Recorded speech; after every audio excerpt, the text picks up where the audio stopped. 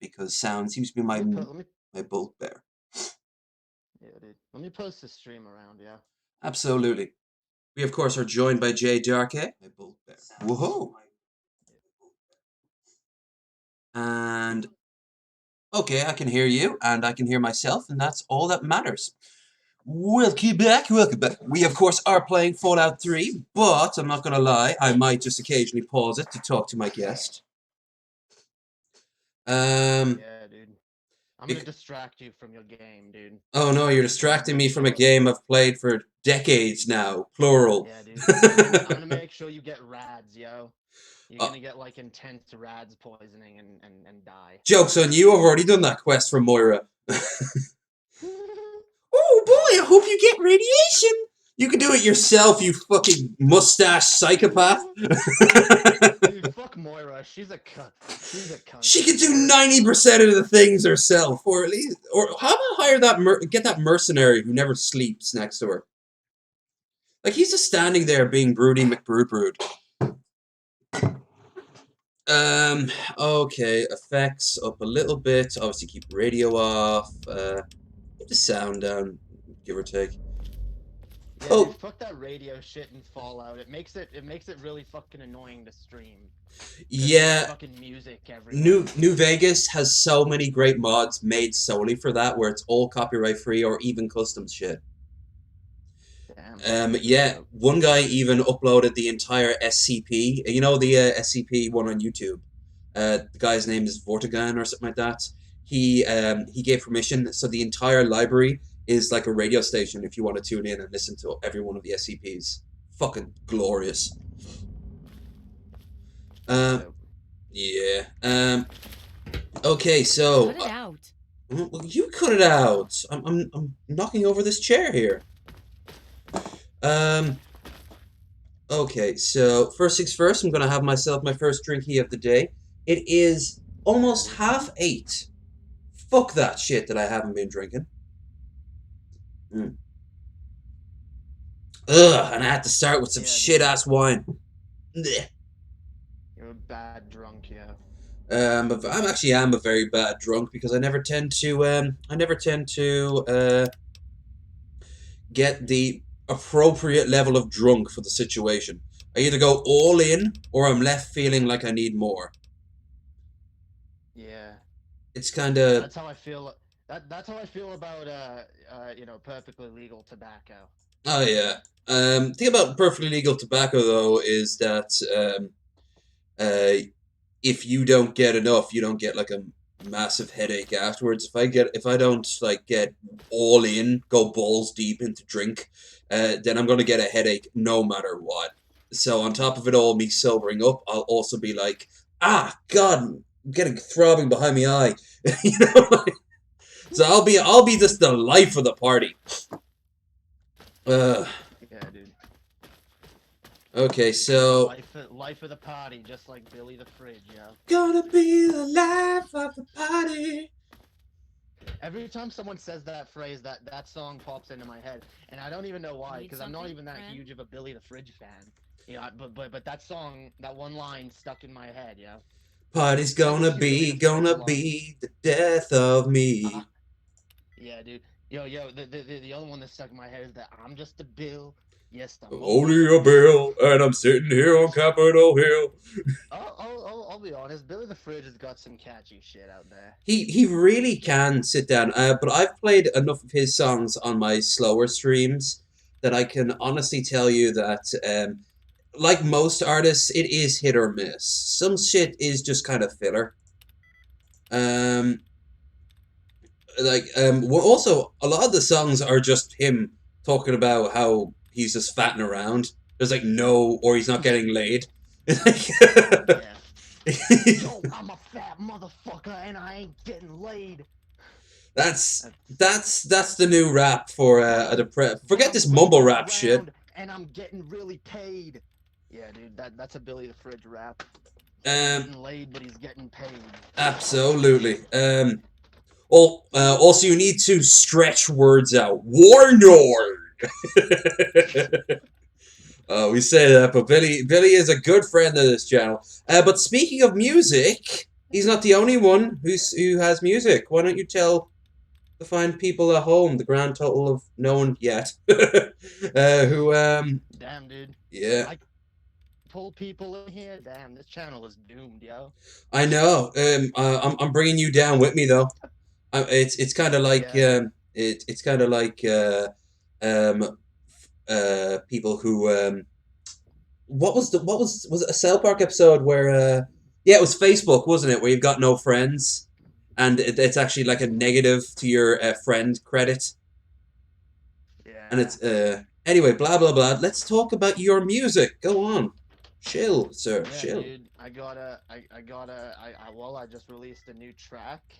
Well, my first track, which it's not much of a song. It's more of a freestyle, Mm-hmm. but it's called Lord's Will, by Lord Darke, obviously me, and it's over on SoundCloud, dude. It's fucking dope.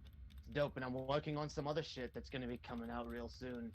Um, I actually have a preview up there of another track that I'm working on called "If I'm What I Eat, Then I Must Be Nothing," Ooh, and yeah, dude, and I'm working with a really dope producer. His name is Straight Up, okay. and he's a beat maker slash rapper slash atheist YouTuber, and he actually makes some good fucking videos, dude. Uh, Straight up. uh, Straight up, yeah, like stray, like Oh, Stray, and stray, then stray. Okay. and then DUP, straight up, straight Straight up, up. motherfucker. Damn. Yeah, he's dope. He makes some dope shit.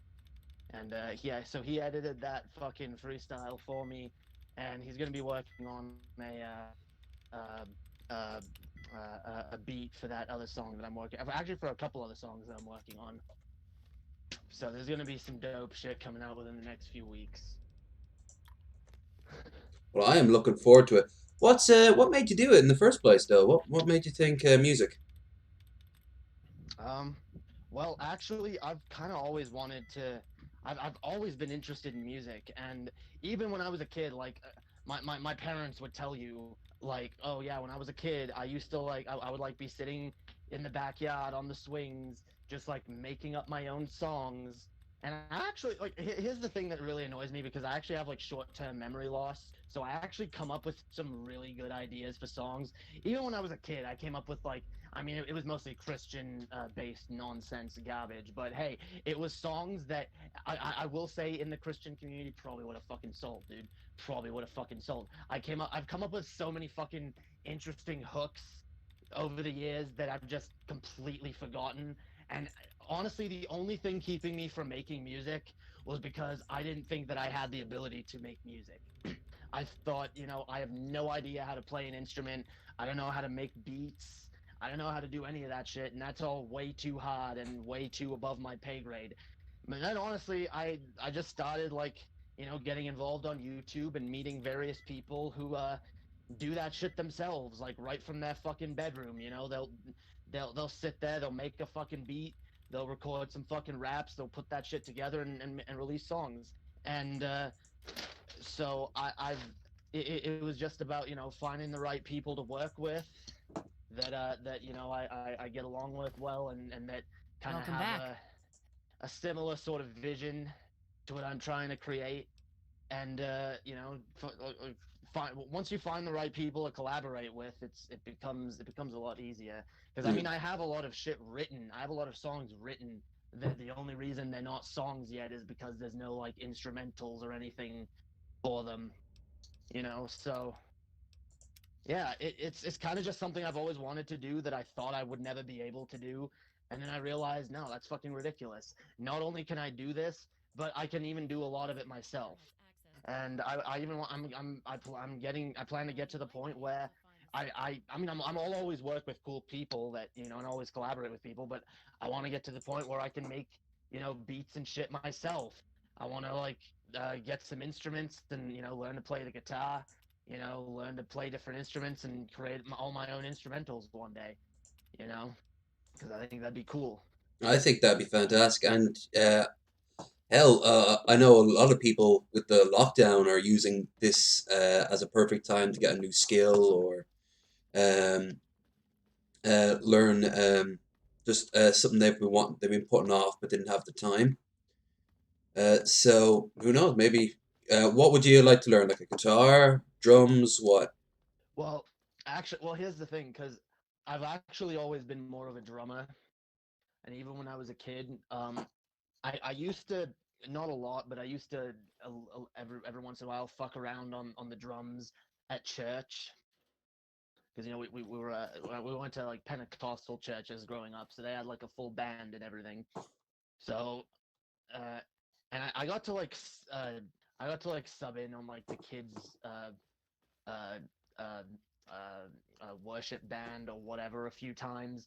Not a lot, but I always really enjoyed the drums, dude. I was like really, and the minute I got a set of drumsticks in my hand, I was like, dude, I need to do more of this. But like the opportunity never really arose in my life until like I don't know, like a few times when I was a teenager, I got behind a drum kit and played around with it, and I always was like I always felt like I naturally belonged, you know, behind a fucking drum kit. But the problem is drums are not the most versatile instrument, No, you can go thud and or you can go ting with the fucking yeah, flat I tops. mean, now most songs do use drum tracks, and it's a good skill to learn, and it's definitely I do want to get a drum kit one day, but I feel like if I'm gonna get an instrument that I can actually do a lot with and make an actual song with right off the bat, the thing to learn would probably be the guitar, and Yeah. so that's why I want to get a guitar. I want to learn to play that shit. I mean, I know the basics of how to play a guitar, but I want to get good.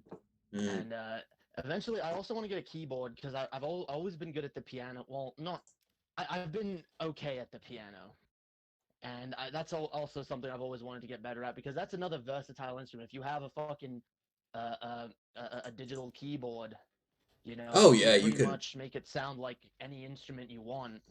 And I actually had one of those, um, and for the longest time, and it was really Was I it a really Casio? enjoyed just like no, it was a what's the Casio? It was a what's the brand? Yamaha Oh or yeah, whatever. our school had one of them. Uh, Yeah, it was pretty dope. did it have It's all good like the sound for effects in it, like the dog barking yeah and this? Yeah. yeah dude. Oh, a funny story about that thing. I used to when I was a kid. Uh, One of my favorite ones because okay, I've always loved the sound of thunder. Mm. Okay, and one of those was a thunder sound effect. You could press the different keys, and it would come out of different tones and or different like different volumes or whatever. And so I'd like make thunder. And when my youngest and I was like maybe like 11 or 12, but like when my youngest sister was maybe like 1 or 2, she was terrified of thunder. And so I thought it was funny to like I was like, okay, yeah, I'm gonna fucking it's like thunder, and my sister would like Freak out. lose her shit. Yeah, and she'd like cry and like grab onto whoever was near her, be like, no, it's thunder. And I would like sit there with the fucking thing. I would make it sound like it was legit raining. I would fool everyone in my house, honestly. I would be like, I'm like, oh guys, I'm like, yeah, we're gonna go outside. I'm like, oh, it's raining outside. We can't go outside. I'm like, what? I'm like, yeah, don't you hear that? And like, I'd have like, because you could like record like sounds right with the keyboard. Like you could record a song basically. Mm. So I like do the one that has like, the rain falling sound effect, and then I'll like splice in some thunder here and there, and then I'll like play that, and I'll be like, oh shit, no, it's fucking raining. I was a bit of a troll when I was a kid. Yeah, good thing you got over that. Like God, Yeah, yeah. Good thing I don't do that shit anymore. now you're a sweet boy now. Yeah, I'm a completely serious person. Yeah, Never no, make. no fun, Jay. That's what we call you. Yeah, dude. Uh, Christ, I was always fascinated by the piano, more as a technical thing than being able to make anything out of it. But in school, we had primary. That would be your elementary. We would have we'd have little once a week, maybe an hour or two, where they would bring out into each class like a keyboard or maybe a set of drums or something. And any kid that wanted to take a break from, say, history or math or Irish, in my case, because I wasn't Irish, I didn't have to learn it. They give you these massive headphones to put on, and you'd be told you have an hour to try to learn one song. And you start playing it, and I got hot crust buns down. Do do do do do do do Oh do do do yeah. do do do. Everyone had recorders. Everyone was given a recorder, which to this day I still think is the most annoying instrument beside the kazoo in the world. Oh Uh, yeah. um, but Fuck both of those. They're garbage. yeah. Or what was the thing in Like the the South African World Cup, the Vuduzuela or something like that? The you remember that thing? It was like a meme for the longest uh time. It's like this giant yeah, I think horn fucker, and it sounds so horrid. yeah. Um, There's some instruments that I'll admit, like you could probably find a use for pretty much any instrument, but here's the problem: most instrument, like okay, the recorder, for example, which is mostly a children's instrument, it's mostly something you give to kids, yeah, like here, fuck around with this, learn how to play, and and yeah, kids tend to suck but I've because it heard because I've it heard it makes it being sound like played a seven. fantastic. Yeah, no, so have I. I There's whole channels dedicated to like playing. Hello, what's his name? Charlie from Penguin Zero, Critical. He plays the recorder in really yeah intentionally bad ways. But I've heard him play like really. It sounds like a flute because it is a flute. It's a wind yeah instrument. Uh, have you ever heard of hurdy gurdy? uh no I thought it was fake, but there's the Down the Rabbit Hole had a whole episode dedicated to it because the guy who runs down the rabbit hole, oh he is actually a aficionado of it, and it's kind of like a mixture of an accordion and a meat grinder, mm-hmm and it's like yeah it's like I actually have seen that before. yeah, it's weird. I think it looks fucking Yeah. amazing. I always remember there was this guy. I was walking down Dublin, piss as I tend to be, drunk off my arse, and I ran into this busker on the corner, and sure enough, he was playing this instrument. It looked like a guitar, but it was also like a sitar, but it was also electrical and it had a keyboard on it. It was like five different things all merged together. And for the life of me, I can't remember what it's called. Do you have any idea what it is?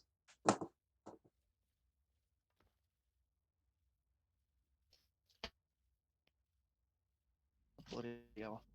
Not ringing a bell. Uh, sorry, you cut out for a second now. What was that? Oh, when I was in Dublin years ago, I ran across a busker who had this really weird looking instrument that the best way I can describe it, it's a mixture of a keyboard, a sitar, and an electric guitar all merged together. Huh. And I can't even picture that, honestly. it was bizarre looking. Like you've seen a keyboard guitar, right? Like Yeah. in 80s stuff. Imagine that, but then this fat centerpiece, and it had this huge, I mean, absolutely colossal neck. And it was making Huh. some very strange music. He was a fascinating man. I actually went out partying with him afterwards, and we crashed at the hostel he was staying at, which gave us free pizza because it was attached to a pizza place next door. So you got that for breakfast in the morning.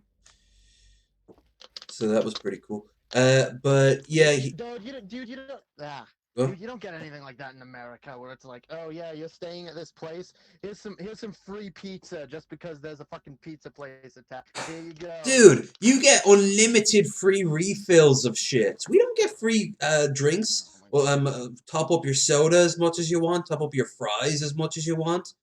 And it's a bitch to I've find actually. a buffet. You mean that? Wait, you have that there or No, no? we don't have that there. Because we don't have that really in Canada either. Because like, well, some place depends where you go, but most places want to charge you extra for fucking refill. Here it's like, oh yeah, free fucking refill. It's like seriously? It's like yeah, I don't have to pay an extra $2 for another Coke. Dope. You know. Absolutely. In Like, Canada, it's like, oh yeah, you buy a Coke, it's like, oh, 250, added to your fucking bill, and it's like, oh, would you like a refill? And they don't like, dude, they will not even tell you. They'll just ask you, do you want a refill? They won't tell you it costs extra. They'll just say, yeah, you want a refill? Oh yeah, sure. And then you see it on your fucking bill. It's like, what the fuck, dude? yeah, Coke, I just Coke, don't want to Coke, fucking Coke, pay Coke, for, coming down like in a long yeah, like line too. what the That fuck, shit you want adds up. the refill? It does, yo, it does. It shouldn't cost shit, yo. That Drinks should be free with your meal. well, guess on Should be. all inclusives, a lot of places you get free house wine and maybe even house beer, which is a one type of one where you can just get unlimited refills of it. It's usually absolute horseshit. It tastes horrible, The but it's free, the only so you just keep knocking yeah it back. the only place you can get free drinks here is like a casino. You go to a casino, and yeah, I mean, and I remember going to a casino in Canada where they have like they'll give you like free soft drinks and shit, but not free alcohol. Apparently, casinos down here give you free alcohol. Nice.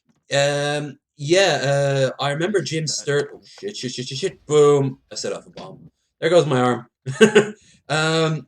damn dude. Yeah. To this day, years later, I still don't know when a terminal's being set up as a trap.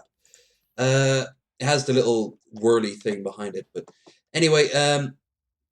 Yeah. In Jim Sterling. He now lives down in Missouri, I think, or Mississippi. One of the two. Uh, and he has this surefire way of gaming every casino, and it's a fucking gem of a way because he lives in a state that apparently it's legal. So they have a casino, and he goes there every weekend. He goes to the buffet, all you can eat buffet, stocks up on shellfish, which is the most expensive. That's 20. Then he goes to the bar, and you get free unlimited drinks if you gamble. And every bar has giant slot machines. So he gets about $20 worth of quarters, and he just gets a top shelf cocktail, like maybe I don't know, something with a lot of booze in it. And he just plies himself. And every once in a while, he'll take a quarter and put it into the slot and pull it. And he can say, "Oh, I'm gambling." That's how he games. That's how you game a casino. Forget going at the blackjack tables. Forget thinking like you've got a Yeah, surefire way of knowing which machine pays out. Fuck that shit. You I mean go to the buffet, you stock up on that is. crab, and you get shit faced at the bar.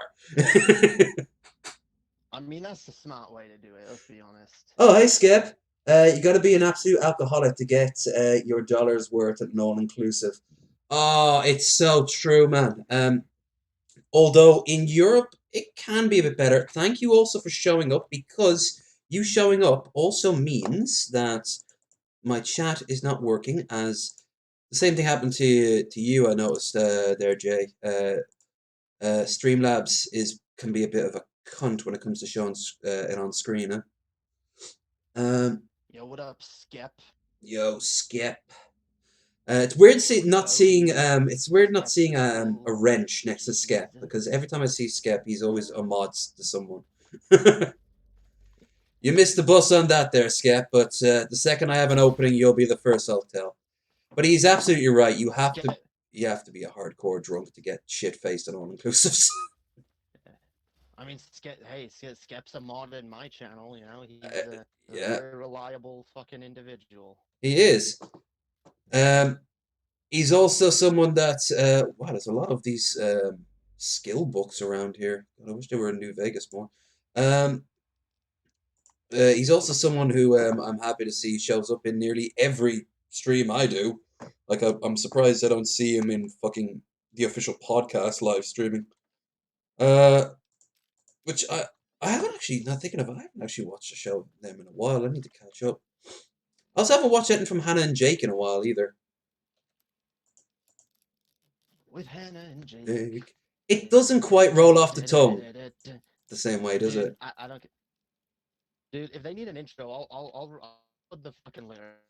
I'm at this The point battle they with the still red have with her and Jay. They yeah need to do that, yeah. They they need still have to. one of the best Oh, they do. They do. opening. It's such like a Saturday morning like catch-up. Like it encapsulates that so well. It It's does. so perfect. I love it. And at times I their love show, all of especially that. It's these days, their show, the old Bible Reloaded one doesn't really encapsulate what the show is today. But back when they were like um, reviewing Kevin Sorbo movies and doing crossovers with Brad Jones and Sargon and TJ. I mean, yeah. I mean, are they still doing are they still doing that atheist Bible stuff, Oh or is it yeah, absolutely. They're also still finding the occasional chick track, watching the occasional religious film, and they're also responding to. They did not too long ago a live stream debate between themselves and this creationist motherfucker. But the guy had set up it inside a Bible study class.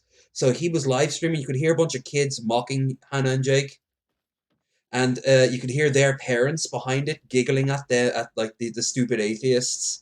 And you know they didn't. Jake in particular did not fucking give a shit. But it was like the most petty motherfucking shit. And then this Jake goes, "So how's those lawsuits going, buddy?" It's like, "Oh, I don't have any lawsuits. They've been all thrown out of court. You must be getting desperate at this point." And he's like, "No, no. I mean, if you want to start using dirty tactics, how's your ex-wife doing? That's not very religious of you, is it, to get a divorce like that?" It got so spicy. He also did one I, with Jesse Lee Peterson. Amazing. uh, dude. I think you know my opinion on Jesse Lee I Peterson. don't like the man either, and but here's the thing. Well, He's actually it's someone that not I even could just sit that. down with and not hate in person because there's something Well, so no, harmless about him. that's there is. That's the thing. I don't hate Jesse Lee Peterson. I hate I his think he's an message. I no, I absolutely hate his message. But here's the thing: I think it's absolutely disgusting the way they use that man who clearly doesn't know any better. Clearly is a fucking he's clearly mentally challenged He's and getting on doesn't in believe. years. There's no doubt about that. Like he's Well, losing it. no, it's clear. Well, not just that. It's clear he's always been mentally challenged. And so he just believes whatever he's told, and they're using that like someone who clearly doesn't even understand. Because literally, I've seen him have conversations with people where it's clear he doesn't even understand what he's talking about. He's just parroting He is talking points shocked that he's by a been lot of told. things, isn't he? Like Yeah. When Hannah and Jake were I there. had no idea. I Yeah. had no idea. What? What? You mean all of you You're a aren't man. all suicidal? Yeah. I thought you You were all suicidal. That's what they told me. you're dating a black woman? You've dated a black woman? Amazing. Oh, amazing. Amazing. I No, never heard it, that no, before, dude. he does the amazing stuff like normal, but every once in a while he'll say it in such a unique way that it's almost like a well Amazing. sort of. Amazing. It's so fucking weird, but he is so weird. Did you see have you seen his original opening from like the 90s? Find a No. way. It's like, oh my god, there's a picture of Carlton dancing at one point from Fresh Prince. And then it cuts, God. it like superimposes that with a bunch of the LA riots. All to this really sort of like Bible studies help guide sort of music kicks in. Oh, one thing I love about the internet is that it does bring them out, doesn't it? It brings out the crazies. If like I sometimes have to explain what I enjoy these days, and it's so hard to do it after a while. Like, where do you start with half the shit? So there's this guy called Chris Chan. Like, Uh, I can't even pay attention to the Chris Chan shit. It's just too. I've never been interested in that nonsense, dude. I've never been interested in laughing at that. I can get that because you know my stance on Gale is kind of the same thing. But Yeah. Well, that's why I view Jesse Lee Peterson in much the same way. I okay. mean, Jesse Lee Peterson is clearly a mentally uh, uh, ill person or a mentally challenged person who doesn't know any better, who's being exploited by people who basically just feed him a bunch of nonsense that racist white people will go watch because, oh, it's a black man saying it. Never mind the fact that he clearly doesn't know what's going on He's an or what Uncle he's Tom without saying. realizing he's an Uncle Tom, is what He you're trying to is. get at. He's a huge Uncle Tom, but he doesn't even know what the definition of that term means. And he's Hmm. probably only heard it explained by his racist white handlers who oh, an Uncle Tom, oh yeah, well that's just a bad term. Hey, they say you're a Liberals race use that. traitor You just don't want because to know. Yeah. yeah, or they tell them, oh well, they're telling you that you're a race traitor just because you speak the truth. All you're doing is saying the truth, Jesse. That they're trying to like smear you and tell lies about you just because you're admitting the truth, and he doesn't get it. He doesn't get it. So You know, he's like, I yeah, could I ain't no see Uncle that being the Tom. I'm gonna. case, but believe it or not, it's the reverse between me and Gail, Whitney and Jesse. I think that he is aware that what he says is incredibly hurtful, but the thing is that I think that he is at this point so demented that Well, the meaning I don't beyond it think is that he kind of knows that gone. it's hurt. Okay, I don't think he has like this, like, yeah, I'm gonna be hurting people with this. I think he genuinely believes that what he's saying is true, and especially in regards to like black people, he genuinely believes, yes, black people need to hear this message. I'm telling you this for your own good. Hmm. Just like I was told this for my own good, right? He never bothered to He's ask he's maybe lit if what he was told was a load of shit. Instead, he just took it at face exactly. value and now thinks he has to spread the word. But that's religion in a nutshell, isn't Yeah. it? Well, yeah, exactly. That's exactly what's going on, and that's why I find it so disgusting. It's clear he's being used and manipulated. It's clear that uh he doesn't know what he's advocating for. He doesn't understand, like, and it's clear, like, because I don't sense any malicious intentions No, he in that actually dude. he does. Like I don't feel that with a lot of people that Is say that DP's gone after, like G Man, for example. I don't see G Man actively wanting uh to hurt people. Well, okay. G-Man is a different story. G-Man literally, I don't know if you saw that one stream where G-Man literally doxed a bunch of people and threatened to kill a bunch of He people. oh He threatened well, people I with a knew about the hammer. doxing, which I think is fucking stupid. I didn't know about the actual He pulled threats. out a hammer. He pulled out a hammer and was like, Not very "Yeah, Christian, I'm gonna G beat him over Man. there." Turn the other I cheek. mean, look, G-Man at the very least is an extremely dishonest person with anger issues, and whatever. But no, I think for the most part, G-Man, like when he preaches his bullshit, no, he's not being malicious. He thinks he's preaching the right message, sure, but Well, the that's the thing. They foundation for all Jesse Lee do. No one Peterson, thinks they're being dicks. Even Nick Fuentes get does not think that he's being a dick.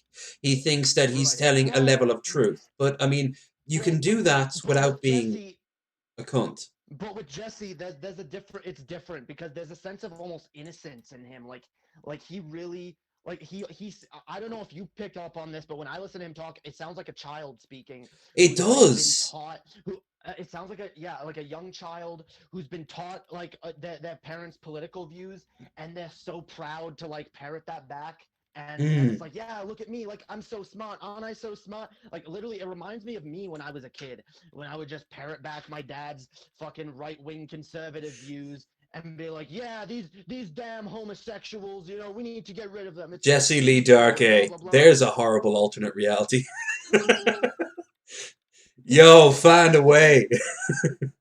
That's why indoctrination is so fucking dangerous. That's why indoctrination is a huge fucking problem because people get. It's not just children that can get indoctrinated. Okay, it's Full on anyone adult. who's like, I mean, look at it's PV. anyone Look who's at more mentally Mario. vulnerable. Look at how Mario turned Oh, out. oh yeah, oh yeah. And you Mario see, was he's back definitely now. preyed upon. Yeah, he's not only back, Ugh. he's bringing the fight to Ben and Billy apparently pretty soon. Because he says that he's gone through a lot of changes, but it looks like it's all still there. But he now is toting this purity camp detox diploma with him. You know exactly the type of camp he went to. The type of camp that if it was for children, it would be shut Oh down by yeah. the state. Um, Oh yeah. uh, where they got rid of the gay and the drugs. Yeah, when he relapses, he's Disgust. going to blame everyone, no one but himself. Like he is. No, no, no. I have to phrase this better. He's going to blame all the wrong things. He won't blame his stupid attitude towards these things because there's nothing wrong with liking dudes and there's nothing wrong with wanting to get high. But he has told himself it is and he's crippling himself doing it. And it's really sad. But he's going to lash out and he's going to blame the liberals and the demons and the haters. The No! demons. None of these things are fucking Fucking true. It's you being most likely. vampires. Yeah, the fucker. Vampires gonna steal the babies on the moon base run by Hillary and Soros in the bunker. Bone broth. He's somewhere Alex Jones is just about to sit down next to Joe Rogan. He starts having a crazy fit, and Joe's like, "Oh no, not again!" Yeah, dude. Alex, you said you stopped doing this. I'm too much IQ. Dude, mark my words. Mario is gonna go full Alex Jones at some point. Oh, could you imagine if he tries to cop? Oh shit! Sorry, chat. Could you imagine if he tries to fucking copy this shit? It'll be just a fucking nightmare of because he doesn't have Alex's deep voice or decades of experience doing the crazy shit. He's just going to go full on Well, crazy. that's why Mario needs to start smoking again. Okay. Absolutely. Start, Hell, it wasn't start smoke. He was smoking. he was Hey, doing hey, lines. He buddy. was doing rails of coke, Yeah. probably off male prostitutes' asses. Yeah. Um. I mean, buddy, you live in the same province that I used to live in, so I know for a fact weed is legal there, buddy. Go get you some. Go get you some. You'll feel better, dude. You'll feel better. You'll feel better in a lot of ways. Oh, so And that much voice will better. get nice and deep. You know, It- you'll get that nice raspy voice like me, yo. I'm Maybe trying to sound like that. he'll end up enjoying some dirty scammers and neckbeards like us, and Yeah. pretty soon he will become that which he hates. Let's read the chat now. Hello, G-Man Chat. steals money and claims God gave it to him. That's right, I remember that. I don't know why I was giving G-Man so much passes. G- like I'm like, wait a minute, I know all these things about G-Man. Why the fuck was I saying? Oh, well, G-Man doesn't come across as. No, he fucking does. Hello, hiya, Bill. JLP is a simpleton. Mario needs some serious help. He does indeed be bats. Hi, Ryby. Copyright. Hello, it's my favorite game. Already watching Fallout vids when I saw you went live. Yeah, you've been getting into Oxhorn. I like that. Finally, something I can enjoy besides just the odd podcast with you is actual like Oxhorn. I've binged everything he's put out on Fallout. I still think that he's if you look at a picture of Oxhorn, I still think he looks like Paul's ego, but in an alternate reality where Paul got his life together and became like a respectable person. Wait, what do you mean Paul didn't get his life together, dude? He's working on a podcast with the, one of the biggest Patreons on the site. He is, but he doesn't have suspenders and he doesn't smoke giant cigars. So also, you gotta love Oxhorn's voice. He doesn't swear, and he has this sort of weird silky thing going on, and it's just you're like, okay, I'm starting to get drowsy now. He's like a fucking hypnotizing Pokemon. Oxhorn, I choose you. Use Fallout quotes. In our last episode, we. Anyway, what were we talking? Yeah, we were talking about Mario, people like Mario. I suppose, like Mario, I would definitely say he is a fucking like he needs some help. But then you got people who are just using Christianity as an excuse, like say, um, Nick Fuentes or who else? Anyone who really uses the term degenerate. If you ever see someone post degenerate in a chat, if they then go like, oh, got it in one. If you then find out that like, oh, they're fucking They're gonna start talking about it's all the Jews' fault in Hollywood, and the trans are trying to rape our children in bathrooms. You're like, uh-huh. And then if you say anything, oh, but you're just, I'm just expressing my religious beliefs. No, you're not. But even then, like, you've got those people, and you got people who won't admit that they're openly Christian. Like, hell, getting back to Hannah and Jake, their goodest friend in the whole wide world, Jordan Peterson, who Lobster Boy himself. He's almost an open Christian, but he just won't admit it because it'll turn off the atheists in his fan group, and that means money. Yeah, dude. Like, Don't want to piss off those cash cows, yeah. yeah, pay pigs, baby. It all boils down to some form or another simping to some degree. Oh, bollocks! Got both my arms blown off. I am henceforth known as Gimpo. Fear Gimpo, terror of the wastes. What the fuck? Okay. Fucking gimp. And now Gimpo died. Got burned alive after his terror of the wastes has ended. Fallout is such a great game. It is. It is, yo. It is. I want to get the mod that has iron sights because it's just a useful little tool. And I've got one or two installed that I'm looking forward to trying out. For example, I have the mod that allows power armor to shrug off all small arms, because in the lore that's exactly what it can do. So, like, if someone's coming at me with a fucking pistol, yeah, I don't have anything to worry about. Speaking of, yous two motherfuckers could have helped. No? Nothing? Okay. Is that a jackhammer? Dude, I want a fucking jackhammer. Where do I get a jackhammer? That's another mod. I've got a couple of weapon mods installed. Yeah, so I've been playing a lot of older school games because just out of money concerns. But what about you there, Jay? You been playing anything?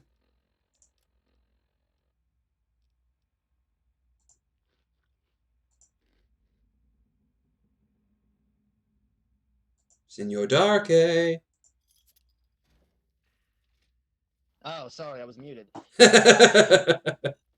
Sorry. No. Yeah. I've been playing the new Animal Crossing. You and half the planet, it seems. Yeah, dude. I mean, hey, I wasn't even planning on getting it. Chess like got it for me as like a surprise, dude. And I was like, oh, fuck yeah, dude. And I started playing. I'm like, dude, this game is actually really fucking dope. I didn't.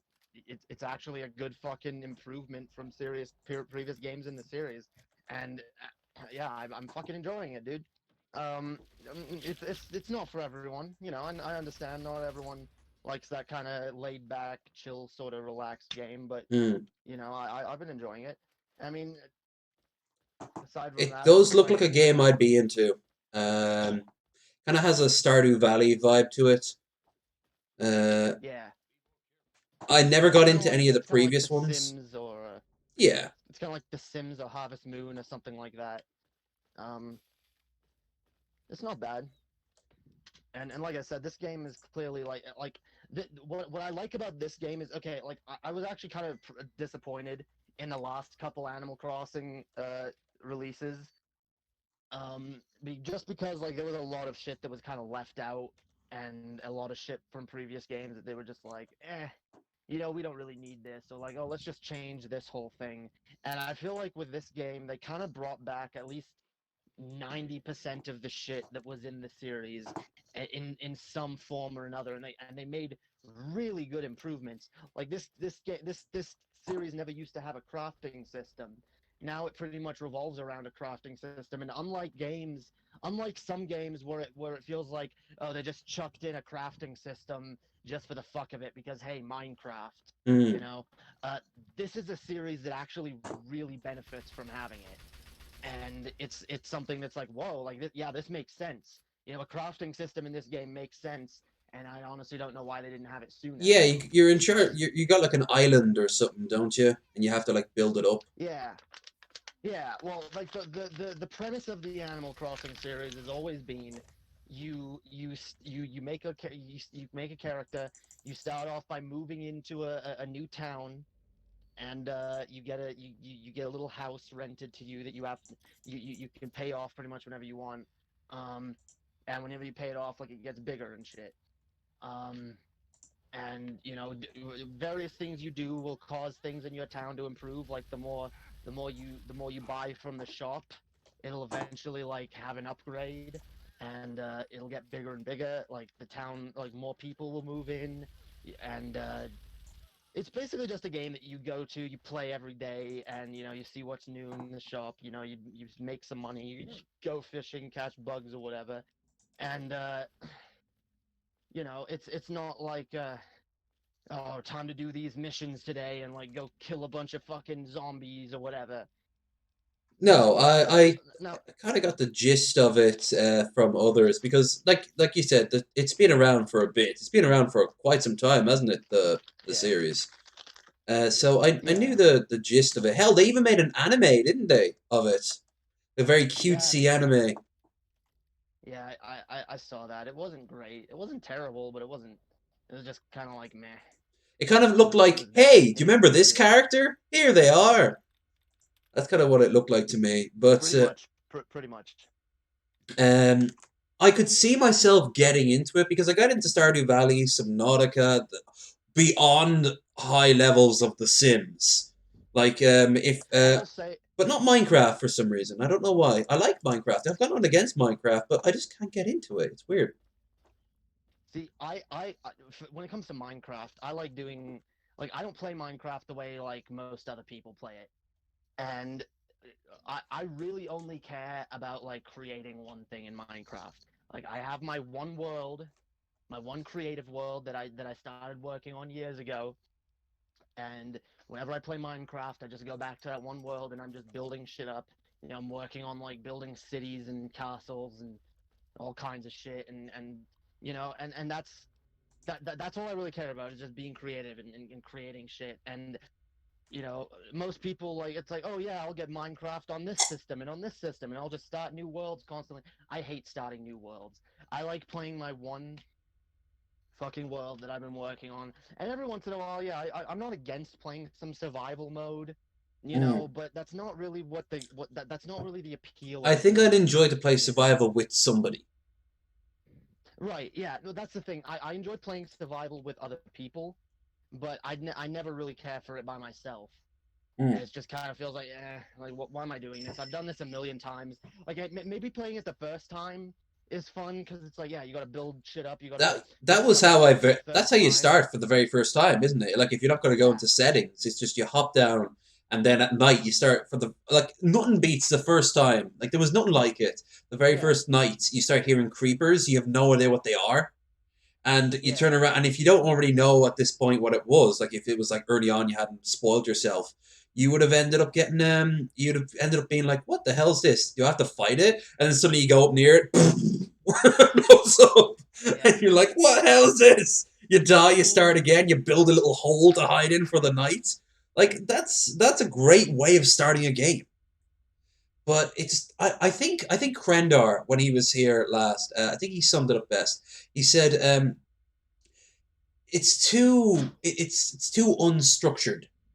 He kind of wants like a goal, like reach the top of this Well, mountain or collect this many things, or hell, do a quest, not well, just sort okay, of go crazy.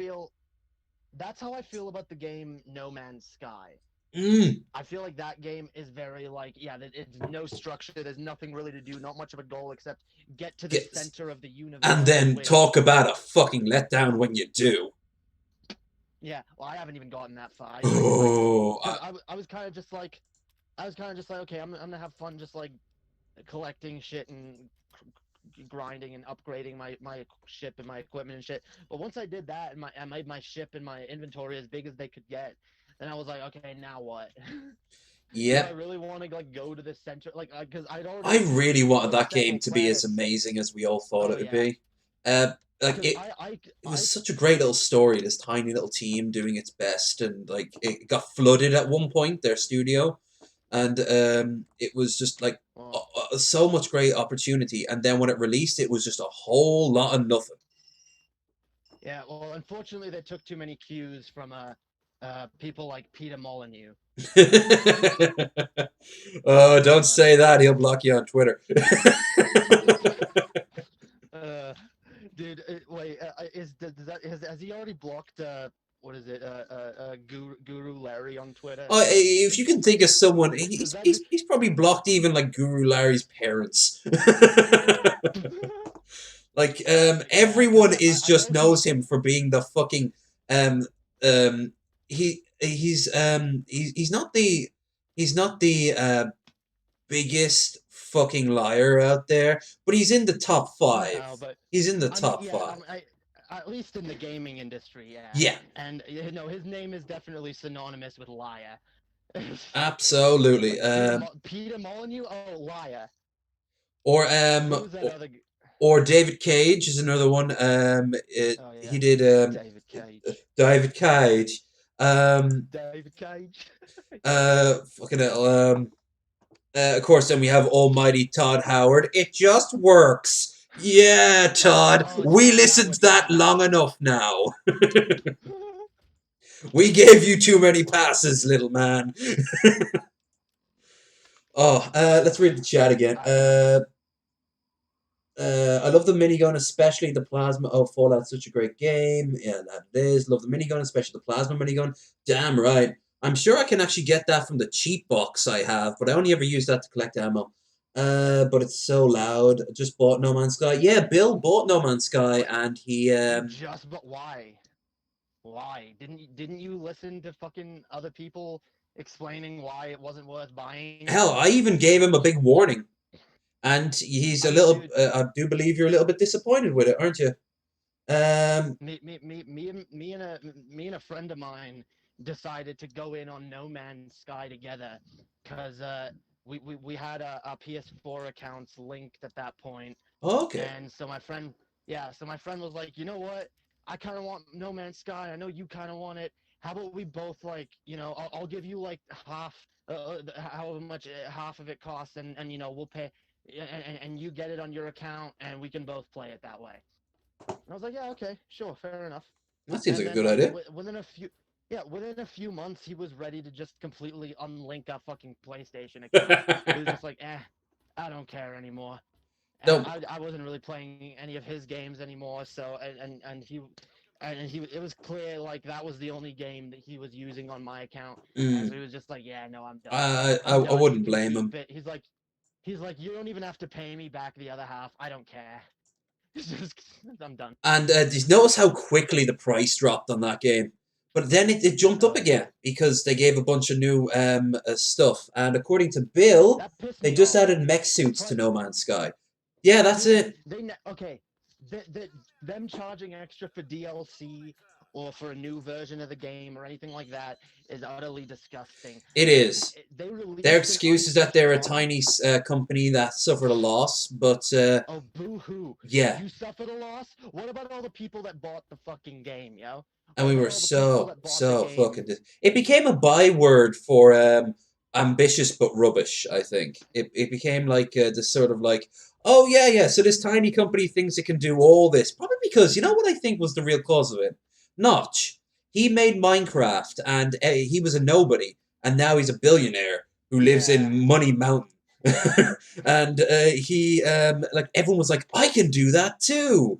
No, you can't. Lightning only strikes once. You know, and Yeah. you have to make Especially your being own that thing. well, yeah, especially being that they tried to make it was basically just Minecraft in space. Now, there is certain elements of No Man's Sky I think are so unique. For example, landing and taking off of a planet is a really cool idea. It looks so cool. Yeah. Seeing a planet far away and then getting there and then going into the atmosphere and landing. But when you get there, there's nothing to do. It's the same old Right. multicolored 4 or 5 looking animals over and over and over Like again. there's yeah, and like there's They should barely be any brand new reason to go. biomes every Dude, time, oh yeah, there should be. as You know what they promised. should be doing? what they should be doing is like they want to patch this game. Where's all the new enemies? Where's all the new biomes? Where's all the Where new are the shit? huge Where's all the factions? Do you remember that trailer they had yeah, of you showing up in the middle of a huge battle between these colossal ships? yeah. That doesn't Let's have happen. yeah, let's have like some fucking have like some Star Trek themed missions where like you land on planets and like random shit happens where it's like, oh, maybe like a tribe of indigenous people like fucking take your ship and carry it away because they think it's like some kind of thing from the gods or whatever, and now you gotta like get your ship back, or maybe there's like some fucking uh uh uh I don't know. There's some like fucking you land on some planet where it's clear like the people are being oppressed by some evil ruler I think that Angry thinks they Joe believe summed that it they're up God. best. He explains the first time he landed on an alien world, he found an abandoned station covered in this weird growth. He thought it would be like a Skyrim quest that you find randomly in like the wilds, where you walk in and for Yeah, no reason you're just in the middle of this crazy ass adventure. Instead, that's yeah, it. It's just a abandoned pod with some yeah, weird growth on it. There's nothing to it. He collected a yeah, single word from a dead alien language and off he goes. What the fucking point is that? yeah. It's fucking like it would have been great if there was like something to do, some kind like get to the center of the universe because Because there's it's a more than metaphor about existentialism, I guess. Great. uh, I like I don't it's know. just Elite Dangerous is very very sort of bland and boring, and so are games like X Beyond the Frontier.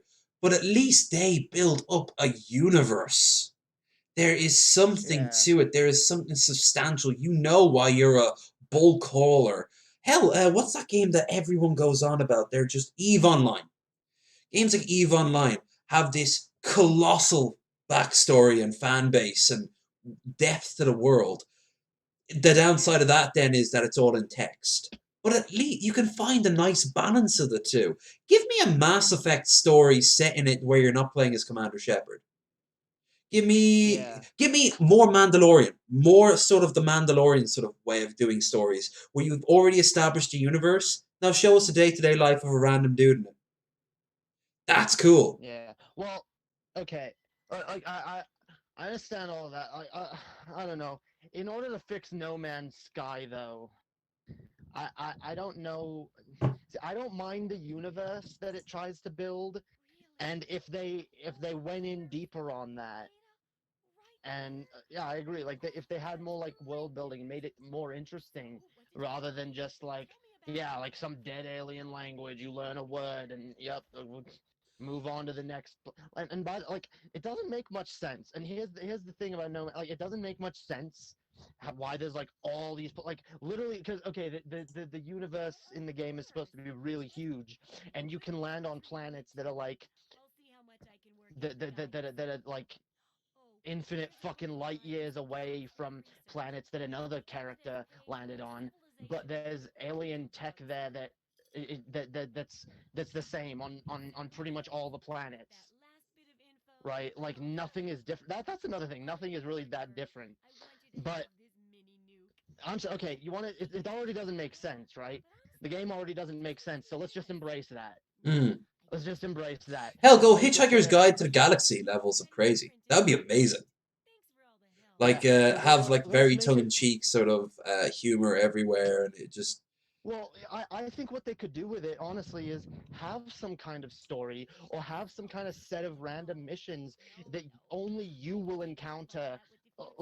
So, okay, like, for example, if I go to a planet, I'll find, like, I would find, like, some kind of side quest there that would start some kind of mission on that planet.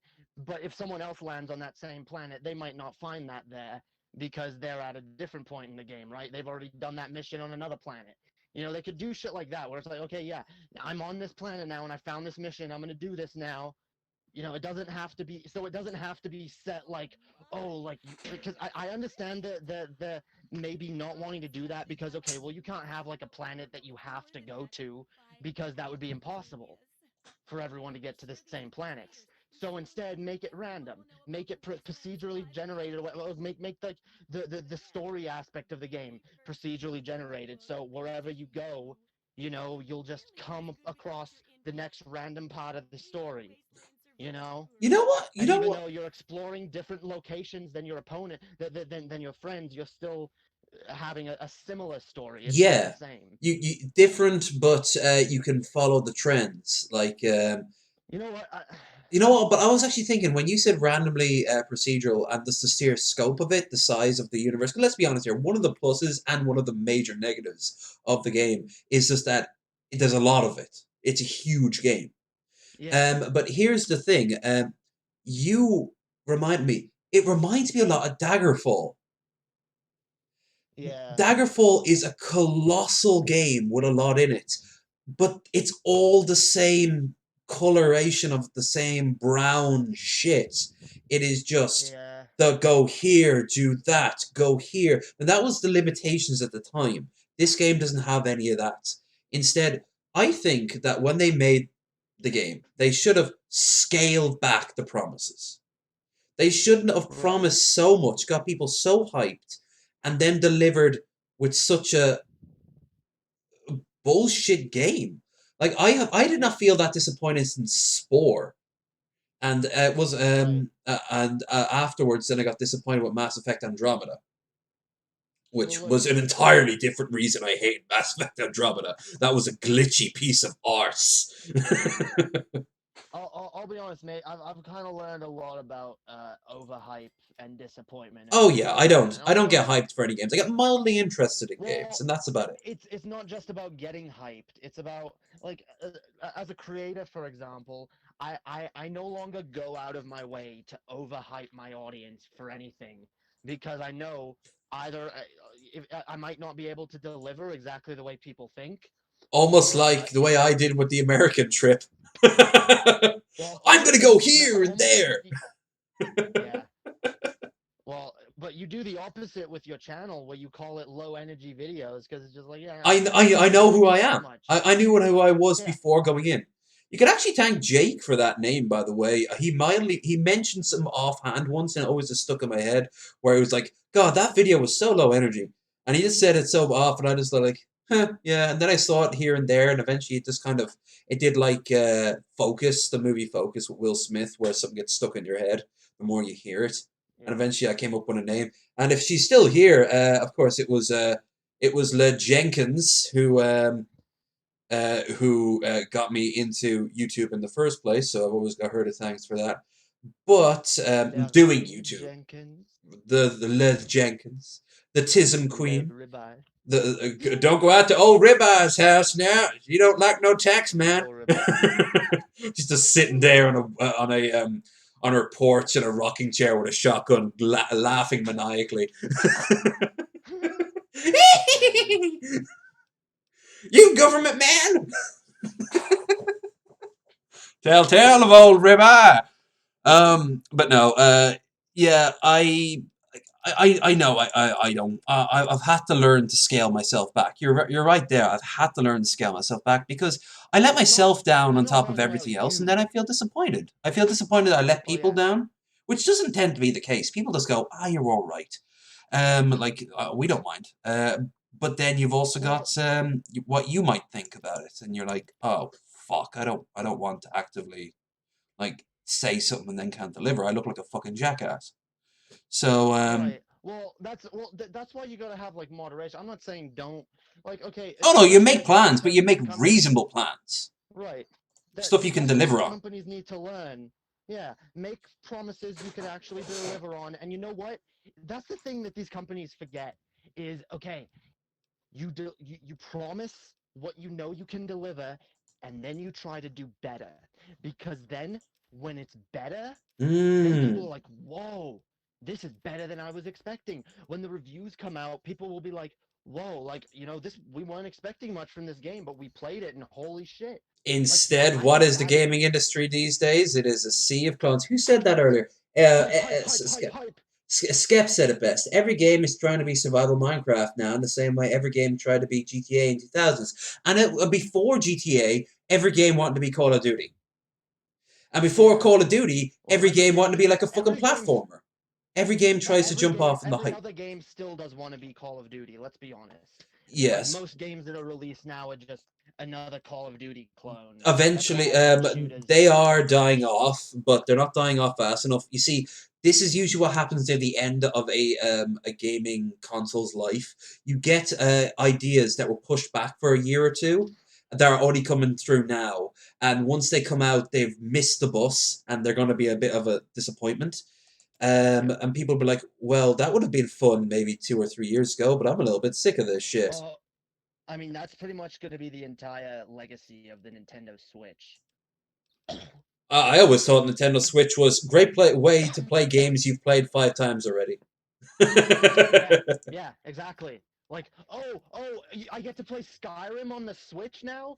Which, You for the mean I record, when I already get a played Switch, it? because I plan to, I will take that on a plane Oh and yeah. I will play Skyrim on it because I fucking love Skyrim. But the thing is, I wouldn't Oh buy yeah, that no. for Skyrim. I would buy that for its own things. And you got Breath of the Wild, you've got a few Mario Odyssey, you've got a few other ones. But I mean, the Switch itself, um, like it doesn't have this huge catalog of games yet. Now that Well, might change, but no.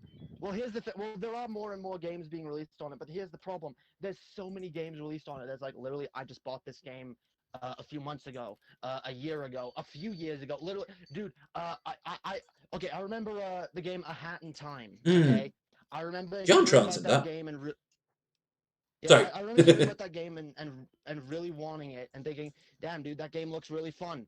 But it was on the PS4, it was on the PC. I didn't have a good gaming PC at the time, so I was like, It looked well, maybe fun. I'll get it on the PS. Yeah, I was like, maybe I'll get it on the PS4. But I was like, well, I'd much rather have it on the Switch though. So I checked the Switch shop. I'm like, let's see if it's on there. Nope. I was like, okay, well maybe it's gonna be released on the Switch soon. No plans to release on the Switch anytime soon. I was like, well then fuck it. I might as well just buy it on the PS4. And I think it was on sale when I bought it on the PS4. So I was like, yeah, I might as well get it on the PS4 when it's on sale, since by the time it comes out on the Switch, it's gonna be full price on the Switch for a good long time because it'll, you know.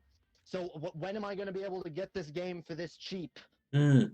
on the Switch? It's gonna take even longer. So I was like, yeah, no, fuck it, I'm just gonna buy it. And literally, like, I think a few months ago it came out on the Switch, and I was like, well, isn't that great?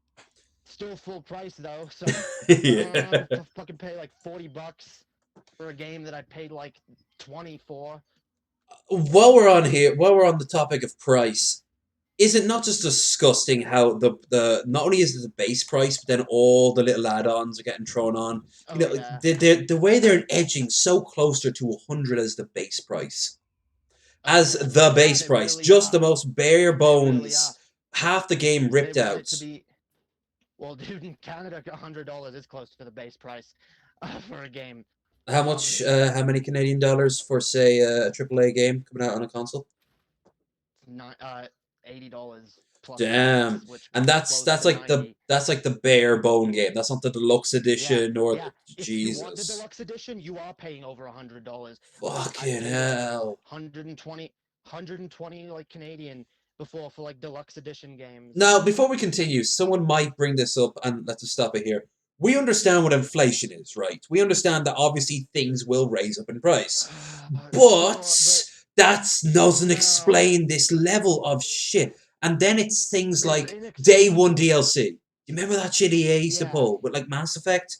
Mass Effect 3, here comes Jarek, an integral part of the game that should have been kept in. No, he was kept separately, so after you've bought the game at full price, you've bought maybe two-thirds of the game at full price. Fuck Yep. this industry, man. I mean, And then loot I boxes. mean, Oh, completely different conversation. Sorry, I ramble. I call them low energy rambles for a reason.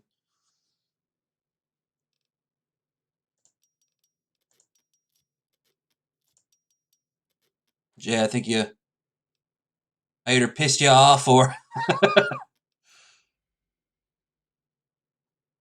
think you've gone silent again.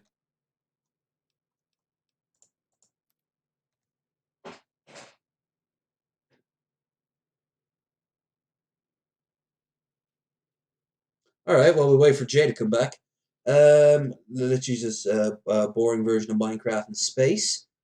There's a thing in programming. They say however long you think it will take to complete, double or triple how long it will actually take. Absolutely. That's not true in just programming.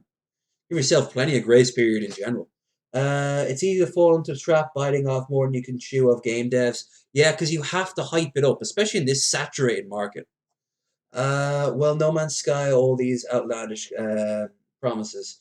Well, they did, and I bought into them. I don't know why I did. It was one of the three games that killed me on that fucking shit. That's why I don't care about Cyberpunk or anything like that. Which is a shame because there's going to come across a really cool game that I'm just not going to give a shit about. Jay. Yo, Oh, there you are. I don't know what that shit was. Yeah, no. Sorry. What Uh, did you last hear before I cut out? we were talking about price gouging, and I just had mentioned loot boxes, and then you just kind of went silent. No. No. Like I was saying, like every company is pretty much fucking guilty of it, and it's just getting worse and worse. Like I said, there's very few games that I feel like are even worth the $60, let alone games that are worth $60 plus extra, dude. Like, oh, I've already bought a full game that I didn't feel was worth the money. Now I'm gonna buy some extra DLC to maybe make the game feel like it's worth it. It's like, dude, you already didn't like. I'm calling myself out with this too because this is exactly how I felt with Kingdom Hearts 3. It's like you already didn't feel like that you already felt like that base game was a waste of money. Why are you going to spend more money on that game now to Yeah, potentially make it to potentially to make you feel like you didn't waste money? You already, if you have to spend more money to make a game potentially worth it, it's not worth it. absolutely. Um, or how about games that are like the remasters that come out, and then, like for example, the Ugh. Crash Bandicoot remaster, and then they throw a wampa coins. Like, Remaster, first of all, yeah, no, that's the dude. Remasters, number one, should never cost full price, and number two, should never have DLC or microtransactions no, ever, ever. the only time I It could is, possibly think is DLC. It's free DLC, and it's stuff that they originally wanted in the original game and couldn't yeah, make, and that would be a nice little touch. Maybe it could even be an yeah, unlockable. Beat the main game, and here are these three extra levels we could never fit yeah. in the original No, no, time. I'm fine with that. I'm fine with that. Simply, or okay, I'm fine with some DLC for that. Like, yeah, you want to add some stuff that was never in the original game that they always wanted to add. $10 is the limit. And by the way, those games, those remasters should never, never cost more than $40, dude. Never, How much was never. the You're gonna cost. Crash Bandicoot I don't think. trilogy? I don't think they should even cost more than 30. I think they should be at 30. I think Um, mine was 30 when I got it. It was the only one out of those remasters I ever bought. And you know what? it was I only thought it was pretty damn good because the games were pretty damn good, especially Crash Bandicoot 2 and 3. sure. But I feel like I've seen it for more than that, and I would want to pay less Would than that. I'd and want to don't pay forget now they've added in coins. to me, I that's only worth like $15 to me. I'd buy those for $15. No, Absolutely, no I less. absolutely get that, especially if maybe it's not like the most well known. Or no, I know the perfect ones. The ones that are being remastered and aren't that quite old. Stuff like say if they remastered the first Assassin's Creed 1, like the very first Assassin's Creed, Yeah. if they released that for 15 quid, and it would be complete graphic overhaul, complete controlling overhaul, because the combat in that was a cunt. They fixed that in 2 on onwards. But if they release that dirt cheap, but it's Ubisoft, so of course they're not going to do that. They're going to have Altair memory shards floating around, and you have to collect them, and then, of course, when you collect them all, you'll unlock an epic level that you could grind 40 hours to complete or spend $5.99. Because that's how that shit works. And I never realized the real problem with these aren't really from the games I play, but they're from sports games. Things like the FIFA games or the Madden games or the wrestling games. They have so much microtransactions going on, and they've had for years the sports cards and things like that. I mean, It's insane. those games have always been those games were a I've scam to always me scared like you buy. before. Do before they you had remember the going into like microtransactions. stores like GameStop and you look at the used section, it's just a sea of last year's Madden. It's Hmm. like, and it gets updated every single day, and that's also why so many of the game consoles come Christmas are packaged with Madden and FIFA games because they're just these money sinks.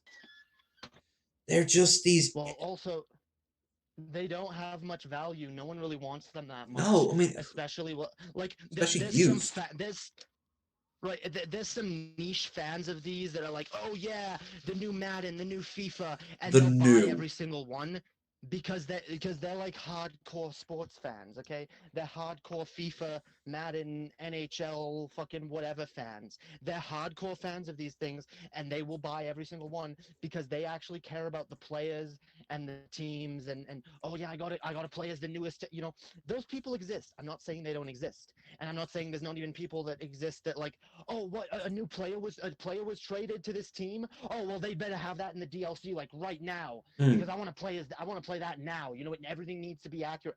I'm not saying those people don't exist. They're a minority. Don't get me wrong. Oh, they They're are, on, but at the same time, the fans, the but generic fans of Madden games, pick up a game or FIFA games, or to a lesser degree, wrestling games. You normally get more for your value with wrestling games. Because yeah. I remember buying one of the SmackDown games years ago, and it was back when I actually had it was during the Attitude Era, and I actually had Mm. a vague interest in wrestling.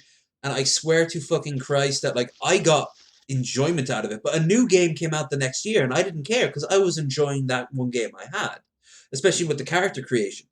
Uh, it's like same with fighting games to a degree. Things like Mortal Kombat Yeah. or I think Street Fighter now does it as well. Well, that's the thing. When I was a kid, I used to play. As my dad was very big into hockey, Hmm. so my parents bought me a couple different NHL games growing up. Okay, I had NHL 2002. Okay, on the PC, and then later I got NHL '06 on the GameCube. And keep in mind when I got both of these, they were both old. Okay, Yeah, um, but you and didn't care. You I enjoyed also it, didn't you? played them. No, I didn't care. You know, I played them for years. It was when I was a kid that like that was one of the few games that my dad would actually play with me was some hockey, and so you know we'd sit there and we'd play some fucking NHL, and we played that for years. And it wasn't until I got an Xbox 360 that I got a new NHL game. I think I got like NHL 2012 or something. No, NHL like oh 09. I think it was Mm. like oh 09 or something. And I was like, yeah, whatever. I just want one that's slightly newer than the one I had before. That's all I cared about. The real question Like, is, have you played any golf game? yes, actually. Really? Um, Really? so here's something you might not know about me. I actually have been golfing before, and I don't hate it. Wow, I that's do, actually kind of however, similar to me, I actually. do yeah, I will say I do think it is, and I agree with George Carlin. It is an elitist pastime. Mm. It is a it is an arrogant elitist pastime that is mostly done by rich, arrogant elitist cocksuckers who it takes up entirely too much space. I agree with that as well. Yeah. But I'll say this. I'll say this. I mean I've always kind of liked mini golf, and I Mm. think Mini mini golf golf is is way almost its better own than separate anyway. creature, I always find. It kind of is. I've done regular golfing too, And and there was a time when I was trying because my uncle was teaching me to golf, and he got me a golf set, which is somewhere in Canada. Um, I'd probably have always to good if find someone it. breaks into your house, you get to use a sand wedge on their face. Yeah. Um, so I have a set of golf clubs, and my uncle has taken me a few times, and I've enjoyed it. I'm not very good. Um, but honestly, like it's not something that I ever want to like put too much time or definitely not money into. No, Like money is absent for like here's someone who isn't like from money or someone who right. isn't like working Well, like a white collar here's job working that's expensive as shit. right. Well, here's what I actually enjoy doing, and what it comes down to, because The driving my uncle would range. teach me to golf. Yeah, driving range. I That's fucking the love one the thing that driving I love. range. Every time I went golfing, like my favorite part was like, starting off a hole with the driver and, and getting that ball as far as you can. Yeah, just that And feel of it watching it go. It's great. yeah. So I love going to a driving range, and that is probably something I'll still do from time to time. In fact, if I end up keeping any of my golf clubs, it'll be my driver, And and I'll I don't probably blame you. Like I would love to go to a yeah drive. It's kind of like there's plenty of people who don't like or don't aren't good at baseball, but they love going to the batting cage because it's just yeah. cathartic just to go. Oh, I used to enjoy some baseball as well. Um, when I was a kid, I used to play a little bit. I wasn't that good. It was mostly like me and my sisters would like play in our backyard and shit. Um, but yeah, I kind of look. I did enjoy some sports games. I won't say sports games have no value because of course they do. Oh, And absolutely. I actually like some golf games here, especially like Mario Golf. I like it. I was like kind of like Mario Baseball and Mario Tennis and shit like that. I like But the yeah, Wii Fit games. They actually helped me lose so much weight. yeah, those were pretty good. Um, so there's value in sport. I just think companies try and wring way too much money out of it. Like there's companies that, like I said, Uh, okay, there are people who buy these games who will buy the DLC every time a player is traded or every time someone new is drafted or whatever, what about and those there's some horror change. stories of like the But kid who spends 5 grand on like player cards on oh their my god, yeah, parents' that's the thing. That's the thing. That shit should be free. Okay. I'm sorry. I'm sick. You buy a full price game. There should be nothing in that game that's not free. Nothing. Nothing. I'm sorry. That's disgusting. This is why I hate the gaming industry so much because it's so gross of them that they'll charge you full price for a game that's not even worth that much Mm. because and you know it's not worth that much because what mate you've been to GameStop how quickly do the prices of the sports games go down? Oh, How dude! quickly? By January 5th, the shelves in like the used section are just a sea Yep. of FIFA and Madden and maybe occasional wrestling games, Yep. and they've gone And half price, quarter price. right. And literally a game that's like at least 3 years old or more, it'll be down to like $2. The only way those very rare. I've actually stumbled across in my long gaming history. I've stumbled across games that were like years old, and someone, oh, that's $80, and I'm like, well, €80, which would be more, and I'm like, what? And he's like, oh yeah, yeah, they only made like a few thousand of these. Xenocracy comes to mind. If you ever find a copy of Xenocracy, you take it home. You don't open it and you go online and you check out to see how much an unopened copy of that shit goes. It is a shitty game, but my god, is the collectors want it. It's one of those sort of Is like it hmm, so go on. is it one of those games that was more popular in the UK? I actually think it was like a German game, but it Oh, so it's a European game. yeah, it was definitely a European game. It's almost next to impossible to find even shit on it on YouTube. But it's a sort of space flying sim where you have to basically be like the UN in a Dune-esque sort of solar system. And they have these FMVs that Hmm. look right out of Babylon 5. It is surreal as fuck. Um, I think that the lore in it is fascinating. It's like 10,000 years in the future, and humans have gone through like 9 different levels of evolution. It's just fucking weird. Then the game itself is just boring and shit, and noisy and confusing. And the main plot is also very hard to balance it out. I could never get past a civil war starting because I would side with one more than the other. But you have to side with one more than the other. There's literally, it's not like a random number generator. But yeah, like games like that, you never know when you get them as a kid. Did you ever get something as a kid that turned out to be worth a fortune now? That you kind of just messed around with and threw it into like the garbage a few Uh, years later? not into the garbage necessarily, but there was definitely shit that I owned that got ruined really quickly that I realize now was worth money. Even shit. Okay, I mean, I had like Pokemon cards and Yu-Gi-Oh cards and shit that probably would be worth something now that are now they're damaged, that are worthless. I have I had like old game consoles and shit. And one of the things I realized were actually worth some money was like old game boxes, The like boxes for Game themselves. Boy. Yeah, for Game Boy Advance games especially, those were worth money because most people just threw them out. Absolutely. So You got them for birthday or Christmas, and then you kind of just threw them right in the bin. right, I never threw them out. My grandmother saved them, and she always kept them. She would always keep them like she had like a bag that was like in her closet growing up. I remember always when I was a kid, I'd always go look in there because there was just something there was something cool about like taking a look at all those fucking boxes for like those various games that I own because I always just carried the cartridges around with me. But Yeah. like yeah, seeing the actual original box for like Super Mario World and Super Mario Advance and Yoshi's Island and Donkey Kong Country, they just look so cool. But one day they disappeared from my grandmother's house, and I don't know if someone threw them out.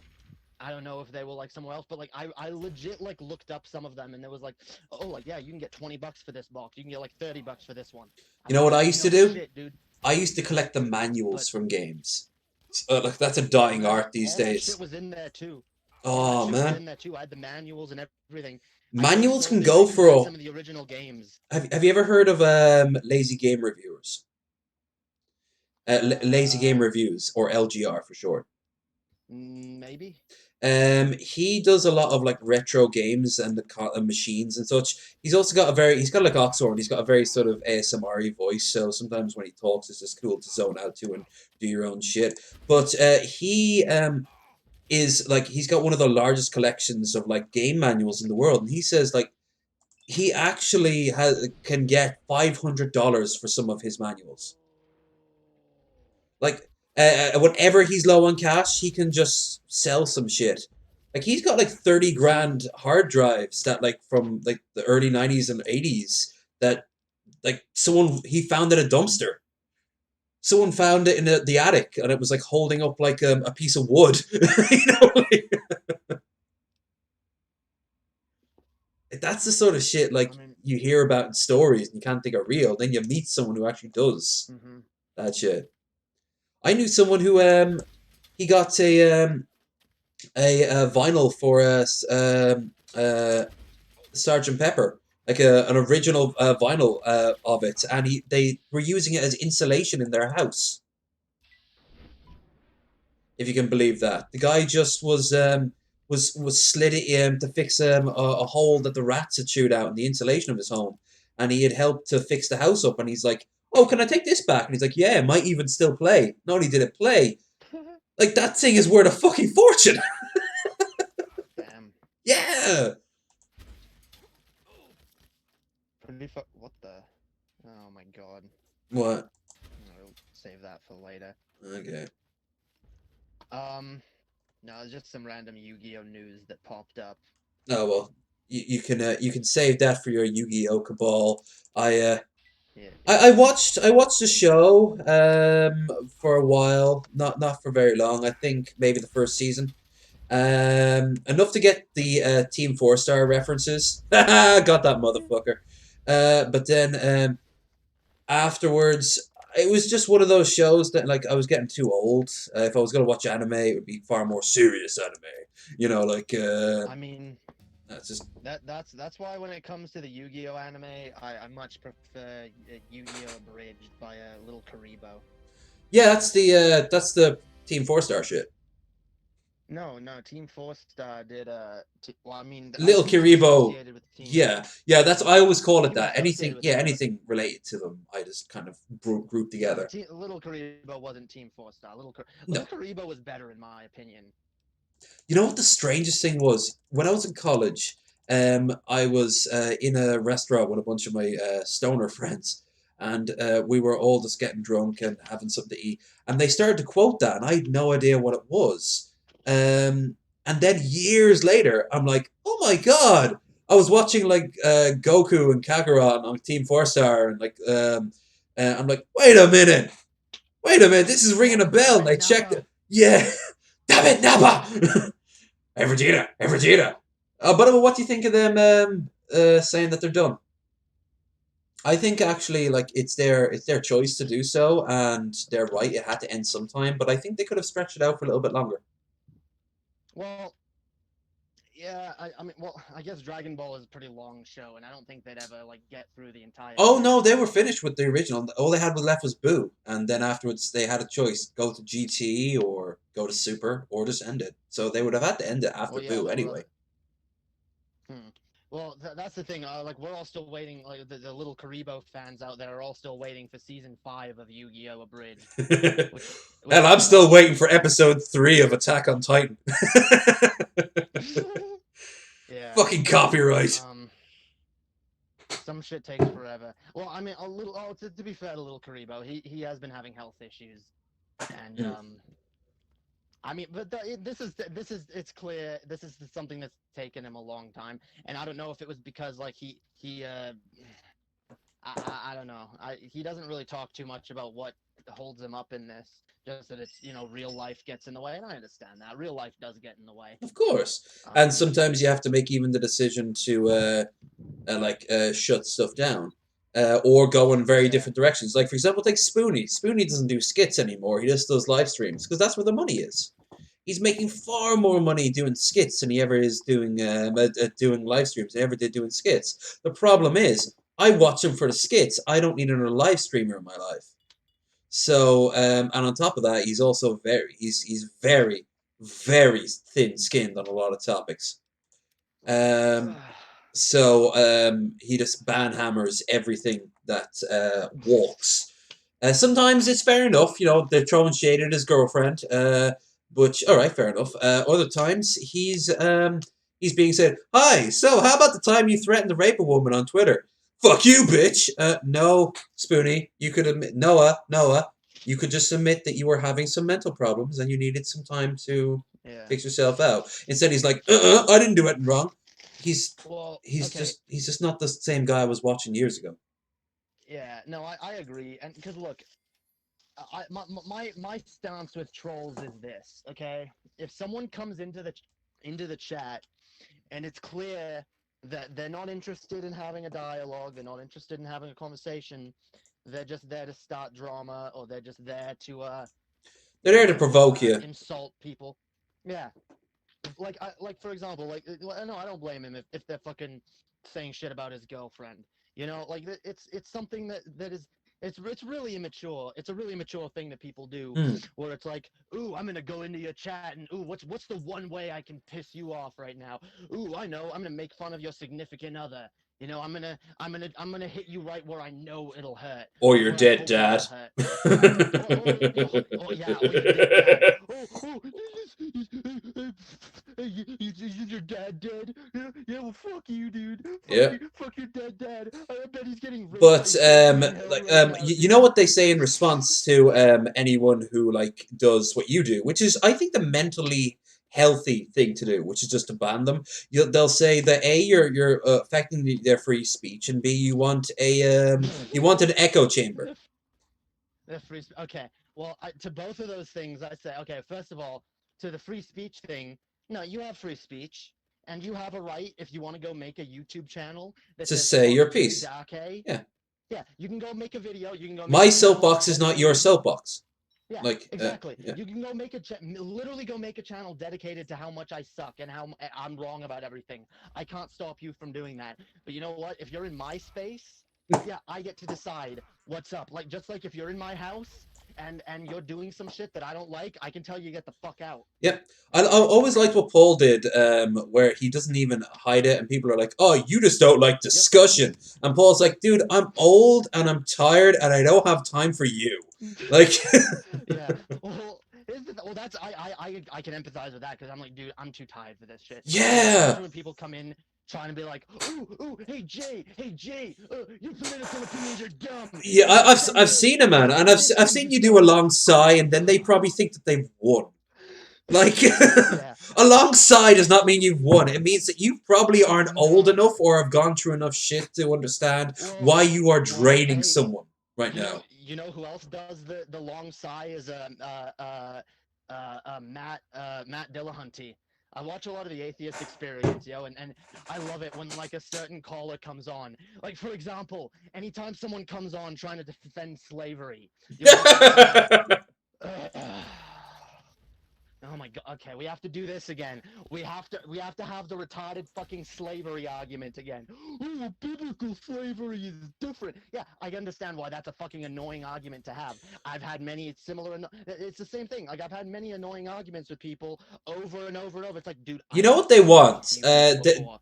Their way of you of them having respect for you is the way of a lot of people do respond, which is to kind of play up the troll, kind of like responding kind with troll. They seek a fellow troll, but the thing is, you can turn the troll off, and you have the right to turn the Right. troll off when you want to. Yeah. So they are like, no, you have to stay in troll form now, and they're like, no, I'm not in character.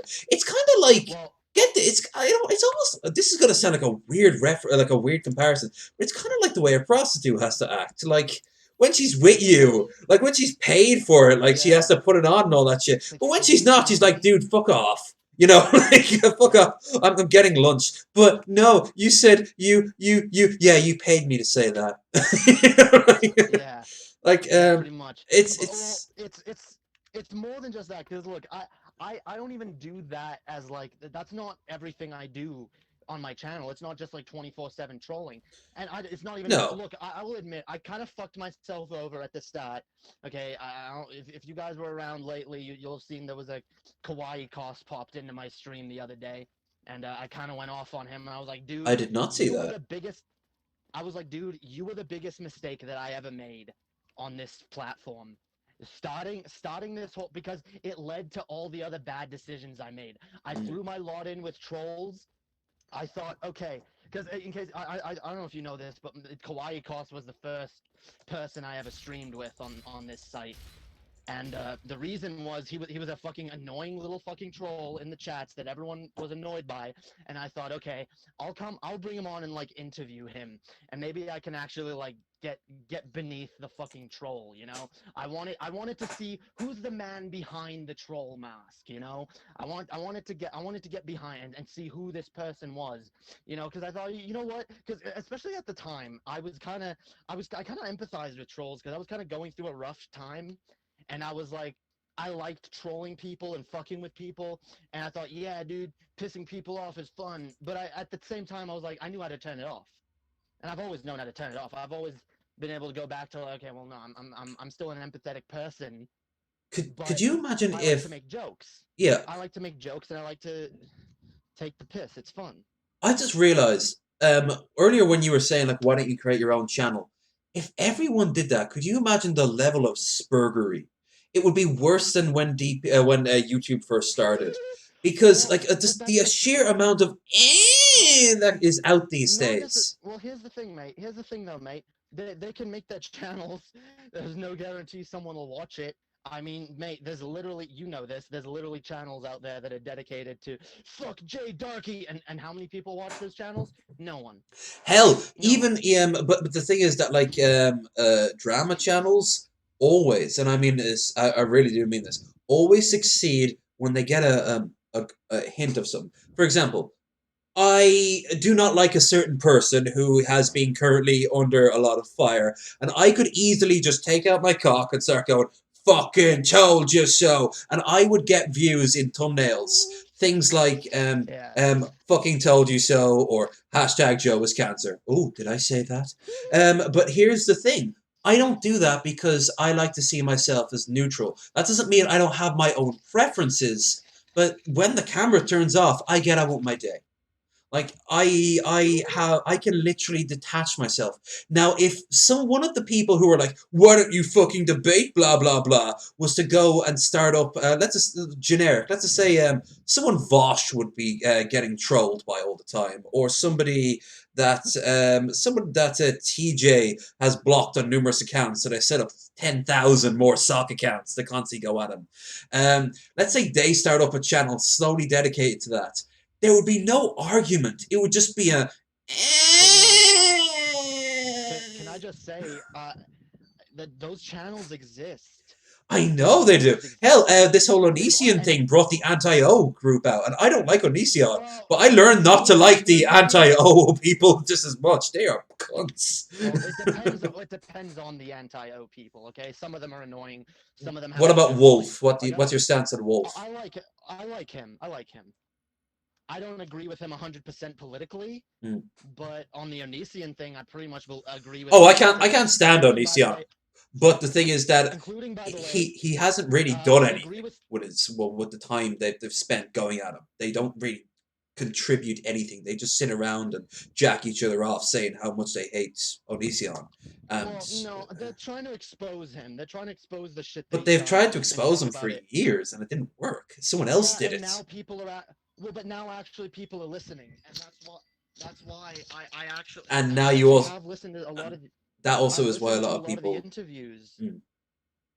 I've listened to a lot of those interviews, and it doesn't seem like people that are just like, oh yeah, let's fuck this Onision guy up. It seems like like these women have gone through some genuinely Oh no, no, no! shitty That is 100% experiences. true. But the thing is that they didn't really contribute to anything to that because they instead of actively doing anything, they seem to just want to fuck with Onision for the sake of Well, it. who's So, they? Who's they? Who's they? uh, I don't the know who you're talking about.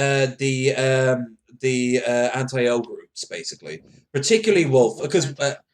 because and I'll tell you why, Uh, because when he was on DP, Jeff was there, and Jeff and him got into a huge argument. I like Jeff a lot, and Jeff said something uh, very very very true. Like, you guys have been at this for years. You did jack shit. Chris Hansen comes in from the fucking bowl from the well, blue.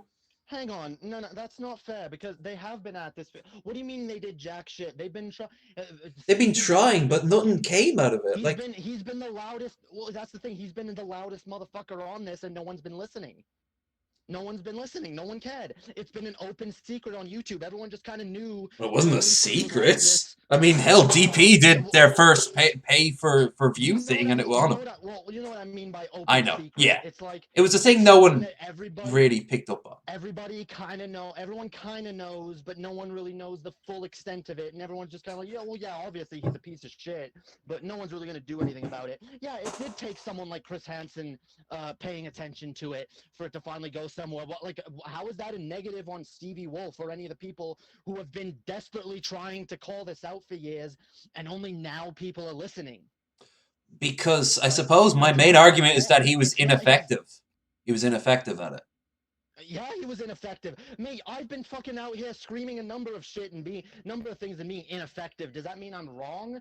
Does that mean, like, for example, like me screaming out here about Bernie Sanders or whatever, about we need certain policies?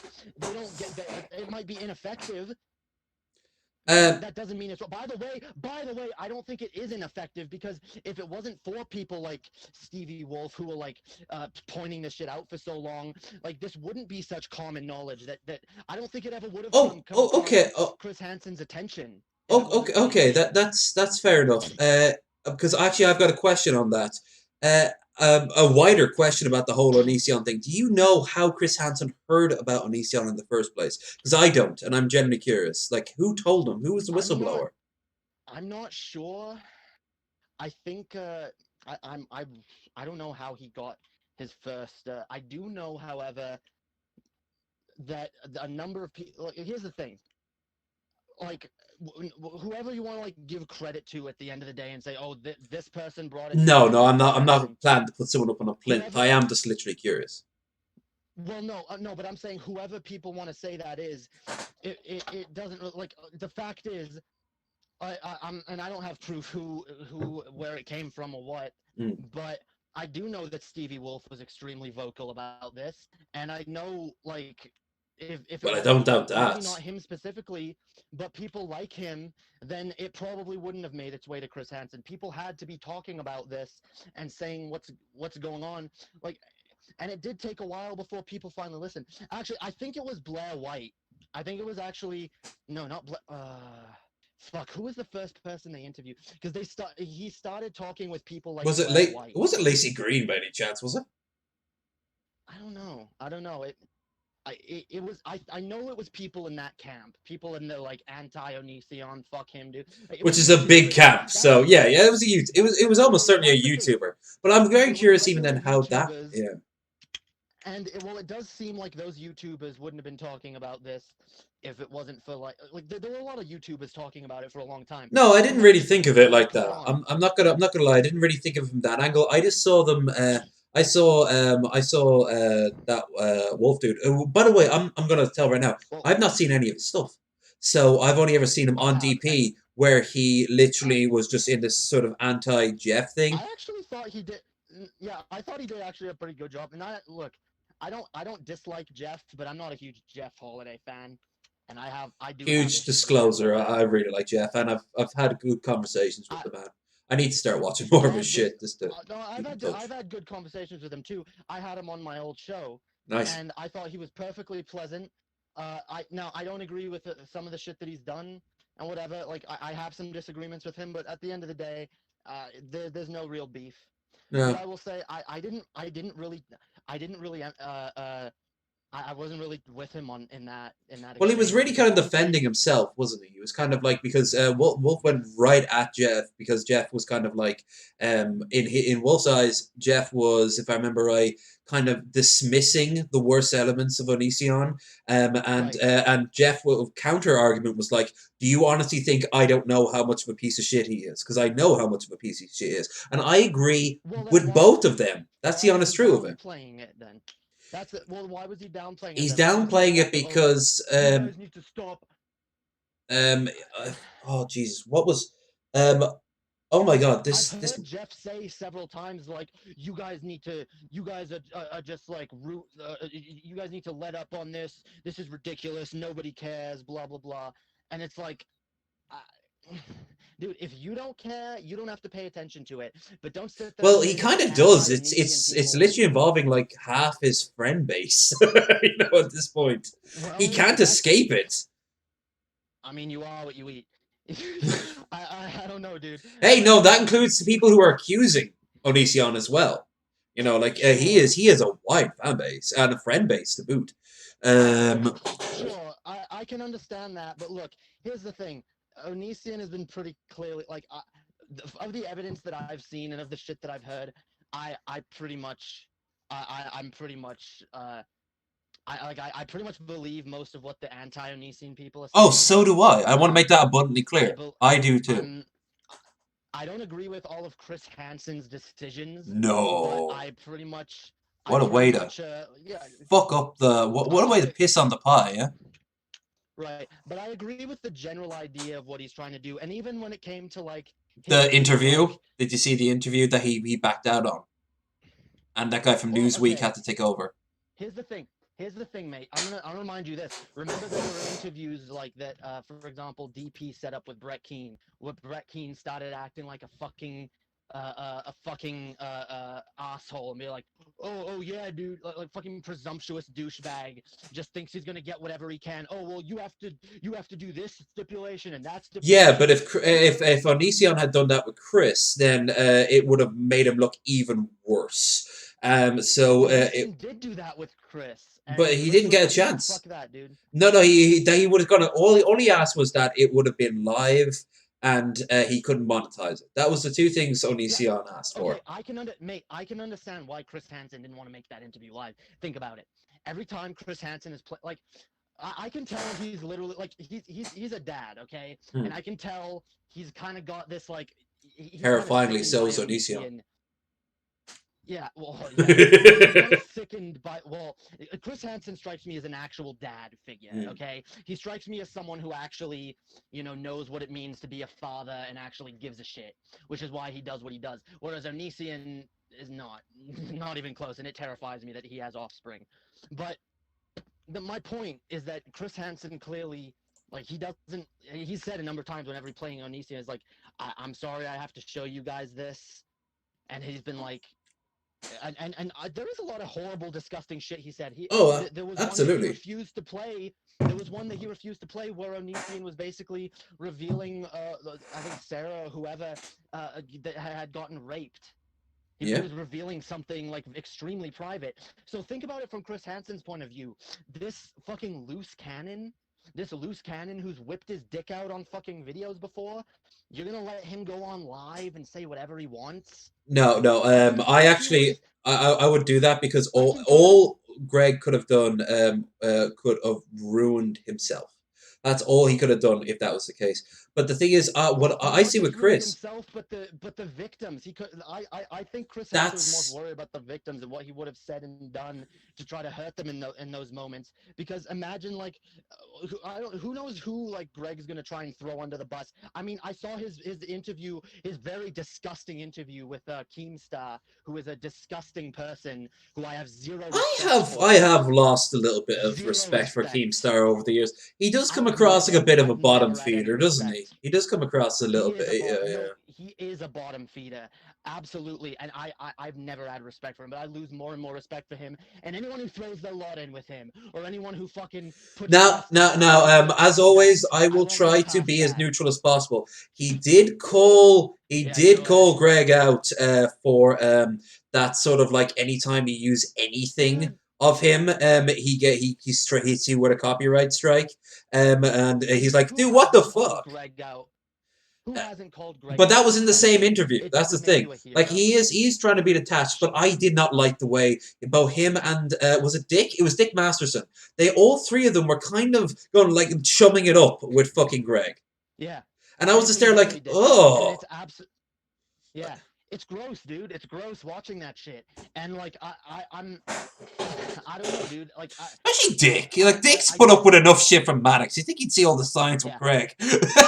I'm sorry. I'm not fucking cool with people who defend who defend abusers. Yeah, I'm no, not I'm not child. cool Yeah, with it. that's a different creature I'm not altogether. cool But if you want to defend a fucking abuser that it's pretty fucking clear that they did what they're being accused of, then I don't have time for you. I don't have time for hey, you. we're in the same boat here. I just think that we're seeing it from two sides of the deck, so to speak. Yeah. I'm seeing it from this thing, and we're going to conflict. But the general term is this: Onision is a horrible, horrible person. Agreed. Yes. And if there was any justice, he'd be behind bars right now. Yes. Actually, if there was any And that's justice, why he wouldn't have never got the chance to do the things that were put him behind bars. But that's a well, yeah, and that's why dude, I understand why the victims and the friends of the victims are so adamant about making this man go down for his crimes, dude. Like I can tell like Stevie Wolf, for example, is actually friends with a few of those girls that were or maybe all of them, I don't know, who dated Onision and went through that. And imagine, dude, I have friends who've been abused by people, and I hate hearing about that. I'm like, dude, fuck that person. Fuck the person who did that to you. That's disgusting. And I can understand the want to like, no, dude, we have to take this motherfucker down. We have to take this worthless piece of shit down. He can't keep doing this. And that's basically what I see from those people. Maybe some of them are dumb and hyperbolic and childish. I'm not going to deny that because some of them are children. I mean, a lot of a lot of the fucking young women that Onision abused were fucking we're under underage, it. Yeah. and they're still. And think of this, mate. Think of this as well. Okay, people who have gone through trauma. I know this because I went through childhood trauma. Okay, it sticks with you, and it doesn't exactly promote growth and maturity No, in someone who's trying to grow up. I've dated people who've had childhood drama, and it follows you, and that shit it doesn't just end there. It grows and Right. festers into its own problems. And It if you does. And can't that deal with it, if you can't overcome it, because here's a great example of someone who has overcome it. Pitmonk. Pitmonk totally has overcome that shit, but at the same time, it's gonna hang over him for the rest of his life in ways that we don't have right. equivalent for. Well, I don't have an Right. equivalent for anyway. But I So the yeah. way I'm coming from is like, look, I see these people, and look, like I said, I've been friends with a lot of people who've gone through similar shit. I'm still friends with people who've gone through shit like that, and I can understand being in a group of people. It's like, no, like this fucking abusive piece of shit, he needs to go down. He needs to be fucking punished for what he's done. And like I said, I dude, won't say I what understand it's the group best I'm a way. part of, but when I bring that shit up, I get the most polite way I say it is no one cares what you think. and then they go back to being like, he can so control a room, can he? Listen to how he controls shit. And then they'll say, oh, no, no, Greg's horrible. And then they give a massive but. They give a massive, it's okay because. And it's just at this point, I'm getting all the same vibes as those people who I mentioned earlier who are like Christians and don't actually want to admit that they're Christians. So they're really like social conservative and they're like Western culture, but they won't go out of their way to say, oh, but I also love Jesus. No, instead it's like, oh, no, no, I'm just standing up for what's right. What do these people do? Oh, Greg's a horrible person. What? But dude, Greg, can I say this also? I've known people like Greg. I've We known all people with have. Greg's. Yeah, I grew up with one. I grew up with someone with Greg's fucking psychology, and it is a nightmare. It is an absolute nightmare trying to deal with that type of person and emotional manipulation and abuse. And the way they make you always feel like it's your fucking fault, and they always try to like just tear you down no matter what. And dude, like a lot of these stories that I've heard from these young girls that have gone through this, like a lot of it, like it sounds so fucking familiar, and it's like, god damn, like this. I I cannot stand seeing like someone like that get away with this shit. And these fucking piece of shit YouTubers that are acting all chummy with him now. I'll promise you, the minute something happens, like if Oh, Greg but ends there's up no getting evidence, is there? He hasn't gone to jail yet. Like they yeah, don't I get even that believe that. argument. That's the thing. They don't even believe that themselves. Yeah, They're just saying it no, to get the drum up the drama. And you know what we're right. doing right now? We're adding Well, into it. If one of those motherfuckers, if Keemstar dropped in here today, you think I'd appreciate it? Fuck no, because he would bring with him his fucking spurgs, and his spurgs would hound me for a year. And probably you for about twice as long because you'd actually respond. yeah, yeah. And well, I'd tell them that I'm like, dude, leave this dude alone. Leave my buddy Low NG alone. You want to fucking control someone?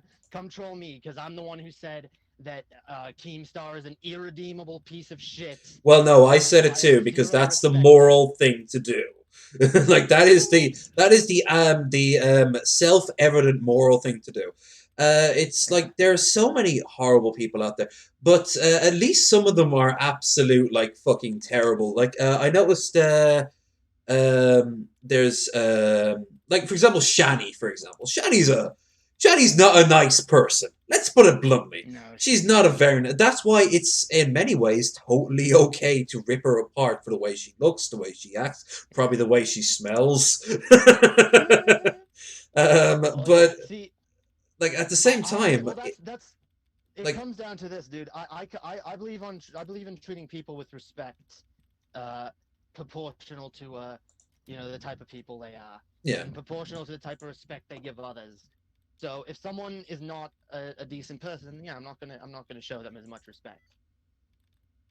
uh, That's just how it is. and then that way lies internet blood sports. I mean, that's why it was. That's really what it all boiled down to at the end of the day, Uh, and is blood still. sport. It's kind of coming back in a way. Have you noticed that? May I'm gonna say this: blood sports is the bane of my existence. You I get dragged into it whether you like it or not. I'm so detached I from all this shit that I can just kind of step away. Well, this is the thing. This is the thing. When I started my show, I kind of threw my lot in with the blood sports type of crowd, and You'd have been good for it. You're very rapid fire. You're very sort of, which doesn't always work to your benefit. I'm not gonna lie. But sometimes. sometimes you can put your fucking mouth in your foot in your mouth. But yeah, Oh yeah. you would have been very well suited for blood sports. But I watch don't how know. that I shit see. burnt down. Watch how that shit quickly I burnt didn't. down. I don't have the energy for it. I'm gonna say that I do not have the energy for it. And like Paul said, I'm old and tired. I'm not that old, but I'm fucking tired, dude. And I don't. I've dealt with enough drama in my life. I don't like drama. I don't want to deal with drama. And almost every time I end up in some drama, it's some shit that I got dragged into, or some people that oh, I thought they were cool, but then it turns out they turns out they're a fucking piece of shit, and now I got to deal with this person because I'm apparently too trusting or whatever. I don't know, dude.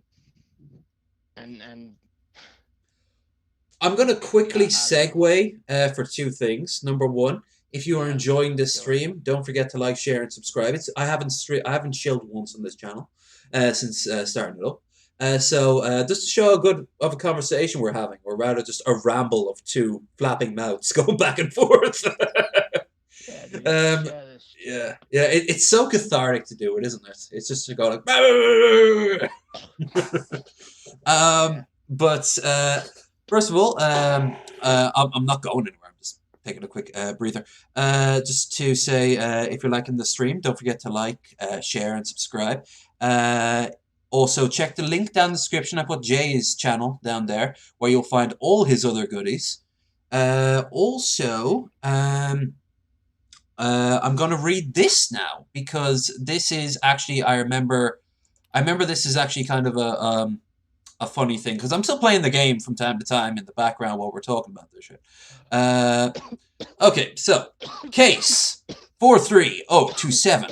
I should put an accent on. Case 43027. Department Recovery Vehicle ID 27463.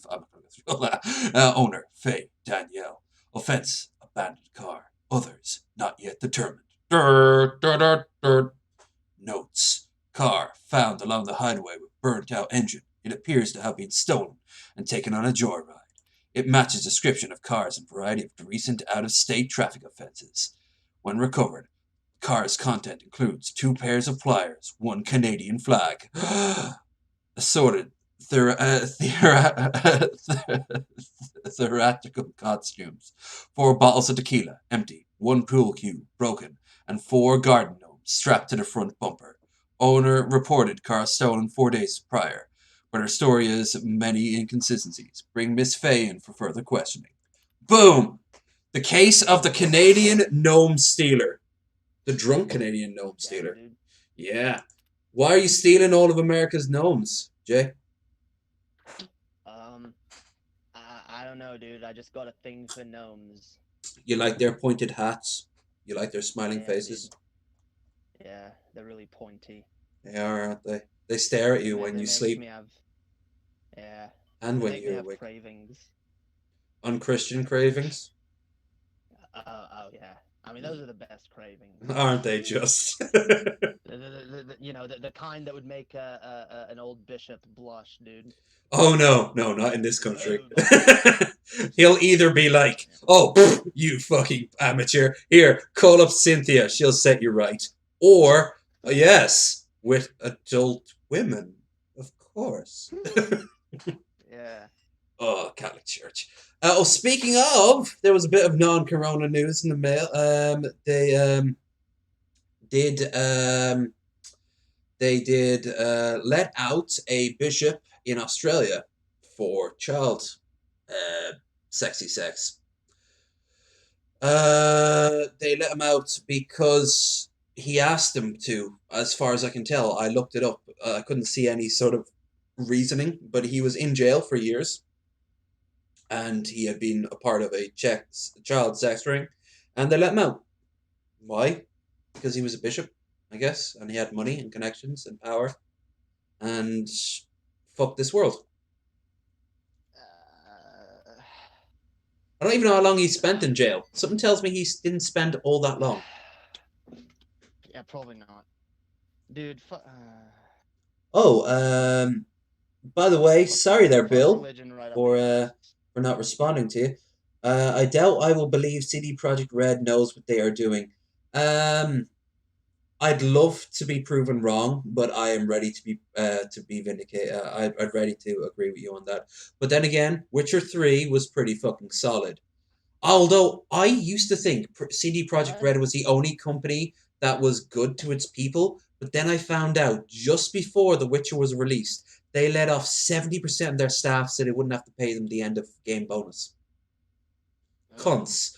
Fucking cunts. The uh, skeleton staff that kept on were to fix the patches and mods that came out. The mods and patches that I defended, because the patches came out with sort of like tongue in cheek, sort of like, yeah, we fucked up. Our bad. Our problem. And I was like, hey, it's good that a company's fucking admitted this. Turns out This is a skeleton company in an empty fucking building waiting to be replaced in a moment's notice. Fuck those cons. Yeah. They just updated the rosters. They don't update the gameplay much. Sometimes they remove it. That's the gaming. That's the sports games talking about earlier. Greg needs to be put in a child-sized box and fed baby food until he fills to the brim. Take it out. Ooh, this is getting to a 7 level of territory. Greg needs to be put into a child-sized box and fed baby food until he fills to the brim. Taken out, washed in the box, washed him off, and put him back in the box for 4 days straight. So, so Greg would be gluttony. I wouldn't see of all the things. I think he's too prideful to be gluttony. I think he is pride. So he should have Kai's head in the box then. What's Billy? Billy's pointing the gun. What's in the box? What's in the box? No. Billy will be Morgan Freeman. Yeah. Oh wait. Jay, did you watch it? Did you ever see Seven? Nah, dude. Oh, put that on your to do, buddy. Put that on your to do. It is a glorious film. But yeah, I think Billy would be just there as Morgan Freeman, the sort of like a little bit depressed cop, but he's happy. There's hope left in this world. Then yeah, no. But anyway, we were talking about what were we talking about? The priest. Yeah, fuck that bishop cunt. In his cunt bishop. Fuck. Yeah, dude. Hey, next time I commit a crime, I'm just gonna ask to be let off, dude. I learned by what's that South Park? I know I keep going back to South Park, but every once in a while they do come up with the best shit. Like I'm sorry, the BP oil spill, where he's kind of like on the he's on like the rug. Sorry, we're really sorry. Sorry. Or the real life the CS:GO Skins brothers, was it the Fine brothers? And they were part of a massive you heard about this, where they were basically convincing their child audience to gamble because they were being paid by a company to do so. And when they were discovered, one of them he's in like his massive mansion, and he's kind of he looks very sad, but he's stroking a golden retriever, and he's just like, I'm really sorry you felt bad at us. We thought we were doing best, but I guess you know what's best, huh? Oh well, I guess we just have to do what the whims of the fans want. And like, it's considered one of the worst. Yeah, you should. Yeah, he's considered one of the worst like apologies online ever. And there goes another mine. Fuck these gaming companies that try to flip the narrative and be like, oh, you greedy players, you just want like, you just want to We like know do what's whatever you best. want. We've talked to hundreds of. I've turned into Jim Sterling now at this point. We've turned into hundreds of players. We've talked to hundreds of players at this point, and all of them agree that the best way forward is. Then they enter their time saver mechanics, like when Assassin's Creed. I'm actually going to reload this level. When Assassin's Creed released their time savers, it was a giant declaration. Hi, you don't like our games, we don't either. Just pay us money and you can skip them. Now, that's a hell of a statement. But that's what they did. Like, that's what a time saver is. And you can't grind for it. At least EA gave you the option in theory to grind, even if it will take you days. Yeah, I don't like that, dude. Can I just say You can say whatever you want, big guy. I don't know, dude. Fuck these companies. Fuck when they try to. Fuck when they say like, oh yeah, well we've talked to the fans, and dude, the only What fans fans? that they ever Yeah. listen, the only fans that they listen to though are the ones that tell them what they want to hear. They're They tell them fans, what they're they already. stands, or they're random focus groups, or else they just lie and say they talk to Yeah, the fans. they don't listen to the real fans, yo. Like There's plenty of real the fans dude out who there made who. the new Warriors. You know, like he said he got those ideas from focus groups. He didn't. He didn't do anything of the sort. He didn't come up with Snowflake and Safe Space on his own, thanks to them. He came up with them on his own. Now, why he did? Some have argued he's a like a fifth level troll. Going back once again to South Park, to the whole sort of Denmark. I actually do kind of think he might be like The troll, a because it's so fit. troll. Yeah. Yeah. Yeah, there's no way, dude. There's no way I someone would would be. come I up would be. this I'm is a not. good idea. And Yeah. we're taking these terms back, yo. We're taking them back. Yeah, that's it. And you know No, what? no It works buys too. that. I was stunned when Krendar actually said he loved the idea of it. He thought that was a great idea, and I'm like, I hate dude, no one what? loves the idea. No, it's a joke. It's a Not the joke, dude. characters themselves, but taking the words back, and you're like, um, I but mean, they're dumb. No, they're dumb terms, dude. I'm sorry, snowflake. Snowflake and You don't want safe to be a space is not. snowflake. Yeah, if you go up You against don't want to be a Snowflake, snowflake, dude. all right, You all don't right. want and safe spaces. Okay, there's no such thing as a safe space. Okay, Safe get the fuck out of space, here. bulletproof You want a safe space? windows, You want a troll-proof space? doors. Yeah. You want a safe space? Go home and get off the internet. That's your Yeah, safe space. lock That's yourself your into your safe fucking space. linen closet. You know, like it's nice and soft there and won't hurt you. I'm sorry, if you want to have like a little echo chamber, have those. I don't even care about that, but dude, you are not exactly Like you allowed to do do with the that. chat there, Jay. The way you cancel free speech. I, by the way, I didn't make this point earlier, but I was gonna say this. Even though I only ban people that are actually like just trolling and having not. If people want to argue with me, I'll argue. I'll if someone says something I disagree with, I'll tell them why they're wrong. But when it's clear that they're not interested in having a conversation, that's when I ban them. Or when they just come in with some Sometimes they insult. don't want a Yeah, conversation. like They want a debate where they have the thought that it would plan out the same way as in their heads. And I've noticed that they particularly want on like online debates, like when DP hosts yeah. online debates, one person I has an think idea in their head and it just doesn't pan out that way. okay, but when it comes to chat rooms, I think it's a little bit different. I think there's a lot of people on the internet that are basically just trying to play Pwn the streamer. There are definitely whole cottage industries of individuals and small group individuals. There, I got one Brett reference in. You're all happy now. But like there are whole cottage industries of one person or a small group of two or three people who live, and I mean absolutely live, to trigger someone on their camera, in front of a camera. They want to see those people lose their shit. And a great, if you could use the term example of that, would be someone like, say, Darkside Phil or Wings of Redemption, who might as well be brothers at this point. So I'm just saying. uh, but they are absolutely like hell bent in triggering these fucks. But when you actually have to sit down and have a conversation with someone, that's when it gets complicated. And they don't know how to have a conversation, they know how to trigger people, and it's not the same thing. They start spouting these random shit they heard from third parties.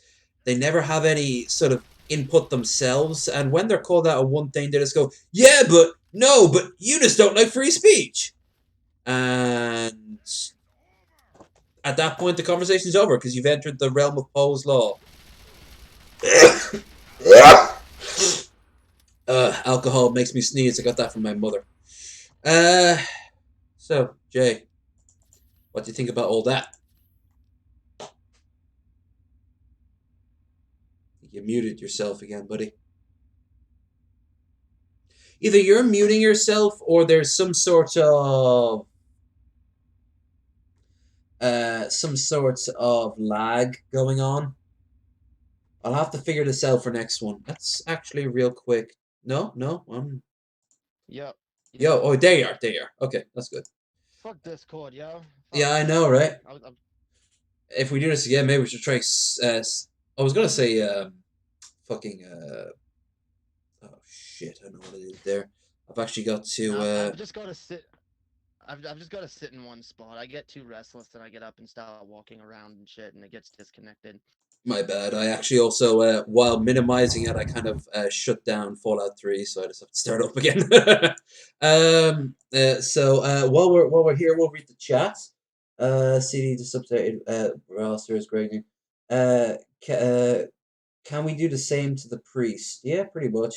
I thought this was a safe space. It's about as safe as you can be because I'm neutral as fuck there, Sherpus, but this is something very important. It's just because No, it I mean hasn't hit us you yet. have to. What hasn't happened is that like the trolls haven't really hit us yet. We've had a few troll clouds in the sky, but we haven't actively had a troll tornado Your yet. channel doesn't seem to get too trolled, from what I can see. You I've had very rare ones, very rare, and oh I love really? it because Oh wow.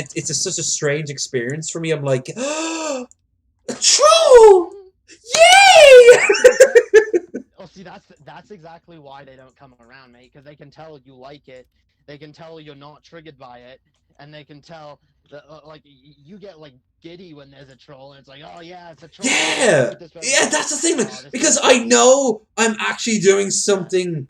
I'm actually doing something that I can then years later go, well, I had this one troll. One of my favorite experiences, or let's go through. What's your favorite experience of a troll ever? Uh, That includes I ones don't where know. you might have been the troll yourself. There's no shame here. Well, Yeah, there's no I don't shame. know. Okay, my favorite experience with a troll actually was a very recent occurrence. I don't know if you watched the last Underhaven that me and Animancer did on Saturday, Mm-mm. but um, okay. So we had a troll in our server called the Dark Master. His YouTube name was the Dark Master, the How Dark Reaper Master. from Overwatch of him. Yeah, yeah, the Dark Master, dude. Because, and I quote, the YouTube name was already taken. So he just doubled it up, yeah. So, so anyway, he's been pulling a lot of bullshit in our server. He's been, going around. He's been lying a lot. He's been caught lying a lot, like so many times, where it's like he'll do something dumb, or he'll for an example, there was one dude in the server that he was having an argument with him, and then literally out of nowhere, he started calling him a pedophile.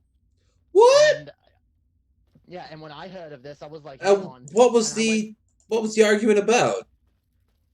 politics. It was just a simple political argument, Wait. and this libertarian troll, didn't like that he was being pwned in an argument.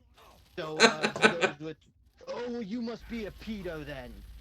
And when I hear that this is going on, I like get it over there immediately. And I guess I heard about this maybe like 10, 20 minutes later. So I guess the conversation had kind of moved on. Mm. But here's what I did see. This person, the Dark Master, went over to Pimp Monk's server Okay. and posted in Pimp Monk's general, uh, X person is a pedo. You guys might want to watch out for him.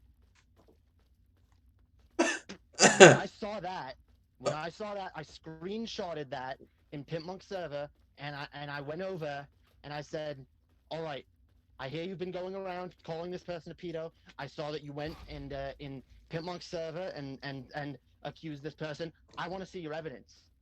I Mm. want to see your motherfucking evidence, mate, right now. Otherwise, I don't want to hear these fucking accusations." I'm like, don't you dare be throwing around accusations that you can't back up. I said, where's your evidence? I want to see it. Because if this is true, then I want to deal with that, right? Because Yeah. like Of course. this is a server. I mean, This is I a don't want server to ever that was find out that someone watches me is a pedophile. I mean, that's as simple right. as a Well, simple truth. especially someone who's like in our server and active in our server, and like Yeah, you want to know about that shit, and especially like we might have younger fans, we don't know the ages absolutely. of all of our fans in our group. So yeah, See, based on all you of had to that, clean. This is literally you trying to clean house. right? So I'm like, mate, you have this accusation. I want the fucking evidence right now. And if you don't have evidence, I don't want to hear that shit out of your mouth again. And you know what his response was? I What? never said that. and he goes over to Pimp Monk's server, delete, or I get maybe Pimp Monk deleted or one of his mods. I don't know. It was deleted. I imagine he deleted his own message though.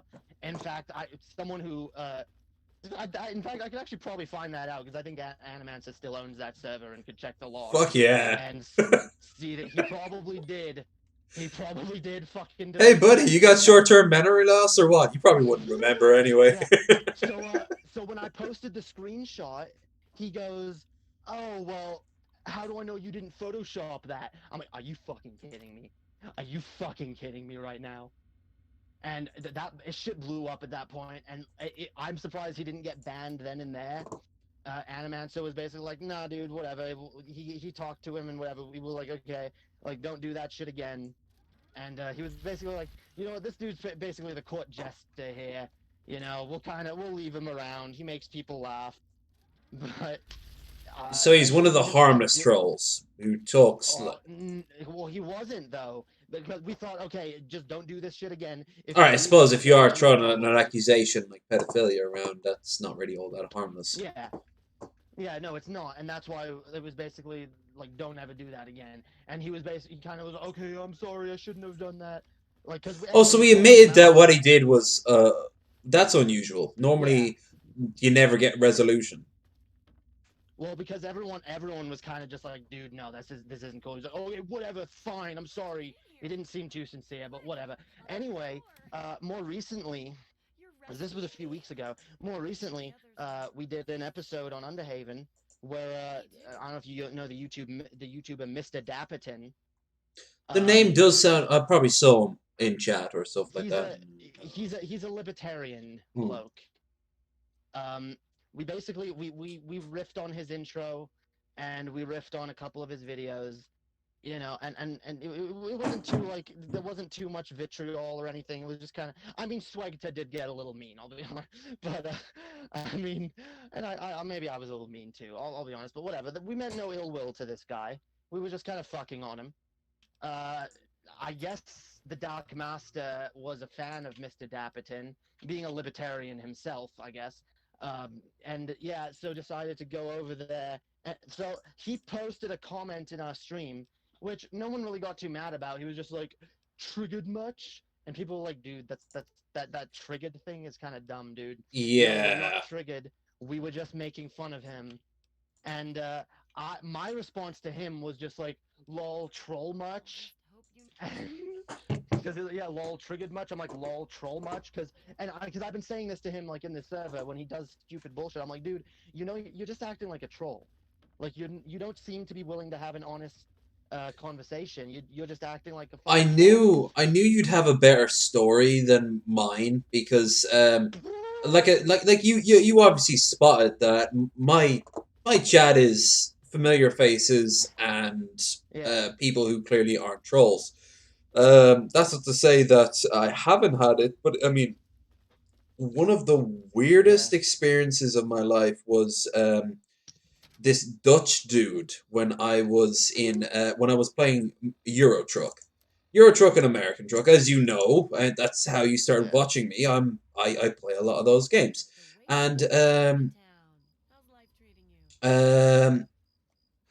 he basically was going on and on and on about how he had found love and how he had, I think his English wasn't great, but he had found love and he had found like life, and he was happy. He had lost a lot of weight, he had stopped smoking, and then he started to really like sort of push me. Like he started going like, maybe you should do this yourself, maybe you should find a girl. Why? And he started opening his conversations, why haven't you found a girl yet?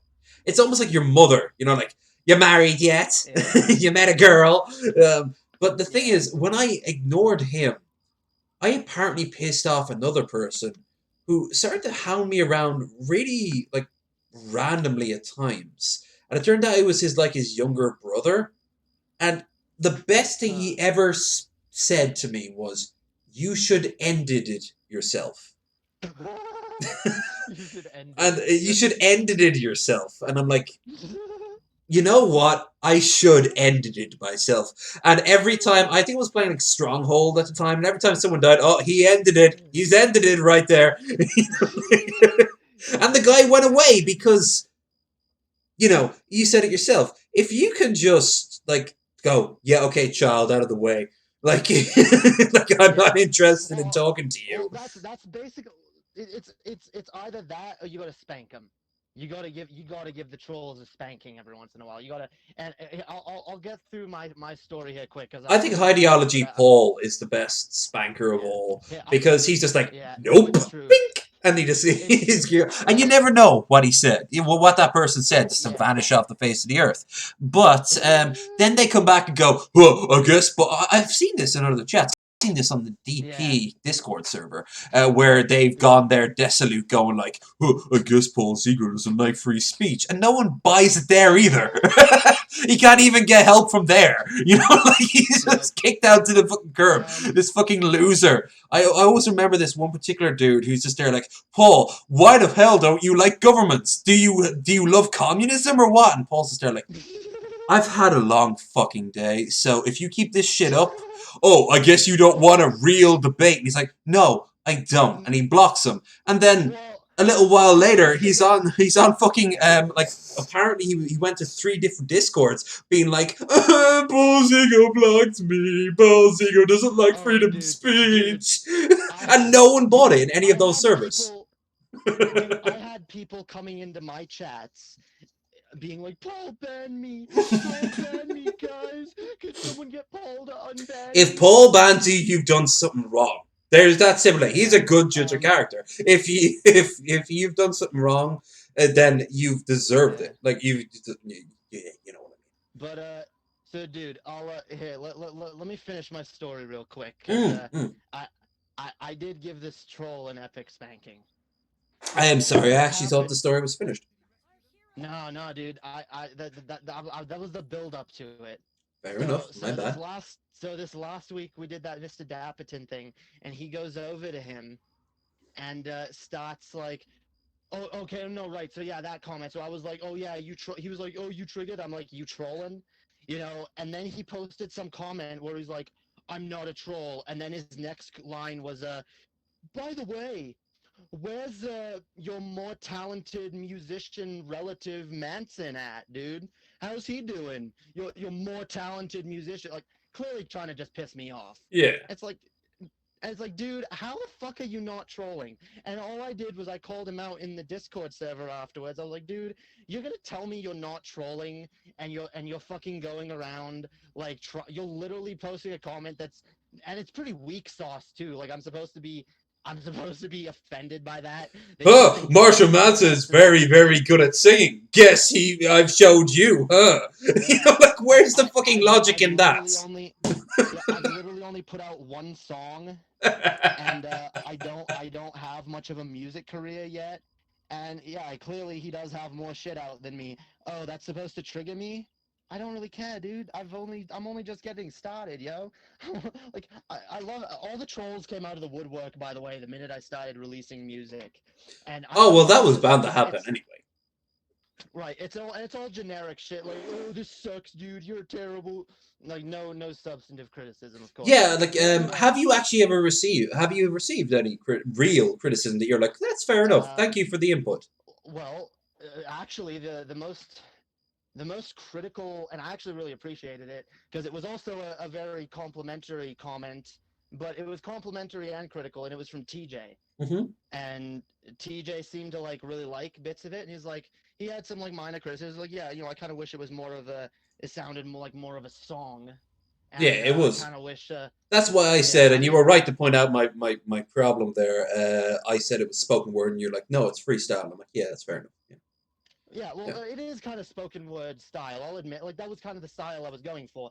And TJ's other criticism was like, oh, like some of the rhymes were a little obvious, which I'll give him that. There were a few obvious rhymes, It's your but first like I song, said, of course they're gonna be yeah, a bit. well, Yeah. it is my first song, and I will say for my first song though, and I'm not to toot my own horn, but there were some fucking No, there was some. multi-syllable rhymes in there Yes, there was. It that, kept on going. I noticed up to a nice four combo at one point. I can't remember the lyrics, but I mean, yeah, it goes dun dun dun dun, and I was like, yeah, all right, right, yeah. I can see chick-fil-a, what could come coffee, after. I reef-a-lale, can, and Galen. yeah. What's Yeah, um dude. but no, like absolutely, man. Like I'm looking forward to seeing your other stuff. But your trolls, like you're absolutely right. If you're gonna get trolled creatively. Get Yeah, trolled fucking. Get trolled constructively, and not yeah, then that wouldn't be a yeah. troll. Exactly, That wouldn't be a troll at that exactly. point. That would be Well, just no, inputs. I want real criticism. I I mean, want you people wouldn't to want to send me real actually criticism. suck, and then no one ever told you sucked, would you? Right. No, of course not. But like, I don't need people sending me filthy Frank videos of like, how do you It's tell time your to rapper stop. friend how do you tell your friend who thinks they're a rapper that they suck? Like, I don't care, dude. I imagine in But that. anyways, Yeah. Sorry. no. So I keep getting distracted. I'm really rejected today. Uh, Stone but no, rejected dude. even. So that dude goes to Mr. Dapiton after he deletes his own comment and goes to Mr. Dapiton and says they're deleting comments on that video because I guess Mr. Dapiton had already commented about Shit. on something on our video, so he was aware of our video. So then this dude goes over and like, they're deleting comments. They're deleting my comments, which is bullshit. I didn't delete it. Swagta didn't delete it. Animancer didn't delete it, and nor would any of us because that comment made the Dark Master look dumb. It didn't make us look dumb. You know, Yeah. Yeah, he that's was just the so. one who got screwed Hell, for it. you know what you should do? You should try to weave some of those fucking comments into a song. Just as a little. Don't make any major reference to it. Like, oh, I was Yeah. inspired by a lot of random comments I saw online. But you could just put one of his fucking the stupidest comment he made there, and Yeah. just leave it there. And let him just fester in that. Let him. He can't hide from it. And he's like, "Well, this song sounds stupid, really, because you were one of my major inspirations." Yeah, dude. Yeah, fucking Um. make him own that shit. Because at least the good trolls of the world, they own that shit. They've Yeah. doubled Oh down. yeah. Oh, and I have some good trolls, dude. You probably seen a dude named Billy Goat who comes around I've and seen says Bill. some I've stuff. talked to Billy Goat. I've talked to Billy Yeah, Goat indeed. Billy Um. Billy Goat's a really good troll. You know, he has fun. He hmm, likes to come around and say some silly shit. But you know what? He also knows when to turn it off. And he Absolutely. knows when to be Because fucking some tells serious. me there's no hate between you and Billy Goat. No, no, I love Billy Goat. Billy Yeah. Goat's a great fucking dude. And I really have fun when he comes in. Like we do a lot of kayfabe together. Hmm. You know, you've probably seen me and him doing the oh my brother Jason J Delmonico, how dare you? You know, Yeah. you can Oh construct yeah. your I remember that economy with shit. my Yeah. brother. Yeah.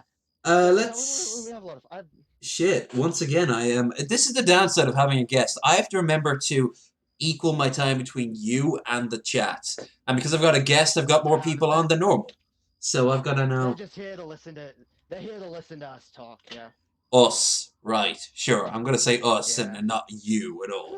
Because normally I get this Yeah. many people in the fucking chat. Last time I got, I think the largest group I ever got was like 15 people on a chat at once. I'm not even kidding. Which I It know sounded for my like. It sounded size like. isn't too bad. But It's yeah, yeah. yeah. Skeptical Jesus says it sounded like Eminem in the car park. Well, that's kind of what I was going for, honestly. Uh, That's what it was heavily inspired by. by the way, every time say car park again. Car park. You sound like you're from Boston when you say car park. The car park. Car You ever been park. to the car park? Yeah, Chowder. but New No one in New Boston England, says fucking car shit going on. park. No, No one. what did they fucking say? They Car call it a parking lot. parking lot. Yeah, that's We're true. going down to the So, but parking it's a lot. car. Going down to the It's a parking car. lot, guys. Also, you're talking to me right now, and Get you're in not my car. threatening to strangle my children in front of me. So you're not from Boston. Yeah, I'm gonna strangle you in front of your children, man. I can't do a good You can't Boston do accent. mate. No, no, no. Well, It's because you hang on, thought man. about it. It's because you thought about it, man. You have to let that shit happen There's naturally. no such thing. There's no such thing as a good Boston accent. I'm gonna say. Boston. That. It's the most angry, drunken version of a New England accent you Okay. can get. It's glorious, It and is. it is so It is. intimidating, especially when they know they don't actually have to back up their threats. They can just lay in on you, and you're just kind of like, okay. Okay. I know we're on the phone. I'm on like 5 time zones away from you, but I'm still backing away from the phone. Yeah. Uh, but anyway, let's see. Dapperton is an ANCAP. I've had some debates with him, and he is not smart. Um, No, he's not. No, well, if he's an ANCAP, Oh wow, then the well, it's not to say that I don't like. tangency. I support a free market with restrictions, but that's a contradiction. No, it isn't because Yeah. most of the fucking world's governments have some fucking reins on their goddamn economy. We do. Well, It's called the Federal Reserve. Have you never heard of it? Yeah, that's so fantastic. Tell me again how you have allowed your corporations to be considered individual people. Well, because it's made up out of individual. You just don't like freedom, communist. It sounds like oh yeah. wow, tangents to this story. It's pretty good. Okay, I'll Yeah. finish the story. I'm gonna get to the end Oh of the god, yeah. story All in a right, bit. you actually you tell the audience because I need to take a piss. So you tell the audience, especially Bill, who has been I've been playing Bill all night. I am so sorry, Bill. You were a good friend of mine, but I think he wants to hear the argument. So you tell the story. I need to take a piss and I need to restock the alcohol. So back in a second. All right. You tell. So yeah. So what happened was so this motherfucker, the Dark Master, the Dark Ma it was pretty fucking funny, dude, because he's been actually asking me to check out his channel, and he's been asking several people to check out his channel and to do a little review on it, or to like give thoughts, you know. And hey, I mean, we got this fucking troll.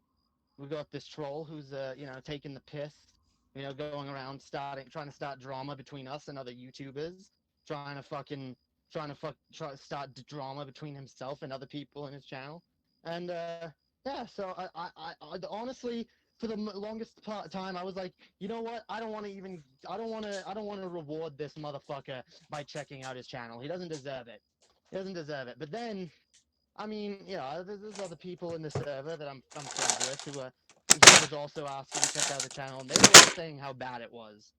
And I kept thinking, well, now here's the thing. I look, I'm just a small humble YouTuber myself, okay? And I don't want to I mean I want to help people out, I don't want to keep my talents away from even the shittiest, tiniest little YouTuber who has no I should at least lend my wisdom to one of these people, and so I decided, yeah, I'm gonna check it out. I decided to check out his channel and give it a little review.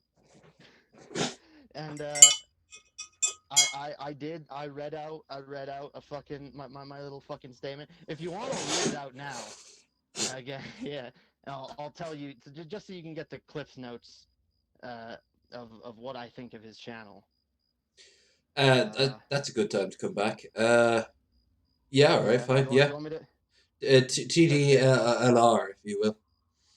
So here's what the review of his channel. Okay, that I decided to give. And again, okay, I decided that this person, especially after all the shit that they pulled, that the least I could do is return their kindness with some honesty of my own, you know. So so I told him, I said, okay. So I watched the first 2 minutes of your video, and it has to be one of the most embarrassingly autistic cringe fests I've ever seen. You've been literally begging me to check out your channel for weeks now, and now that I have, I honestly can't understand why. I'd have been embarrassed to show off a channel as bad as this one. I almost feel embarrassed just for having watched it. And after skimming through several of your videos, this is actually somehow the best one, which is sad because it's not even close to being good.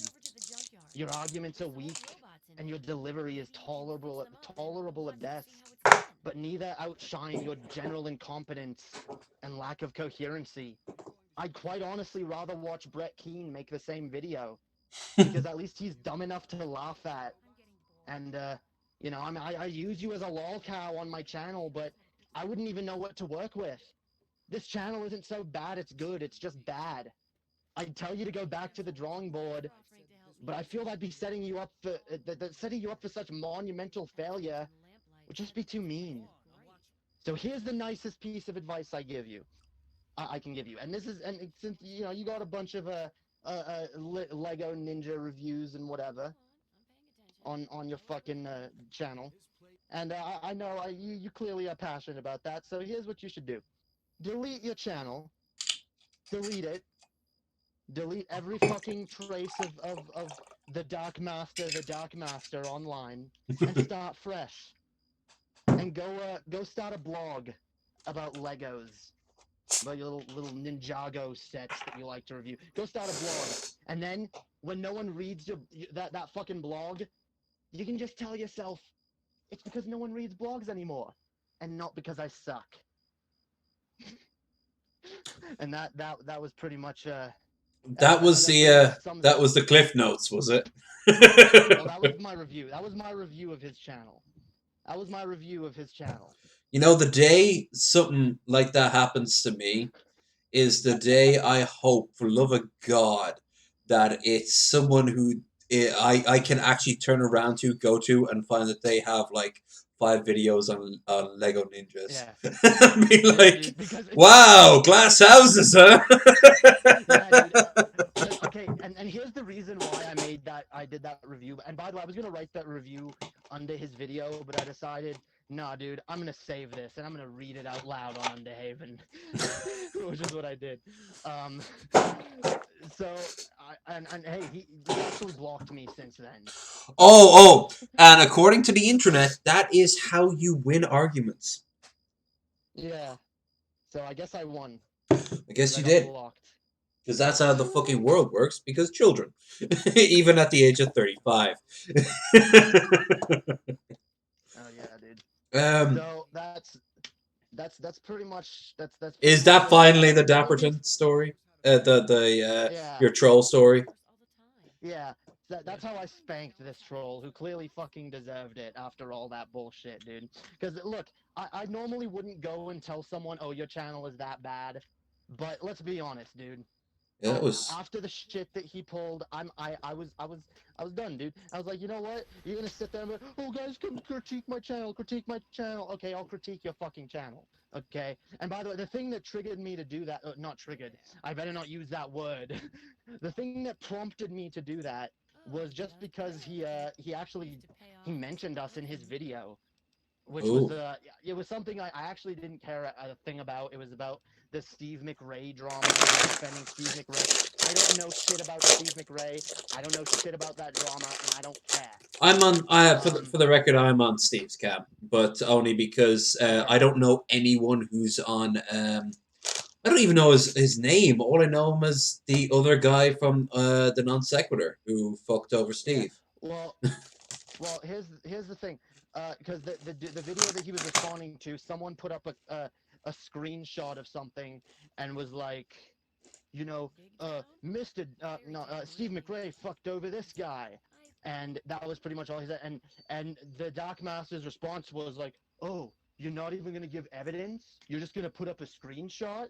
I mean, anyone could put up a screenshot. Even the idiots over at Underhaven know how to do that." I was like, "Nah, dude, nah, nah. You ain't fucking." You ain't doing that shit. You ain't throwing shade at us, dude. You're not in a position to throw shade in this direction, motherfucker. Not after all this fucking shit you pulled. Get the fuck out of here. Yeah. And that's normally when I just take the gloves off with the trolls. When they just stop being so fucking reprehensible and so fucking absolutely Well, a line. ignorant and just It's not even that if a line is crossed, rather than if they talk bullshit. well, when it's clear you can't have a fucking discussion with these people, when it's clear that this person does not want to have an honest conversation, that's when I'm like, okay, I'm done. I'm done, and I don't care if I hurt As anyone's always, feelings my response because is simply clearly, to walk away or just. Actually, I've given arguments to people, and it's because I simply feel tired, and I'm like, you know what, my mental health matters more than whether or not they win, and yeah, I don't agree with them. I, And I've noticed every single person I've given an argument to has backtracked a little bit, a lot, or vanished off the face of the earth. So it's almost like I just wasn't the right person to say my piece. And that is a very hard thing for a lot of people to admit. But sometimes just because you believe in something doesn't make you the expert on it. you kind of need someone who is a bit more eloquent. Eloquent. It's even that eloquent. I like eloquent. It sounds like an elephant that has a top hat, but eloquent and able to just get their point across better. I mean, I call my streams Low Energy Rambles because I ramble. This whole stream has been a ramble, especially with alcohol Yeah. included. I can't even get through a bloody story. No, you can't get a story because I Maybe it's just interrupted you every 5 seconds, so I do apologize about that. nah, nah. Maybe it's just being in your presence because I've been rambly today too. You see, the thing about rambles is that I always see it as, like you shake up a bottle of Coke and then you tie the cap in. Those bubbles are going nowhere. They need to be let out somehow. Yeah, absolutely. So I it's mean better than that's let why them I out. started my channel in the first place was just to let out shit that I needed to say out loud. It's You know. it's like what they say about masturbation and fucking hate crimes. You gotta let it out. Maybe not the second one. The first one definitely. The second one, listen. Well, depends on the hate crime. If it's just like I saying the hate N word. Nazis. You might hate me I for mean, it, but there you have well, it. no. Look. Hey, if someone wants to like in the privacy of their own home sit there and be like, "Oh, racism, yeah, fuck these people. They're such whatevers and whatever." You know what I'd love? I care how I would you, fucking I love care how if you. there really was someone who literally just sat in an old man in his big chair, just grinning and just going, "Erg, racism and shit," literally word for word. Racism and shit. I want to talk to that man. I want to be like, so what's the context? You wouldn't understand, son. It's been going on for decades. Racism and Yeah, shit. yeah. But no, Um. yeah, I get it. Like, they got every right to say what they want, and they're confident in their own home. And you know what else? Well, Out in the not street just too. look. Like I said, I'm more interested in how you treat people. Okay. Like there are some people that have their fucking racist beliefs, especially older people that were just Mm, raised that way, mm. that have their racist beliefs, and some of them even know that it's wrong, but they're just like, you know what, this is just how I Yeah, live but my have you life. ever run across the yeah but And racists?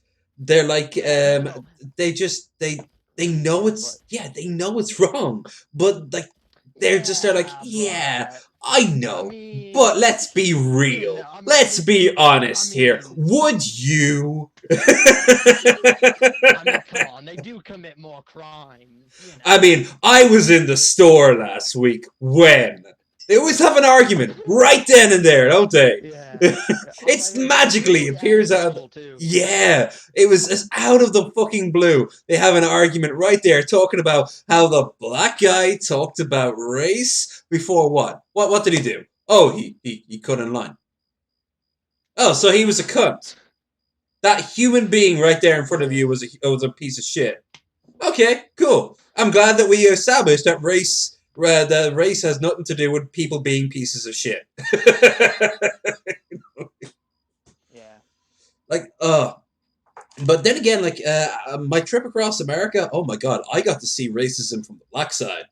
Like Jesse Lee Peterson, he appeals to a lot of black men for a very good reason. Uh, Yo, all I'm yeah. saying is No, that not a white good women reason. want black men more. We're Not a good superior. reason, trust me. No offense. No offense. Oh my god. I never imagined this, but now looking back at it, every time someone talked about white this and white that, every black eye shot to me.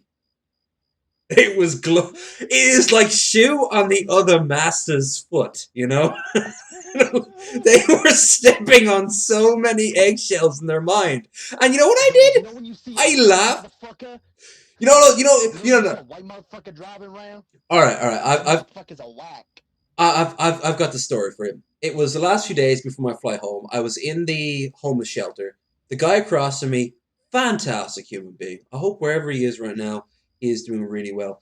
He was talking on the phone to his girlfriend, who was he had been kicked out of his house, and his house apparently was full of junkies. So he thought that he had a good paying job, construction, Manhattan. So there's always something going on there. So pretty solid. but he needed a place to crash, so homeless shelter put me with him. And he was very helpful. He also was desperately looking for a job closer to his cousin's house, who would had a bed ready for him. But she was like on the other side of New York State, so she was helping him get a resume via third person. I only know this because they had said this all via voice chats on his phone, actually on a third person's phone, who came in and gave the phone. And he was asking for all this information. And she always reminded him that you have to say it like white folks want to hear it. And when she said that, he would give me the most worried look. And I'd be there on my laptop that was desperately running out of batteries, fucking playing Age of Empires or something like that. And I'd look over him and go like, fuck off, mate, you're grand. I don't fucking care. You want to start calling me a cracker? You can call me a cracker. You want to start calling me a fucking snowflake and call me a snow? Well, actually, don't call me a snowflake because that has a different connotation in my society. But Fucking snowflake. I'm not made out of frozen water particles, sir, and neither are you. Oh, But he it was just going on and on like this, and I almost he needed a CV. He needed uh, oh uh, job when you hand in something to an employer, your job experience. What do you call that? If not a CV, then what's the fucking word? It's like one of the most common words people use. resume. Resume. Thank you. Thank you. We call them CVs. We also call them resumes, so it's kind of interchangeable. But I always just called them CVs because when I was a kid, you were always told in secondary school, teenagers, I know, that you would get your CV. They would actually teach you how to make a CV. I don't know if that's the case in American schools or Canadian schools for that matter, but we were taught Yeah, they how to teach you how to prepare make a resume. they teach you how to make a resume, at least in Canadian schools. I hope that's the case in American, but something tells me not in every American school. Maybe a few Yeah, forward-thinking American schools, but not many. yeah. Um, the actually that's bullshit on my part. I do apologize. Anyone in the chat who is American? CV is used a lot applying to film jobs, which also might explain why I remember it more than anything else. Because, well, let's just say I kind of have a one foot in the door in the film industry. But yeah, anyone who is actively an American citizen, do you guys in school study how to make resumes?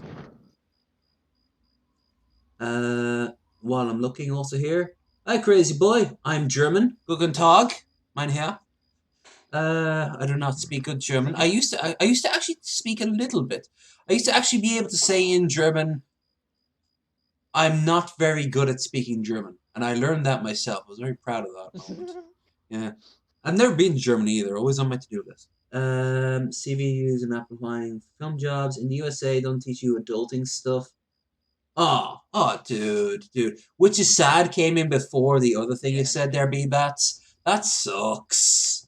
But I'm not shocked either. I'm just kind of like, yeah. Fuck's sake, my school, the final year in secondary school, which is our high school in Ireland, is entirely prepared for you doing two things. One, going to college. Two, going straight to work. They are preparing you for the next stage of your journey in life. yeah. In American, That's what they no. should be. Yes! Hell, the year prior is known as the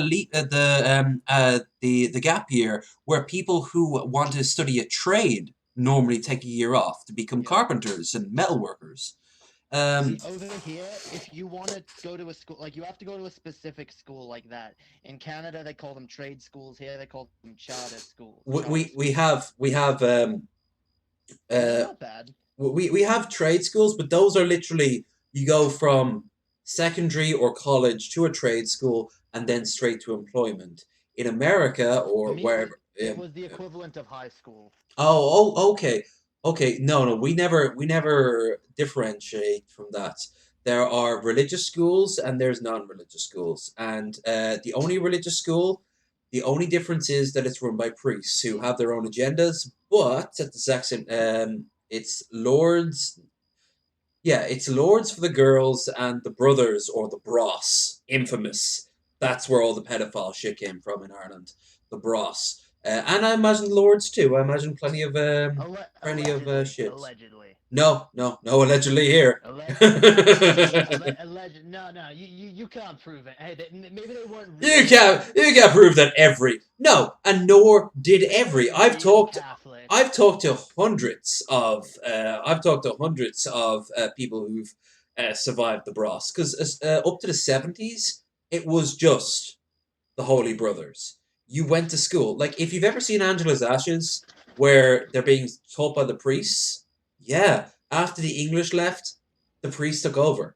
And the priest took over hard for about maybe nearly 50 years. They had an iron grip on this country, and that resulted in things such as the Magdalene sisters and whatever the fuck Angela's Ashes was, and pedophile priest after pedophile priest. Not just to mention pedophile priests. Everyone knows about the pedophile priests, the priests that influence politics. That's another factor as well. So many corrupt priests. And in the 80s, weirdly enough, we just kind of collectively went, right, we're kind of done with this. And since then, we have been shedding this shit. Except for this county. Leitrim Village is a part of Leitrim County. That is conservative as fuck. You go to a pub, and the guy behind the bar, oh, I can talk to him about anything. Some of the old lads, I have to always be stepping on eggshells, and sometimes I break those eggshells, and sometimes they break my eggshells. And oh, it's not like online shit. It's not like online shit. If you're like you haven't had a pub argument, you haven't had a pub argument. You haven't had alcohol fueled arguments based on Oh yeah. bullshit arguments that go nowhere. And at the end of it, you don't have a computer screen to back off from. You have to stand by what you say, or else you're getting a fucking your face smashed into the bar table. Because that shit happens. I've seen it. I've been a part of it. I've been the victim, and I've been the aggressor. And sometimes afterwards, you get a round of applause. You break a man's nose, and you get a round of applause in some pubs. Around here, around Dublin, around See, Ireland. I don't think you could get away with that here. I think you just get arrested. In what's Albuquerque, right? Well, You're at in. least in Canada, I can tell you in Canada, if Oh you no, go to not a Canada. bar fight, The only way I could see that is happening is over hockey, and like even then, it has to be like a part of a wider hockey raging like yeah. Oh riots no, that's that would going have on. to be like there would have to be like dozens of people fighting for Mm. no one to get in trouble. Like if there were like two or three or four people fighting, all of them would get arrested. Oh, we get in trouble, but no one squeals. It's kind of like the way. Do you remember from the Boondocks? Black people don't squeal. If that guy has like a gun to Yeah. your head, he doesn't squeal. Irish do the same thing. We do not squeal on each other. I have literally By the way, removed someone's I top have. fucking mouth, like the teeth from them, without not a punch, but I slammed his head off because yeah, well, that's a whole different conversation. But he afterwards didn't press charges. I should be in jail. Yeah. By the way, I can tell you, by the way, that black people don't squeal thing is bullshit. Oh, I know plenty. absolutely, I know absolutely. plenty of black people who will and have and will continue to I want squeal Hannibal and when Monty the here right now to circumstances are right. tell a story or two. And they like had a friend in school who was like, "Yo, man, if the fucking pigs come around, I ain't gonna talk." And then like a police officer is like, "Oh, sir, do you know why I pull you over?" It's all him, officer. It's all him. I've been a good boy. Yes, I have, sir. Yes, I have. It is total bullshit. But it's the sort of attitude they perpetrate. But that's the thing with all those sort of masculine, heavy, sort of um, gang heavy bullshit things that go on in society. It's the same in Dublin. You know, like There's things you do and things you don't do. And the same guy who says that will be like, it's him in the middle of a courtroom. He is the man who shot him. You pay me to do it. Yeah. uh, Yeah. Now that's the thing, dude. Everyone's a hypocrite. Everyone is a Everyone is a fucking goddamn hypocrite, hypocrite. and the No day one is exempt. you, I'm not. You're not. No one. no one is on this whole fucking world. It's like parents who want their children to be raised up with nothing but the truth. When they say, "Where did Scruffles go when he died?" Oh, Scruffles went to a farm upstate. Yeah, that's a fucking lie. You couldn't go, I'm sorry, but his heart stopped and his consciousness ceased. Scruffles is dead. But he's in heaven, right? There's no proof that heaven exists. Bye. I'm off to work now. You have to fuck. That's how I. Yeah, you have to That's how fuck. I'd handle it. Well, you'd use better words than that, I hope. Sure. Yeah. No. But, Sure. like, But no. Yeah. uh, As far as heaven, I wouldn't teach my children that heaven exists. I don't know. There's no evidence to suggest heaven no. exists. You'd soften the blow. Because when I discovered that, I was like, oof, here's my first taste of existential dread.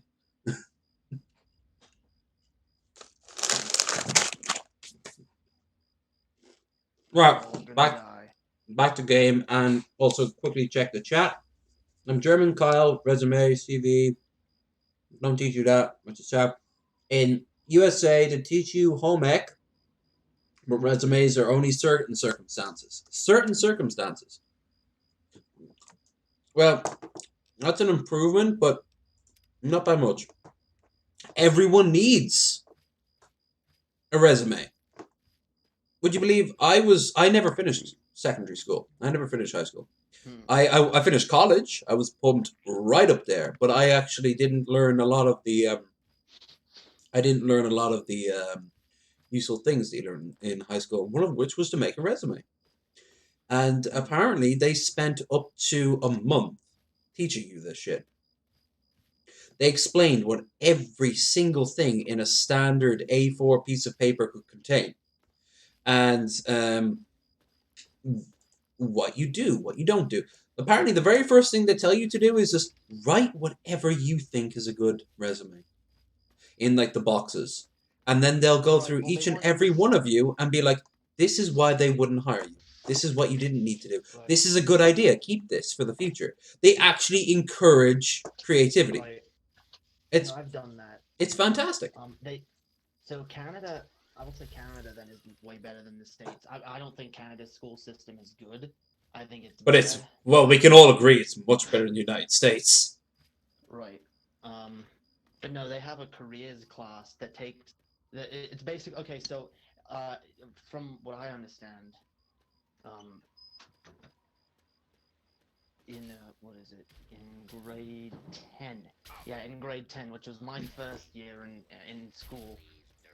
That was when I started going to school was in grade 10. So they teach you that there's one semester that's split up into two classes, civics and career.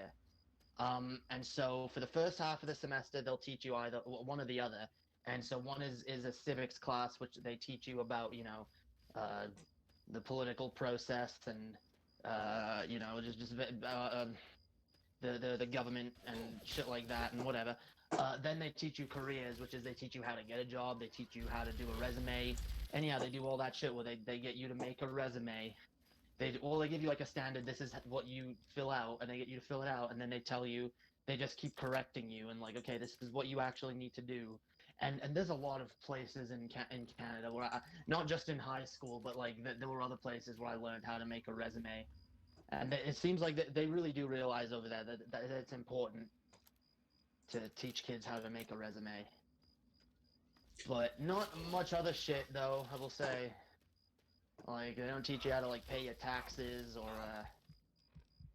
I don't know, fill out a get insurance or whatever. Like it's just so many gaps. There should just be a life skills class that teaches you everything you need to know as an adult. Everything you're gonna need to know I know there are in the some real countries world. that are flirting with the idea of just giving you a sort of like an adult class. But the problem We with need that, it. and this is We need all it. fairness, this is something that's out of their hands, out of the hands of any government, anything like that. Tech changes. Like when we were growing up, it was the 90s, and tech was, a Nokia phone. That was pretty advanced. But could you imagine, like, doing your taxes on that motherfucker? Or uploading a passport picture? You can do that now on a regular phone. You can do that pretty soon. That might even become the mandatory way of Sure. doing shit. So So, shit how do changes. they. So we Yeah, change. but how do We you. change these classes with times. We change. We teach But whatever is sometimes, like, in the current time. like they can't, for example, be expected to have a class on something that turns out to be a fad. Imagine if there was a class on, say, how to properly use a Google Glass. Well, Like, that's we all not what I'm thought, saying we need, though. I'm saying we need a class that says, here's how you do like adult skills. Here's how you, yeah, how you pay here's your how, taxes, how you register to vote, how yeah, you take a mortgage out.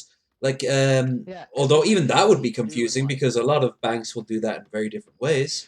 Um, Sure, there's just, but I don't know. there is no, no, no. I am agreeing with you here. It's just it is not as straightforward as the saying they should do A. Sure, sure.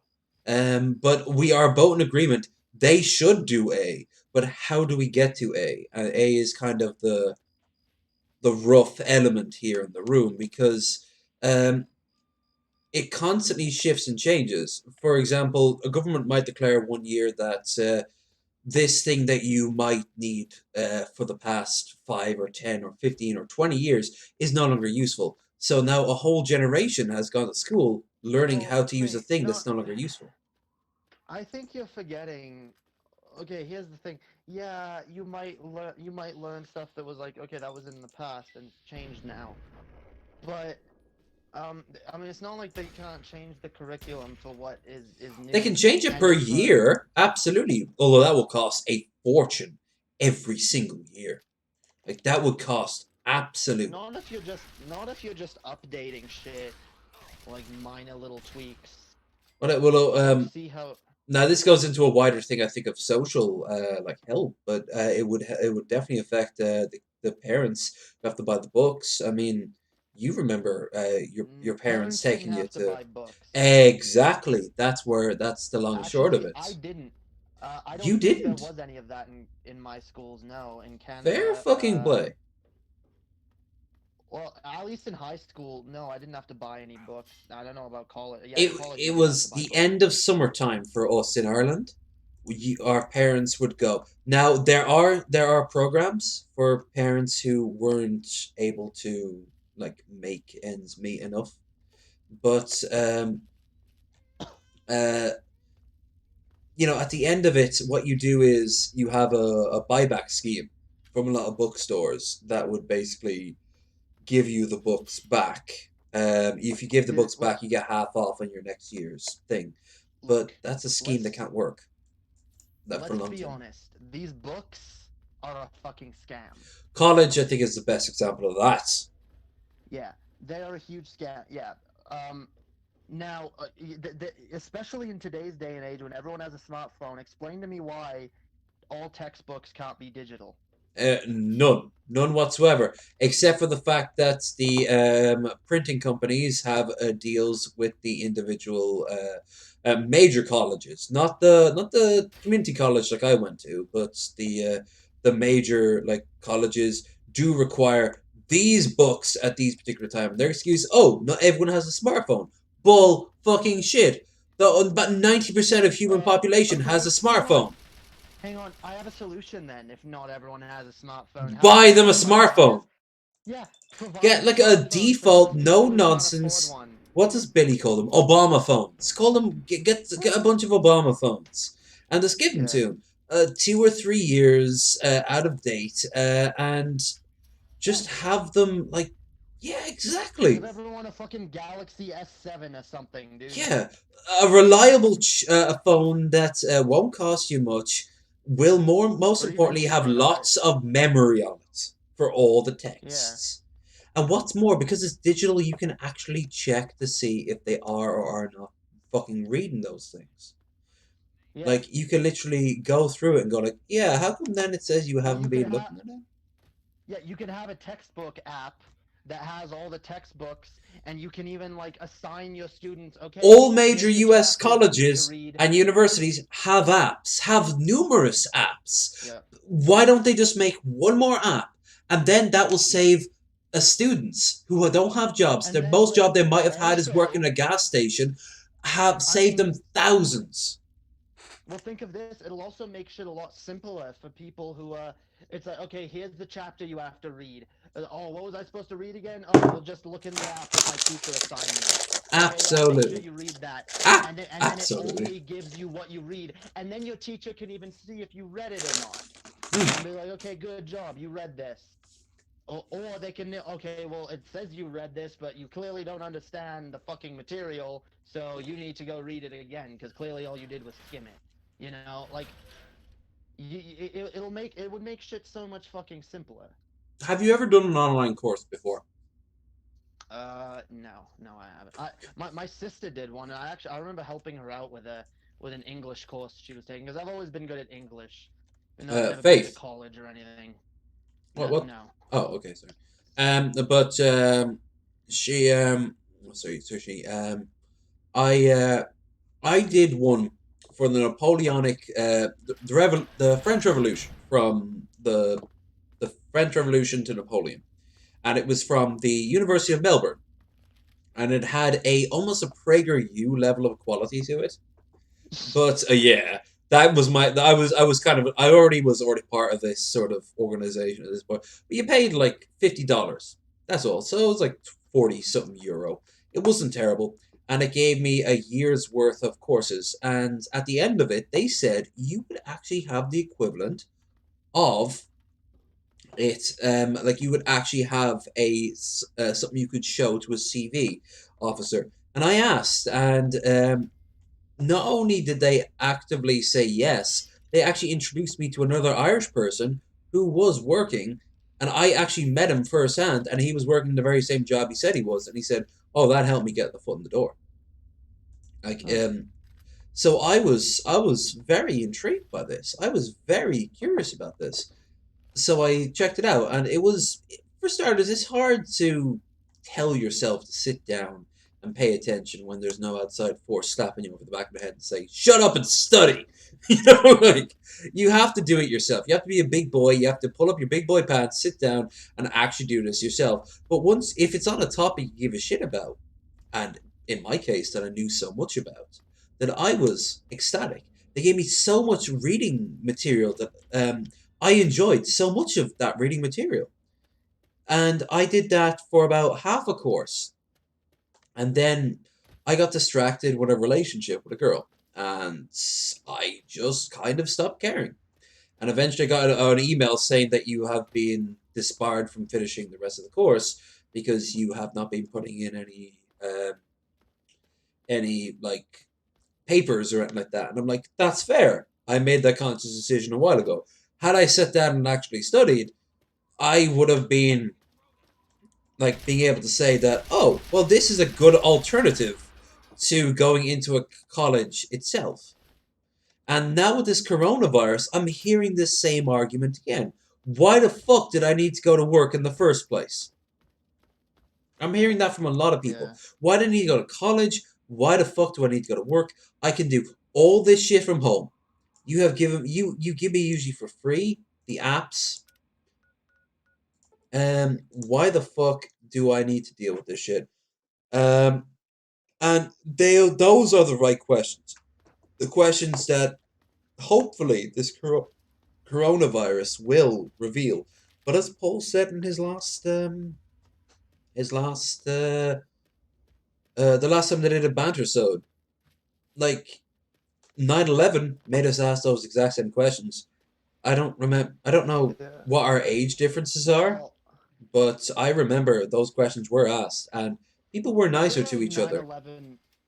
I feel like 9/11 though kind of pushed us in the opposite direction. No, 9/11 no, was no, no, one no, of no, the no. first really Not powerful at things. the very. Let's say the first. year of it, it really did bring a lot of people together. I had Shit, never heard yeah. stories of New Yorkers being nicer. And it still lingers in New York. Oh, that's true. New Yorkers have actually lost some of their dickishness from 9/11. If Osama did one thing right, he actually got away a little bit of New York dickishness. Because when me and uh, Jack Does Travels were in New York, we were wandering around. He's from Birmingham. I'm from Dublin, more or less, and we were wandering around Central Park, and we were talking about this. We were like, we've both been to New York prior, and New Yorkers were cunts. What changed? And we thought about it, and we're like, 9/11. 9/11 made them less of a cunt, and they were so nice to us on this trip. And like, where the fuck did I mean, the 9/11 did kind of change everything in America in a lot the of ways. world? Maybe it did change. Sure, yeah. Maybe it did make some things a little bit better. I Oh don't well, think don't get me the wrong. I'm glad that 9/11 never happened, but if you have to find any kernel of gold in this shit right. pile, it is I going to mean, be. it's clear 9/11 also made people really willing to give up their freedoms, Oh, and that started the magical trade. You hate America. You hate yeah, freedom. That's where that shit started. You yeah. want the terrorists to win. Well, I just thought that maybe that's not. Well, I'm just quoting a fucking Seth MacFarlane sketch where Droopy Dog is talking to like, what was his name? Bill O'Reilly, I think. No, it wasn't Bill O'Reilly. It Yeah, was dude. one of those right wing pundits, and he was just going at Droopy Dog. The joke that like every time they bring someone from the left on, they're really sort of like Yeah. browbeaten little pussies who are in the corner going, "Well, I guess that's your opinion, and I can't change it." Dude, you're there to literally change his fucking opinion. Oh, that shit led to the Freedom Act and the Patriot Act and fucking NSA and 9/11 changed so much for the worse. America is turned into a fucking fortress, and it's not a fortress now, but it has turned into a lunatic bin. That's what I see it as. A lunatic bin that's dividing into two camps. And that's a terrifying concept. Imagine two tribes of lunatics that hate each other. Yeah, I'm really sick of the tribalism here. We need to beat Trump. No, we need to make America great again. How about we need How about I you? don't know, dude. Yeah. Whatever you say will result in somebody saying you sound like a, and then they enter their stock word here. But actually, because you've been living there long enough, tell me, what is the major difference between Canada and where you're living now? Um uh, I don't know, dude. Well, What was there any moment where you were like at a store or a restaurant or getting gas and you went, Jesus Christ, or huh? honestly, I have those moments constantly, honestly, where it's just like, whoa, dude, It's like just a this is really weird bombarding. and this is really different. Like, Is yeah, I mean, like, okay, like, shopping, like, okay, for example, in Canada, you can't buy alcohol in grocery stores. okay. You That have to go to this. I didn't know that. Yeah, you have to go to this specific government-run alcohol store. Um, yeah, dude, Gubbo, doesn't it Gubbo sound drunk. like doesn't it sound like super like 1984-ish, dude? It's like It fucking does. the But government-run buy maple drug gin. liquor store. Our war with the mooses will end any day now. We've always been allied with the I beavers. I'm gonna actually say so. I don't like the alcohol monopoly, and I had a major disagreement with the weed legalization bill because initially it gave the government the same monopoly on weed that it already had on Yeah. alcohol, and You want it as a it was free actually object to move around, to be yeah, sold, it was grown and it was sold by actually independent people. believe it or not, it was actually a conservative governor or who fixed that. Not a senate, not whatever they called him. I don't know. Maybe it was a governor. But yeah, it was a conservative who fixed that Justin Trudeau was gonna royally fuck up and was like, nah, dude, how about this bill instead? How about we make these changes? And it was way more reasonable. And it was way more like because honestly like the liberals wanted like an authoritarian sort of like yes, well, you can have weed, but you can only have government issued weed. That the government approves and is sold by the government. Which And the probably. conservatives were like, yeah, Mm, and the conservatives were like, dude, well, we're fine with legalizing it, but can we be at least a little more libertarian about it? Can we like let the free market which have this is why something I to support the free market. Would you believe dude, I have a great story of that. If anyone ever thinks I get a little bit too leftist, I always tell them this story. I love learning about people who change world history from their own words because how they see the world is very different from how historians will see the world. What they did. So Fidel Castro, near the end of his life, early 2000s, was interviewed by this Spanish uh, journalist, and it was translated into English. It's been published as a series of audiobooks, and it is I don't forget what it's called. Like he talks about everything under the sun. There's so much to go through there, and as you can gather, I tend to go on rambles and tangents. So I'm just going to focus on this. He went to the south of France and he was brought there by the local communist party of probably Lyon or Toulon or whatever one of the southern ones was, and he was like, "Oh, this wine is absolutely gorgeous. It's fantastic." And then they said, "We hope one day that the French in the wine industry will be regulated the same way as the regulations in Cuba are." And he cut them off and said, "Don't you ever let that happen under any circumstances. It will ruin the wine because Cuba has its own every country, even Saudi Arabia, has its own version of moonshine, its own version of self-produced alcohol. And I've had many a strange alcohol in my time. In particular, I recommend Tiberine if you like very sweet stuff. That's from Tunisia. Muslim country, so they shouldn't be producing alcohol, but they produce it. It's made out of figs. And it is oof. And they make a distilled version of that that's even more potent. You have it at the end of a meal. You knock it back, and oof, it gives you a little bit of extra lift as you leave the restaurant. That's for sure. But um, Cuba before under Batista had that and was mass exporting it out to America as well as other places. Then Fidel took over, and like everywhere else, was completely state run.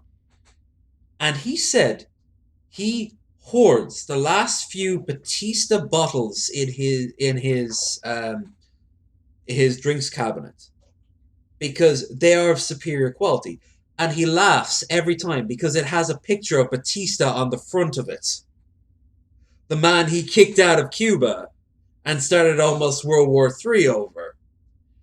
But he'll admit that socialism doesn't do everything right. You need the free market to produce the highest. So when he said, like, the French wine industry, don't you ever let the government even touch the wine industry. You keep that libertarian as shit. You keep that ANCAP as shit. You keep that down to the individual growers producing individual shit. well, look, And that's the same in here's Colorado. the thing. I love that Colorado's Here's legalized weed, but leave that to the individual growers. Don't put one giant stamp saying this is government weed. There is no government well, weed.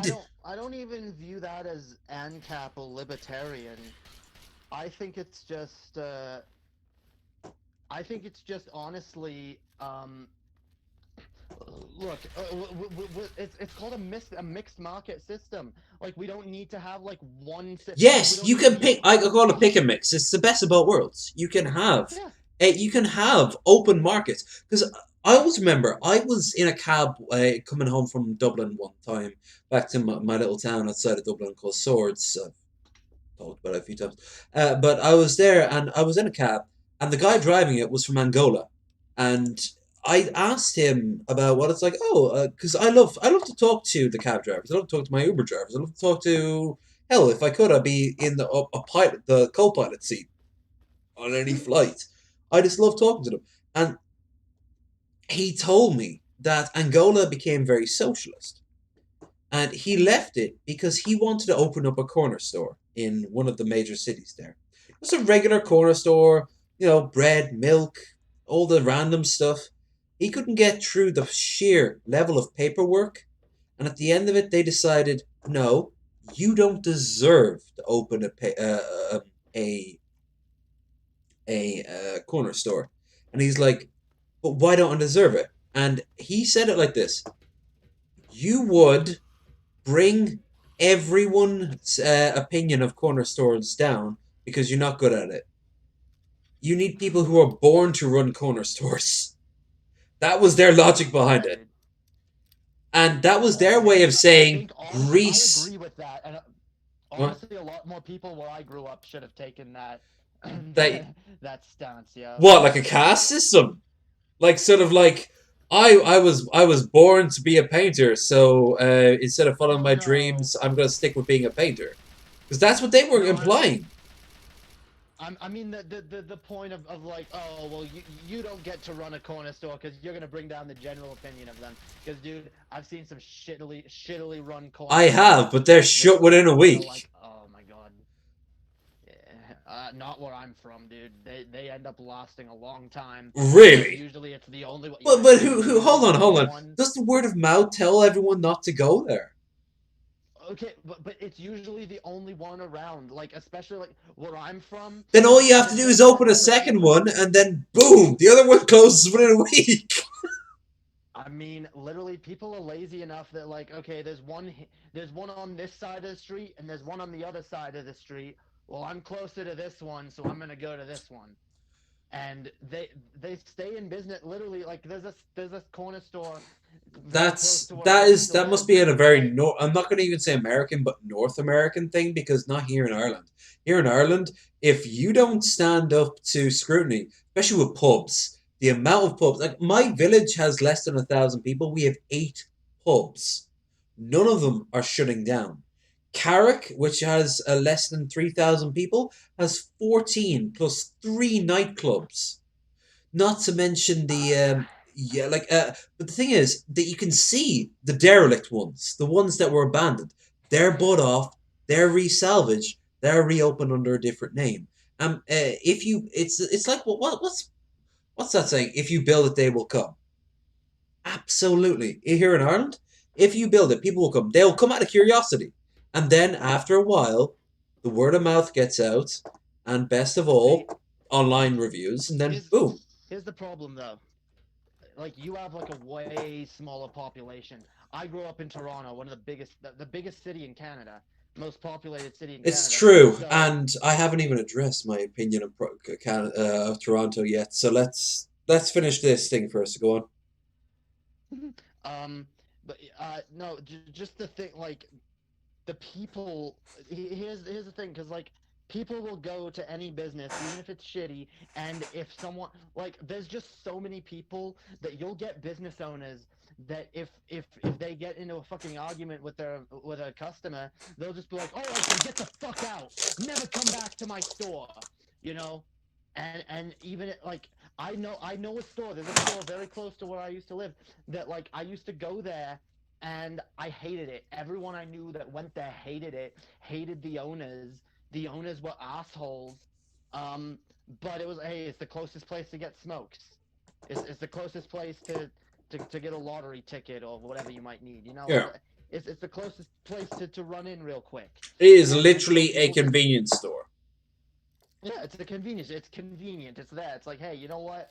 I don't like the people that run this. I don't feel like it's a warm, friendly environment. But you know what? A lot of people aren't really going there for that. They're just going to get what they need and get the fuck out. And that keeps So your if door it's a open. yeah. So if it's a Here in shitty Ireland, business, like it can cities can get very away with much that. survive based on Country that. can't. Right. Well, I think that's probably anywhere, honestly. I think that's what it comes down to is if you're in a big city area or if you're in a small little country area, then yeah, you need word of mouth. If you're in a small town, you absolutely need word of mouth or you're not going to survive Yeah. because you don't just have like such a huge population of people fucking just constantly Googling, hey, where's the nearest deli? So you got your little deli that you've opened up and people are going to find it. Whereas you're in a small town, you'll only get like the few people who happen to be driving through who are looking for the business that you own. Mm. But the people that are local, those are the people you need as regular customers. Yeah, So like you're not gonna get them if you don't I always remember if you of don't all the movies, I always remember this. Do you remember from the first Cars film? You have the middle class SUV family. They're driving through the town, and they're scared off by just how aggressive everyone is selling their shit. Like, those motherfuckers will then get on their equivalent of like Yelp and give that town a 0 stars. Like, Yeah. but what I was going to ask was, because I went to Toronto, I had a fantastic time. I mostly spent it in someone else's bed, but I did manage to get out of that bed long enough to see Toronto.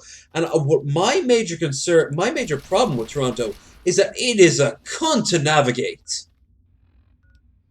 Uh, Like, well, compared to a lot of American cities, compared to even some European cities, it is a cunt to what part navigate. of it were you in? What part of it were you? All right, I'm actually going to pause this real quick. Find the very hostel I lived in. Because I'm gonna say that. Well, if you're downtown, Oh, I like it was might in the be middle. I was in between skyscrapers and that shit. Yeah, it might be a little confusing. It's not that confusing. I like the public transit system. You can get pretty much anywhere for just like $3, anywhere in the entire town, city. You know. And honestly, see, this day and age with Google, I don't really have a hard time getting anywhere because I just wherever I want to go, I just put it into my fucking phone. And it's like, all right, take me there. I want to go to Um, the nearest bar or the nearest McDonald's or what the fuck ever I want to find. I just put it in. I'll tell you my non hotel bedroom experiences with Toronto. I went and got poutine. Loved poutine. I went up and down the longest street in the world. What's that street called? The massive one. Uh, Young Street. I think so. Um, Uh, I was told that constantly. Um, I went to the big mall there as well. Hi Toronto. Hi Toronto is you went where I to stayed. Uh, the Eaton Center. nope. Because those two things and getting in and out and around. I went to a bar called the Duke of Cornwall, and I also went to another one right next to Wait, High which Toronto. I'll tell you where High Toronto is because it's got the map right here. It's loading. This it was after Buffalo and New York. It was very complicated. Uh, St. Lawrence, near the financial Oh, district. okay, Yeah. okay. Right by. I remember there was a big church that when the royals come to visit, they go and have their service there. The Church of St. James. Yeah, And yeah. yeah, like there was a big park there too. I was very near the High Park, yeah, I was also very near the Toronto, like, was the it zoo, City Hall or something like that? the zoo.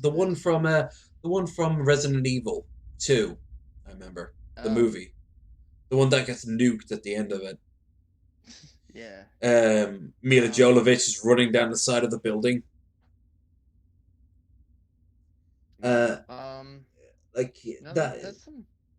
Like, there's some great places in Toronto. I'll admit, I like it. oh, I could see there was. I just never got a chance to, especially going down Yonge Street. I passed by all these really cool looking, all these really cool looking places with massive like signs and I was very So curious what was inside so it. wait, did you see like that big what's it The called? tower, Not the tower. Well, yeah, no, the CN, because I saw uh the CN tower. I passed by it, never went into it. what's it called? Young Square or something. Yes, I actually was in. I was inside the. I was in Young Square, and I was also in the actual like the mall thing that's attached to it. Oh, so you went into Yeah, the like mall. if you actually look back at my Okay, yeah, the my mall. travel That video, was what I. I did a whole thing on Toronto. I actually had a tour Okay, guide. no, that was what I was asking you. The Eaton Center. That's that mall there. Oh, is that what it's called? Um, Okay. Yes, yes, yes. Because I made a reference. The Eden Center sounds the Eden Center, by the which is the shit by in the Cornwall. way, Go on. the Eaton Center is the very mall from that one video that they played on DP back in the day. The Why are you closed? Why Was are you that it? closed? Was Yeah, that that was the the? Eaton Center. Why was? Oh my god! I thought that was It's some the obscure little place in Albany or no, something like that. Shit, it's no, south the south entrance of the Eaton Center was the door dude, I that must that have dude was walked through banging that and I didn't. Ah! on. You could have told me, Jay. I could have made something beautiful. Yeah, you could have recreated the Why Are You Oh Closed well. video, dude. I just have to make do with stealing all your Canadian females and eating all your By the poutine. way, that square area where the Eaton Center Hmm. is also I don't know if you've seen this, but there's an old video on my channel called "Topless Vegan Feminist Protest" or something, Hmm. where I literally saw a bunch of topless vegan protesters like going around with like like meat is murder and stuff written on their tits. I know the And ones. Yeah. yeah, so that's also right where that. There's a lot of crazy shit that goes down there. As well, it should. There's enough space for it. Did I ever tell you? Did I ever Dude, tell you the before story of hold that thought. I need to take a piss. Like Okay, really badly. It came over to me in like 5 seconds. I'm like, okay, I gotta go now. you go Yeah. do that. I'll go take. I'll see what the chat is saying. Yeah, you engage with the chat because I'm not being a good host, and I do apologize there, chat. It's just it is, in all fairness, quite rare that we have a guest on. I'm trying to change that, and in time I'll be able to blend the two in seamlessly. Give me some time. Besides which, I'm getting shit faced. I'm also trying to play a game at the same time. Especially a guest as valuable as this one. Oh yeah, Jay is the high energy of low energy. Yeah. You mean province? What about? Oh, what state do you live? Oh yeah, Skep lives in Canada, dude. He lives in the same province that I used to live in. He lives in Ontario, I believe, if I'm not mistaken. Dude, I feel bad, Skep. We should have like met up at something before I left Toronto. We should have like met up and chilled. I don't know, dude. Fucking good. You know what? Fuck Toronto. Fuck it. I don't want it. I don't want to go back. It's just, dude. I'm gonna say this right now. Whatever. It's the place I grew up, and it'll always like have a special place in my heart or whatever. But, dude, I don't ever think I want to live in like a big city again. Like I don't want to live like somewhere that's like so crowded and so full of people. I like being where there's like not as many people. It's Provence.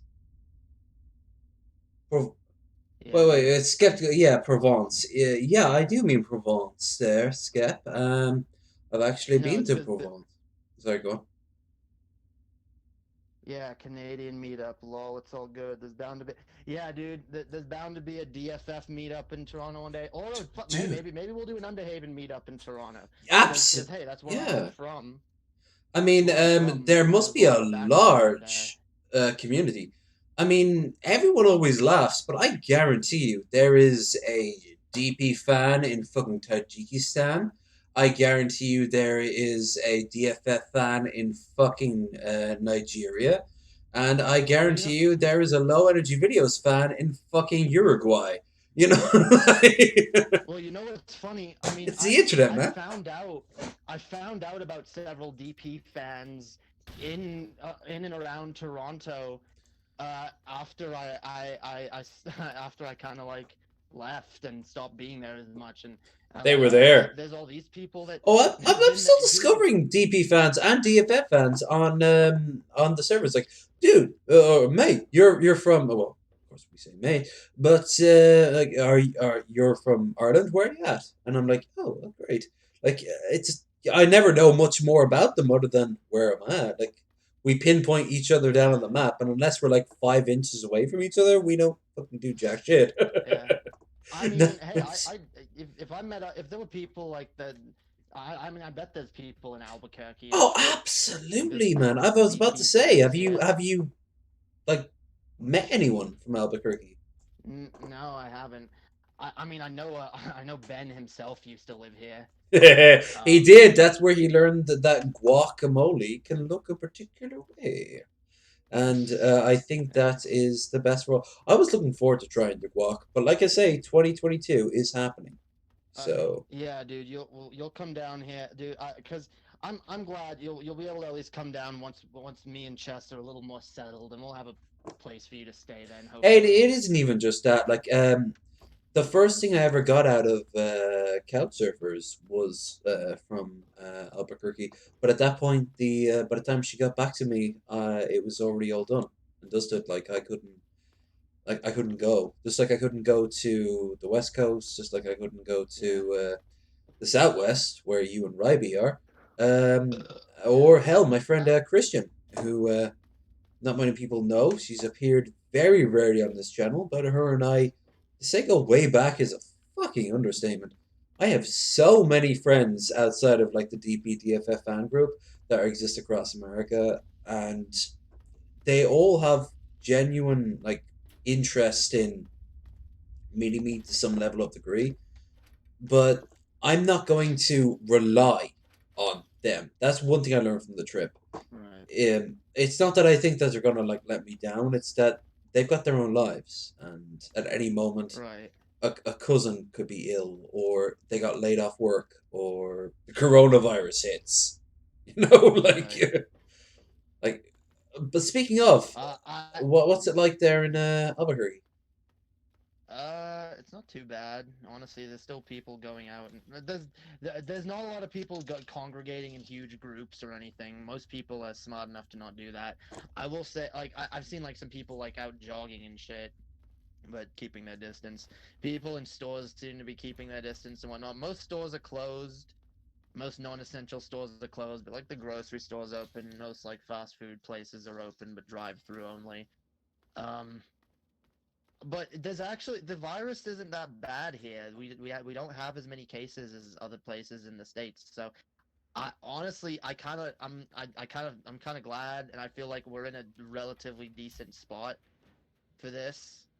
Um, that being said, it's still a concern, obviously. Oh, of course. But And even if it wasn't, it would still affect you in some way. Prices would change, items would just vanish off the right. shelves, and Oh, I mean, like toilet paper, obviously is is that really a big thing? Because while there has been a call for toilet paper here in Ireland, it hasn't actually affected what you see on mate. shelves.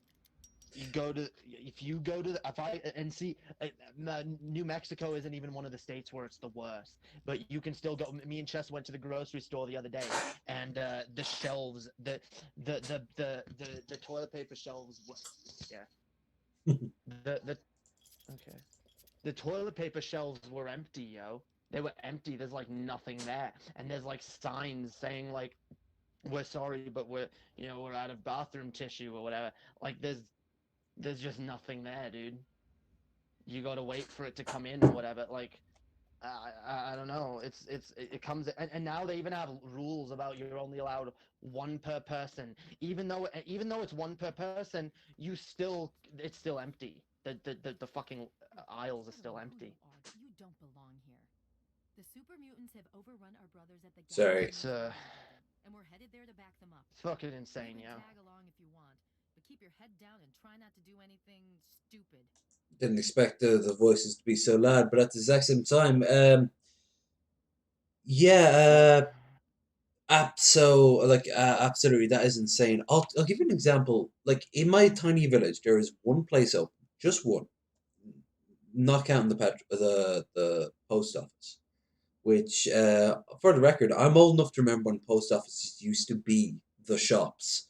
You used to go to the post office to get sweets and milk and bread. There would be one item in like a little village, and it would just be the every store. It would even be the pub. And there's little remnants of that. Where I used to work in Dublin on Mary Street, two doors down from it, there is a old music shop, and the old music shop doubles up as a pub. And they said, well, originally it was a music shop, and then they opened up a bar that also played music because they had people who knew how to play the shit. But here in this tiny little town, there is one place open, and that is the petrol station. And it is packed full of people, but we all try to do our best to do the social distancing thing and everything. However, one thing I noticed, their toilet roll stocks are overflowing. In fact, they're even doing discounts. They put bulks and bulks of toilet paper ready for people to just buy off in massive chunks, but no one's buying it off. No one's freaking out over here over toilet paper. It's weird. Well, maybe that's because they were anticipating the same shit that happened in America, I think and they're that's like, oh yeah, exactly what they were doing. yeah. They're like, oh shit, people are gonna be crazy for toilet paper. Let's stock up as much as we can. And then people in Ireland were way more like pragmatic about it. And like, no, what? I don't need crazy amounts of toilet paper. I have some at home. I mean, I'm the sort of person I like to stock up on a month's supply of shit like that anyway. I don't like to be buying shit like that every fucking week. Mm. So, I've got I usually have that shit stocked up, so it's not even a big deal. Maybe by the end of next month, I'll need to buy another, um, like, was it a 10 pack of like what, Charming or something like that? That's it.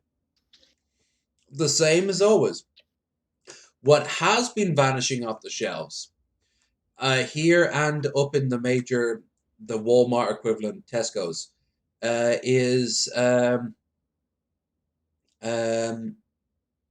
what's it called? It's hand sanitizer. Uh, to the point where the famous gin distillery, Gunpowder Gin, which is a place not too far from here. I've talked about Jumshambo. I've recorded Jumshambo. And I'll once this whole thing is over, I'll do the tour. But they have been hired by the local Tesco's to mass produce hand sanitizer. Tesco's will provide the endless supply of bottles, and Drumshambo gin will supply the endless supply of alcohol and turn it into uh, hand sanitizer, because that is apparently the main buyer right now. Everywhere, it's hand sanitizer, gloves, and masks. And we don't have the same sort of etiquette as masks as you guys do. I haven't seen a single person wear masks, but everyone buys them off. I think everyone buys masks off in preparation for something doesn't happen. So they buy off huge quantities of masks and it just sits there. And they're like, well, when I start suffering from it, well, if you're staying at home, you won't suffer from it, will you? Right. So, You can't even get masks here, though, dude. You can't get masks here. dude, that's what I'm saying. Something Like, else we've is got a going on. glut of them. We have a glut Because of now masks. because now the government's basically saying, oh well, people should be wearing masks to go out, but where the fuck do you get them? And they should be provided by the government. Let's be honest. Hell, There what should was just that be thing some about Trump where you can where go and get a. a lot of the stuff he ordered to be released over the H1N1 stocks turned out to be all like molded and corrupted? Uh, that's a yeah, like I know Tommy. I know this from Tommy of the Bronx, from all people. He actually made a video responding to Jeff Holiday, and Jeff Holiday was like, "Yeah, actually, you made a good few points there," and Docs it's holiday. Good old fashioned Ducks Holiday. Duck holiday. Jeff would have been the sort of person I'd have been like in the crew of in college. You know, like Yeah. if Jeff didn't want someone in college around him, he'd have gotten his crew to take care of him. I'd have been like, yeah, Mr. Holiday has had enough of your time. Please move along. Yeah. Mate, we don't need to make this personal, but I can make this personal. Move fucking along. Um, Tommy from the Bronx made a video talking about what Jeff said, and he pointed out that a lot of the emergency supplies had rotted under Obama, which, all right, no fairness, I don't imagine Barack Obama went to that particular warehouse and was like, "Oh no, it seems that mold has gotten into all these masks." You know, like, I don't see him doing that shit. Instead, I see him more the lines of stamp next, stamp next, stamp next. And years later, Trump is like, see, he doesn't like freedom because his masks are moldy. I'm still gonna distribute them though, for fuck's sake. Trump still fucking distributed the shitty masks and then blamed Obama for it. Okay, whatever gets his penis, his tiny little nub mushroom penis hard. But like what I gotta point out is that right now there's a huge argument, in particularly in New York, almost solely squarely in New York, over masks, whether or not there are more or less, and ventilators too. And Kumo is losing his fucking mind, and Kumo's a piece of shit too. But Kumo, I can never say his name right. But he is fucking hell. He is absolutely right in saying there needs to be more, just more. And who came to New York's rescue? Fucking China. Great, fantastic. There's a coup for the Politburo right there. The capitalist heartland of New York was saved from Corona by fucking communist China. Thank you, Trump.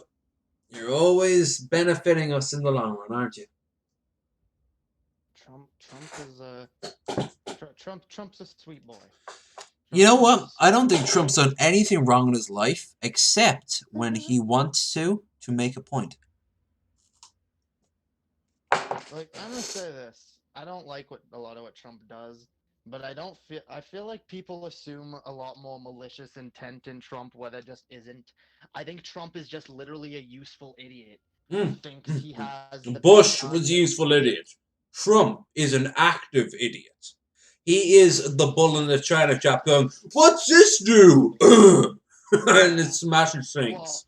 Well, but I mean, he's useful to the fucking people that want to like tell him, like, because they can basically tell him whatever narrative they want. And Trump, in all probably half decent intentions of like, oh, that's terrible, these immigrants coming and taking Americans' jobs. His Oh, handlers must be the finest psychologists on the planet. Think about it. You have to be able to control something like Donald Trump to suit your ends. You have to get him working in such a minute little way. Oh, like if they sat down and wrote books, like Freud would look like a fucking amateur. And he already looks like an amateur, but he'd look like an amateur. He'd be like, babies first, mental thoughts. Penis. Yeah. And it would just be a picture of Trump. You want to know? You want to know how I actually kind of view him? I kind of view him the same as Jesse Lee Peterson, honestly. He's used by people who want to push a certain narrative, and you know, it's. You like, don't think he has any intelligence of his own? Well, I think I'm not going to say he has none. I'm not going to say he's as bad as Jesse Lee Peterson, because it's clear Jesse Lee Peterson just is a mental invalid, whereas at least close to one. No, I say mental invalid. He's a child. He's a very childish-minded person, and he's not he doesn't have a lot of critical thinking for himself. Whereas Trump probably has a little bit more, but he's not that much better. And Trump really just is a useful idiot that fucking people around him tell him, oh yes, this is what the problem is, Trump. This is how we fix it. And Trump goes, oh, really? Okay, well then we need to do this. Obviously, but clearly this is how we fix this, right? So then we need to do this. Oh, immigrants are the problem? Oh, we need to close the borders and start deporting people because of course. And he just thinks like, oh yeah, well I'm just helping. I'm helping, guys. I'm helping. I just have the best interest. And it's like, no, you don't, because the people who are giving you your opinions don't have America's best interests at heart. So like, how can you be doing anything positive except maybe by accident? And I love it. Like, apparently Trump's been like talking positively about the idea of Medicare for all. I mean, you can only imagine his handlers aren't going to really let him go through with that, or not in any meaningful way. No, nothing. As I see it, is it's going to be a case of double speak, where they're going to say how socialistic ideas such as Medicare for all, UBI, and all those other extra bullshit things that they for years have hated are inherently like evil. But then they're going to pass laws that will give them emergency powers to issue that shit out. And then afterwards, they will hopefully, in their minds, be able to retract them. Here's the thing: if this shit goes on for too long, people will get too much of a taste for it. If you give somebody the dole, we call it the dole. I think Canadians call it the dole as well. And like, if you live off the dole, then you get a taste for it. And once you get a taste for it, then if you literally can't find work in your society, then why the fuck would you be happy to give it up? So the homeless person who, through some legalese, got the dole during this emergency crisis, gets it for about a year. Then afterwards, America's like, no, you don't deserve it anymore, and they give it away because they don't want you to become a hotbed of coronavirus and spread it to active people with ties and suits, and they drive cars to work where they make money for the billionaires. Um, that's the sort of shit that I think will be stopped. And you know what else? I could even see a grassroots form of republicanism coming out of this form, where it's like, hey, the working class kind of are owed this because you said it. And, old school Republicans would be like, fuck that. And Trump would be like, duh! Right. Well, here's the thing, though. I don't know. I don't know. Trump might actually. I don't know, because that's what he ran as. It's what he ran as a It's true. Oh, I can see this because remember, in the 90s, he was a Democrat. So, yeah, I could see him do that. And if that happens... Doing that, if he does that, it'll be to get reelected. It'll be... always. But once you open that can of worms, he would have lost half his fan base. And the problem with Trump's fan base, a lot of them have guns and actively want an excuse to use them.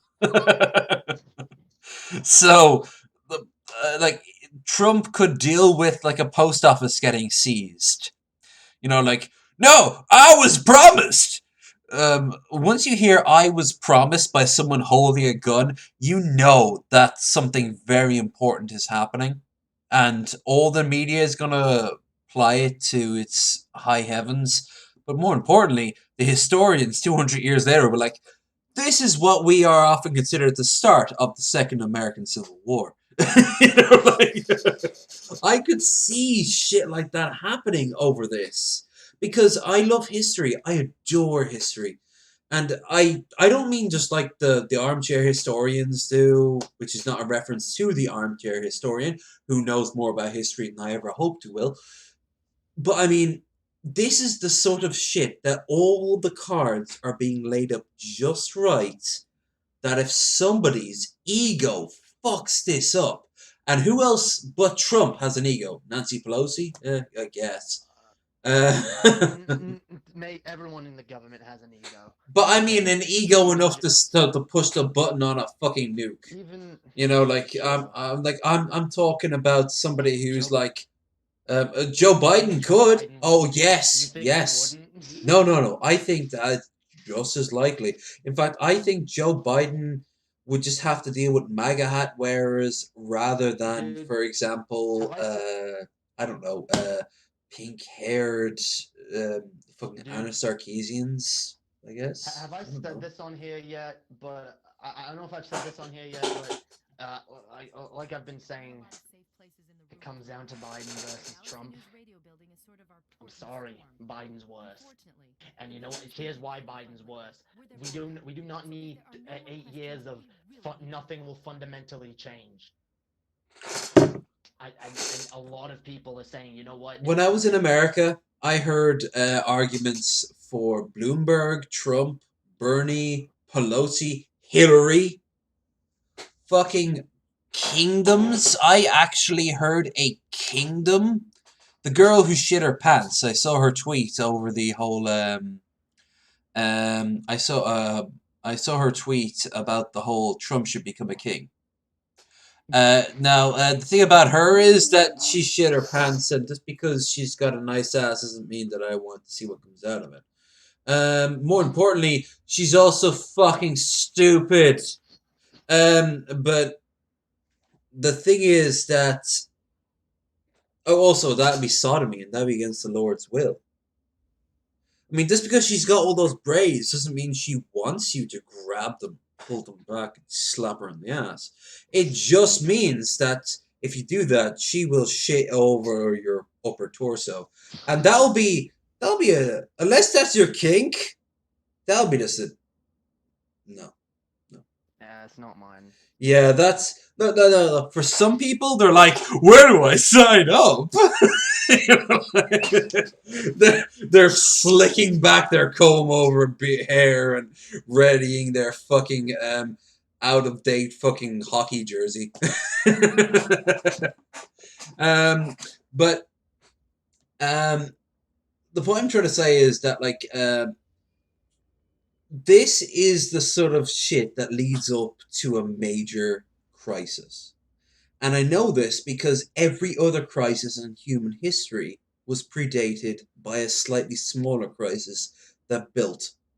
And we can argue where that crisis started. You could say something like when Reagan started to do Reaganomics, when 9/11 happened, when the Soviet Union collapsed, when Hitler lost World War II. You can go back and back and back and back. I'm going to say, ever since 9/11, ever since 9/11, there has been this growing trend in human history, particularly in the Western society, of just rambling. There's no other way to put it. It's just gibber. Sheer gibber. Screamed at other gibber. And it's always been the case throughout history. Only difference, for the first time in history, there is a direct connection to politicians. You don't have to go to your lord in his manor and get through his guards and wait 3 days in the fucking lobby for him to go, "Oh, what do you want? Yes, okay, I'll look into that. Goodbye."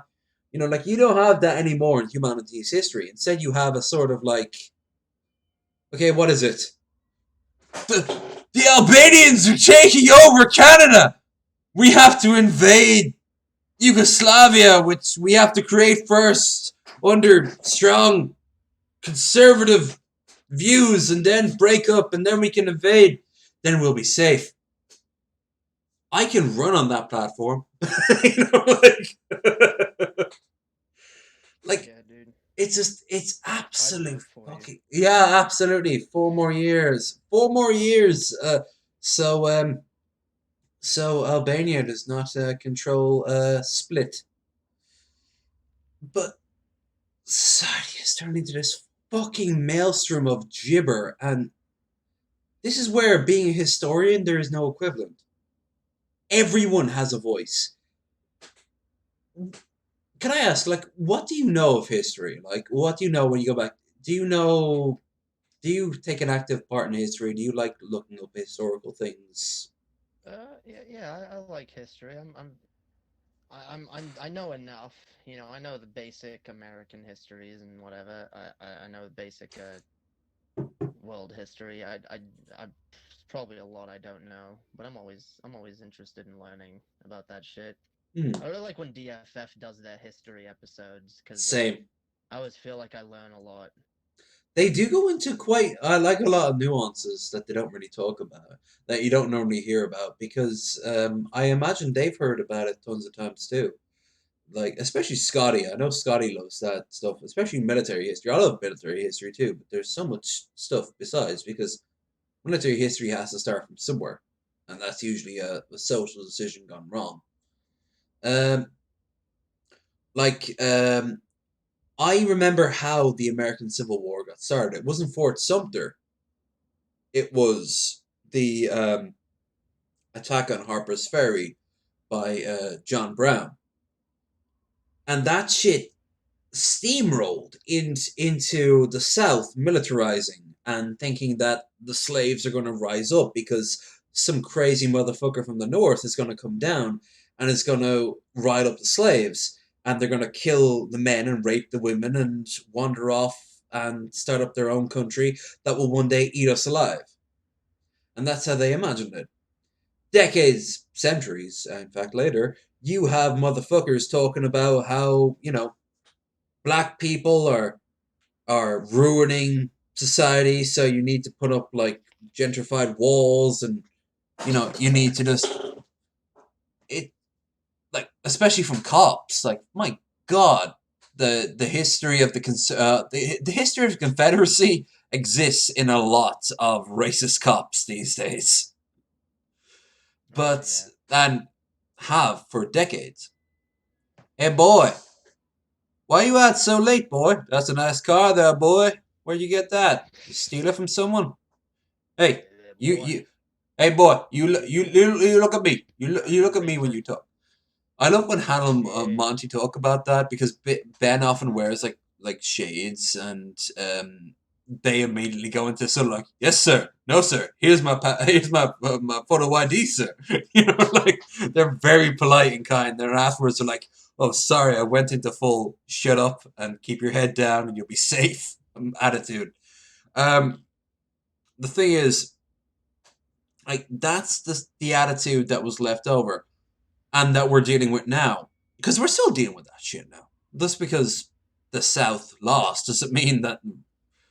But that's a, South rise again. South right. Like, that shit is so. That shit happened the day Lee surrendered at Maddox Courthouse. There are so many. I mean, you've seen what's the name of the movie? Not Song of the South, although that's a good example right there. The Yeah. the one about the Hey, clan. that movie doesn't What's the? exist anymore. You're not allowed to talk about that. No, That Disney movie. Plus. Mickey Mouse ninjas will come down and just grab you up. Oh, oh, oh! That's all the noise they make, is occasionally and just like strangle you with a bit of Song of the thread. South. Dude, I actually want to find Song of the South now. Zippity That doo shit. da, zippity day. I remember that shit, yo. Tar Baby had nothing to say. Oh, they had a Tar Dude, Baby. I remember my parents thinking that, oh yeah, see that's a good like wholesome fucking movie.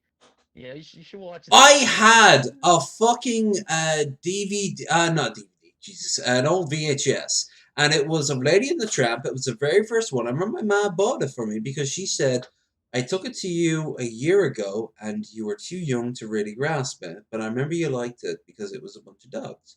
So I got it for you. So she took me up to the video store, and she said, I want the best copy you have. And they said, we got these 5 copies, and they're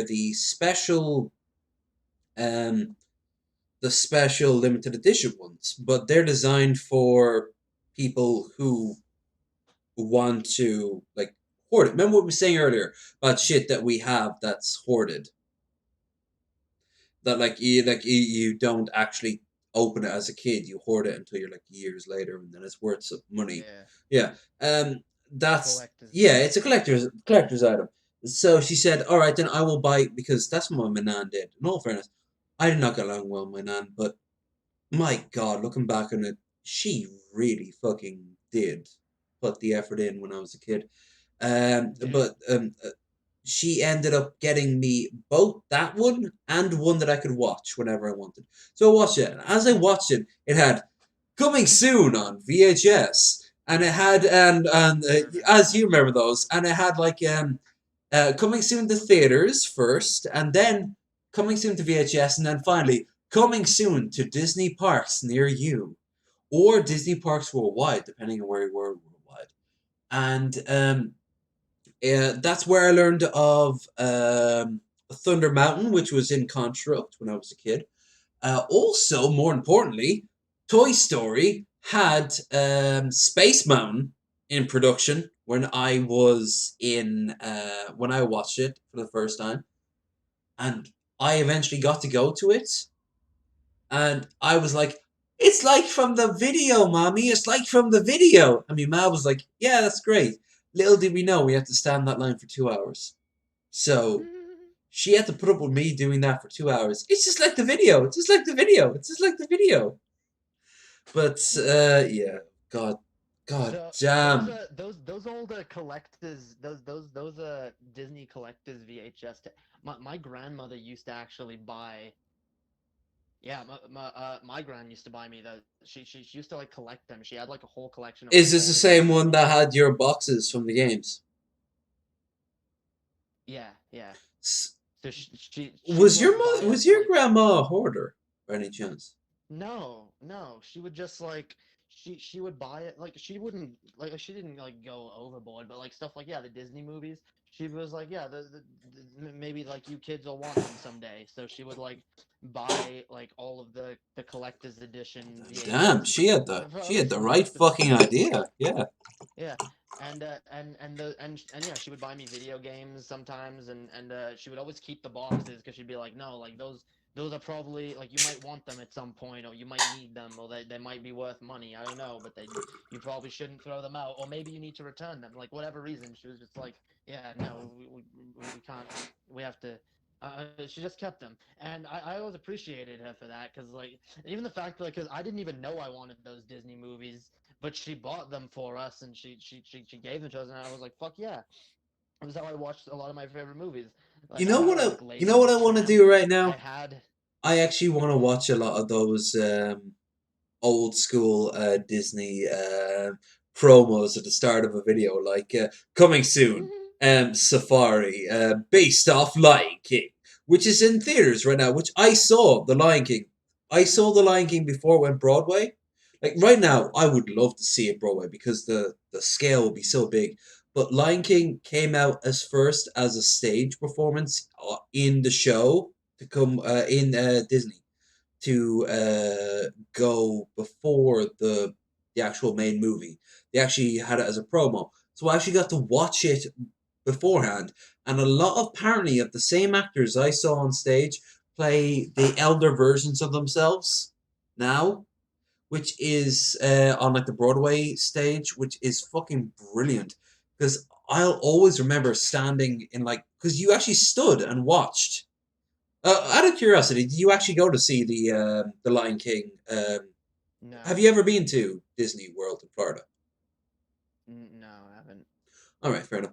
Um, the You go into this big sort of tent, and it was all set up, and it was basically a play, and it was just a play, and they had these masks, these real, like really intricate looking masks. They must be worth a fortune, but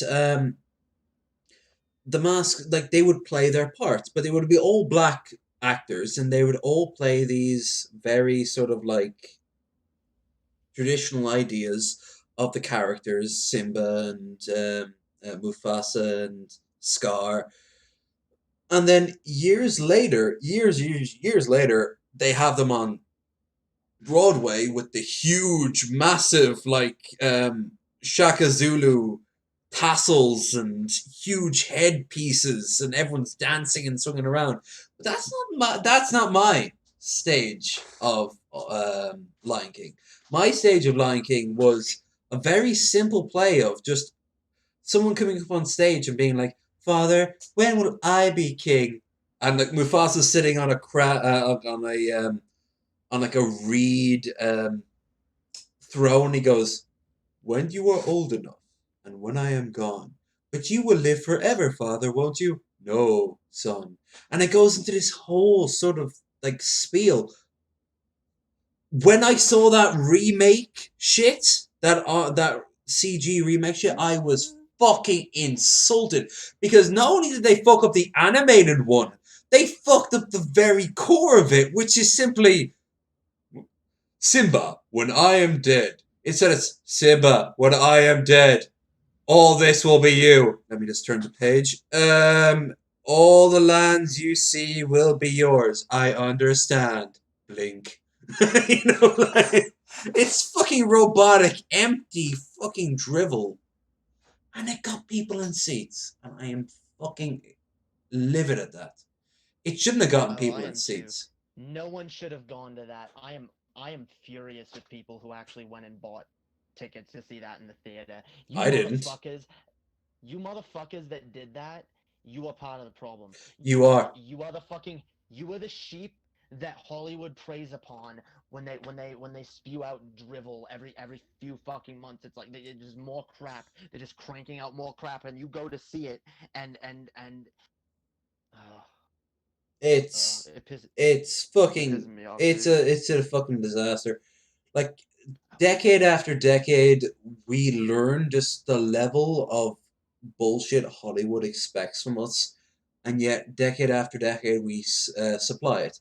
I mean, before this Disney shit, it was the Transformer shit, the Michael Bay shit. Yeah, Mm. sorry, I thought I heard someone else. No, that's sorry. Chess was just asking me something.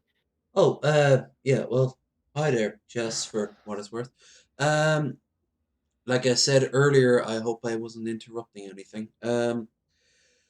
Uh, like I was saying, this shit, like a decade ago was Transformers. It was the Transformers shit, and decades prior there wasn't. So this isn't something that's been going on for like since the beginning of time. This is a recent thing. We haven't been used in such a way. Big bombastic films used to be one-off things. Like Gladiator. We've never seen a Gladiator 2. There's a perfect example. Gladiator in 2000 is the start of the Sword and Sandals film that gave rise to shit like um, Lord of the Rings. We wouldn't have had Lord of the Rings without Gladiator. Hell, some of the people who worked on it openly admit they just stole old armor from Gladiator and gave them to some orcs for the Two Towers. And yet, oh my fucking god, we demand the next superhero movie. We demand the next fucking zombie movie. We demand the next. Why can't we just have the next movie? Why can't we Yeah, have dude. just the next experience as it is? Yeah. And if it wants to be its own little thing, because like a great example is the 70s.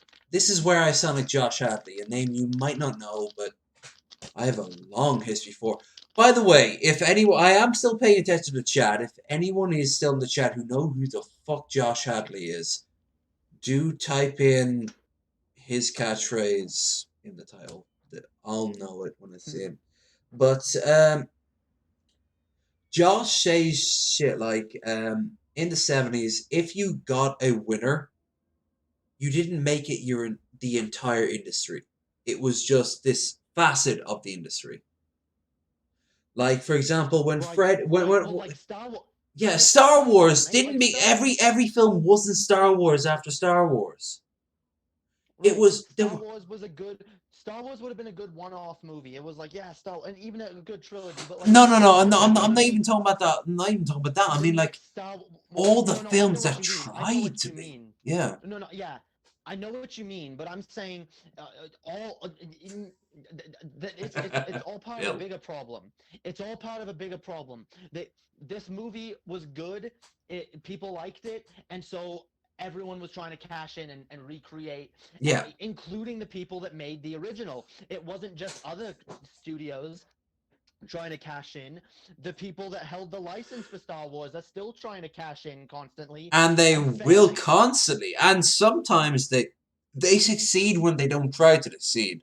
For example, the Right, Mandalorian with the was not meant to be. Mandalorian, Yeah, the which I Mandalorian don't was not even. meant to be a moneymaker, but is a moneymaker because it's actually Right. well put together. And something I tells haven't me, I haven't watched it yet. My only reason for not having watched it is because I'm just I have Star Wars fatigue at this point, and I just dude, don't it's care. not a Star Wars. It's not Star Wars. There's I have Star Wars fatigue. I will check it out eventually, oh, but right all right. now, Well, I'm just gonna say right now, all the tropes of Star Wars aren't there. It's when I right. said hours earlier, because we have actually been talking for 4 hours now because I'm a Yeah. drunken rambling piece of shit. But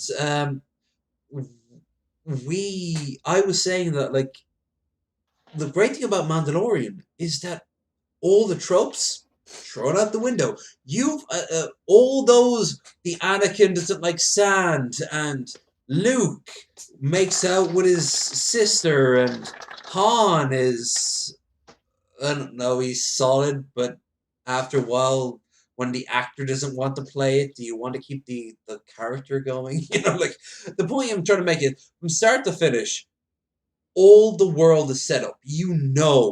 The the Star Wars universe. What about the Mhm. trillions of people who are living in it?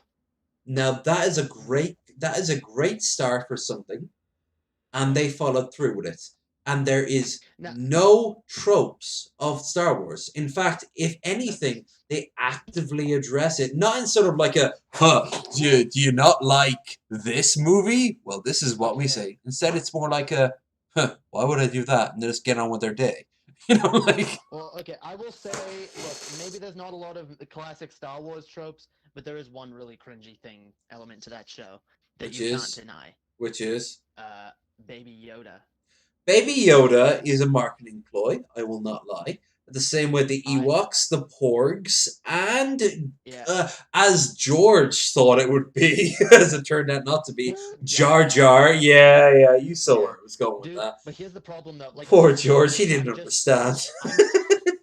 I'm so sick. I'm so sick of Baby Yoda. I'm so sick of the cynical cash grab That who has motherfucker no is in Sims 4. You can buy him as a gnome. that that infuriates me, mate. That And you know what infuriates else? me. I didn't want it, I but they added it in as a patch, and they actually gave a massive thing when you start up the game. It goes like, "Hey, you like Star Wars? Here's Baby Yoda," and I'm like, "I didn't. What? Oh, all right."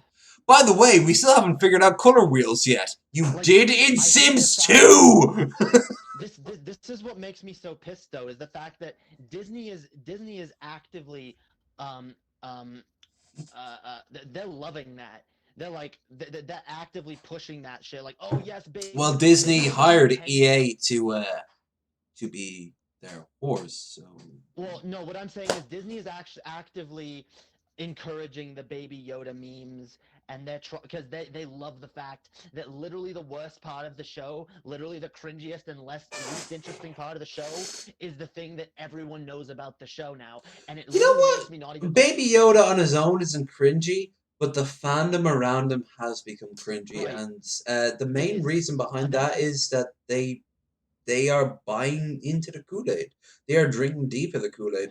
The thing is, the character itself is actually it's solid. It's a good character, but it's what the fans are doing it for. So you have when you go into the Mandalorian, when you finally have the ball, when you finally have the spine, not the balls. I always think balls and spine are two different things. When you actually sit down and go like, okay, I'm gonna watch Mandalorian.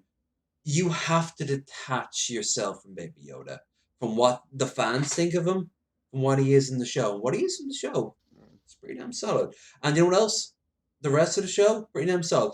In fact, mm, there is only the most minuscule shit that I have problems with, and the only way I can do that is spoil it.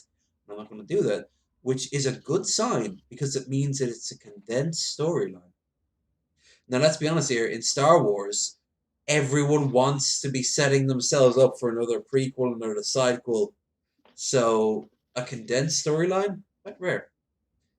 That's not for me to give any sort of like pass because the games, shit, especially Battlefront.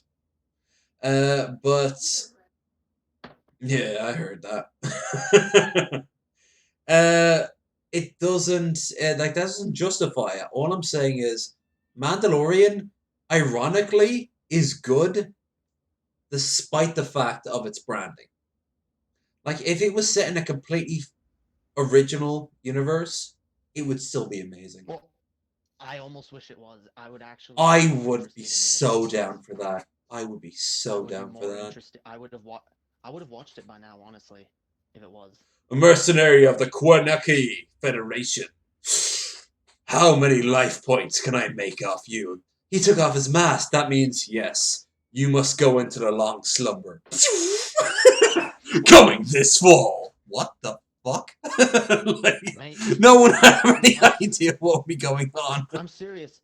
Like I said, the only reason I haven't watched it yet is because I have Star Wars fatigue. Okay, after the Last Jedi, Yeah, and I don't blame you on that front. What the fuck was that shit? yeah, that movie made me want nothing to do with Star Wars ever again.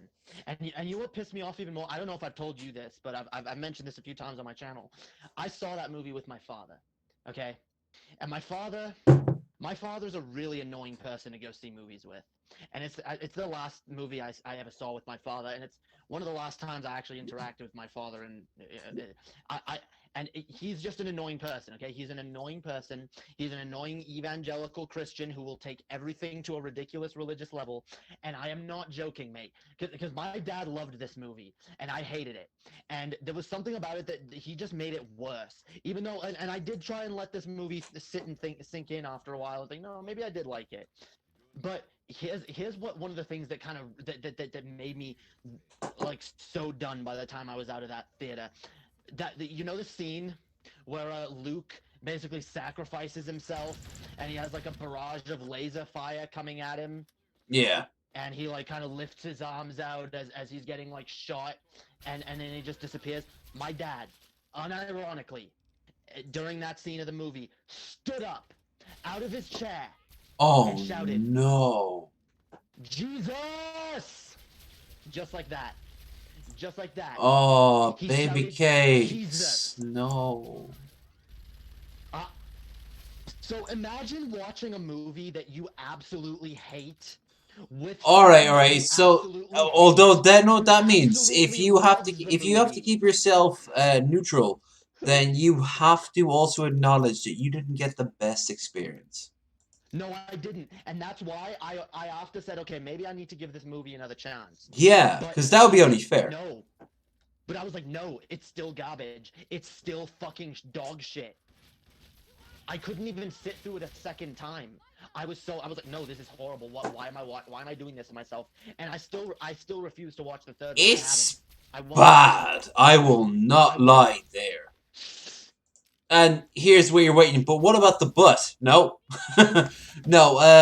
I'm not a fan of it. But you know what? The only redeeming quality I can think of is being held up as an example of not what to do because the series isn't over, but the Skywalker series is over.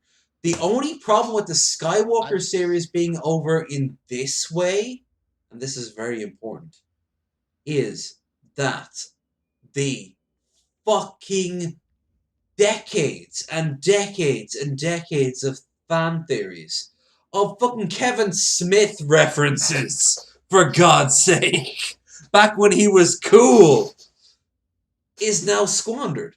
And it's not only completely squandered, it's actively shit on. And you know why it's shit on? Because of what Doug Walker pointed out. And it's very true. They try to appeal to everyone at the same time, and you can't. You can't. You have That's to the thing. take a choice or go in your own direction. If you take your in your own direction, I'd actually have more respect. Now that might turn out to be an absolute Well, fucking tire fire, but it would still be your choice. Or you took a side. And if you took a side, look, well then I can get that. I'd still be a the little bit first disappointed with you. right, but the first Star Wars movie, okay, the first Star Wars movie, that's exactly what it did. It didn't try to appeal to everyone. It tried to appeal No, no, to a no, no. certain group. Context is key, man. But I have to hold this once again because once again, alcohol bladder. And I've been drinking. I've been drinking for 4 hours, buddy. I've down a bottle of wine and I'm nearly halfway through a bottle of fucking vodka. Come on, man. Give my bladder a break. I'm a fat motherfucker, man. What the fuck on, man? Y'all need a tip. Maybe I should Y'all need a start. tip.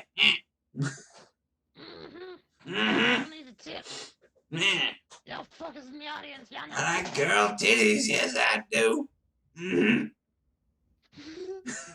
not tipping enough. Yo, John, you ever want to come on here and tell me how to do a Pitmong accent? You just don't bring that shit to your biscuit.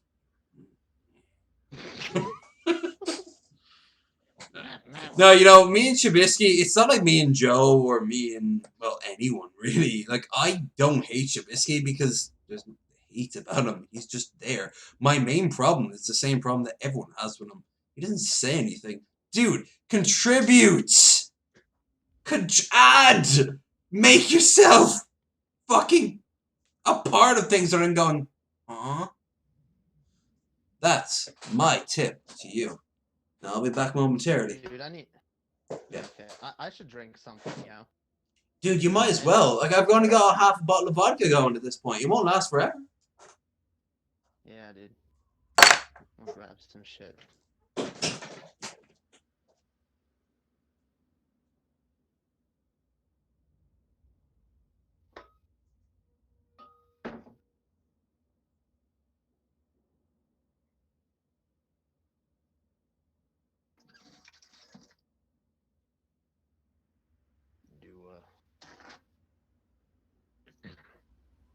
Do a George Foreman up in here. All right, now that I have control of low energy videos stream, I can tell you all my real purpose for being here.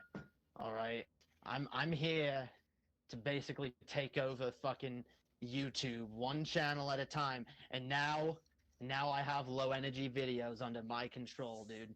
So I'm gonna order everyone in the chat now to unsubscribe from this channel and subscribe to Jae Darke instead. That's you guys are all gonna do that, right? Yeah. Then my my evil plan will be complete, yo.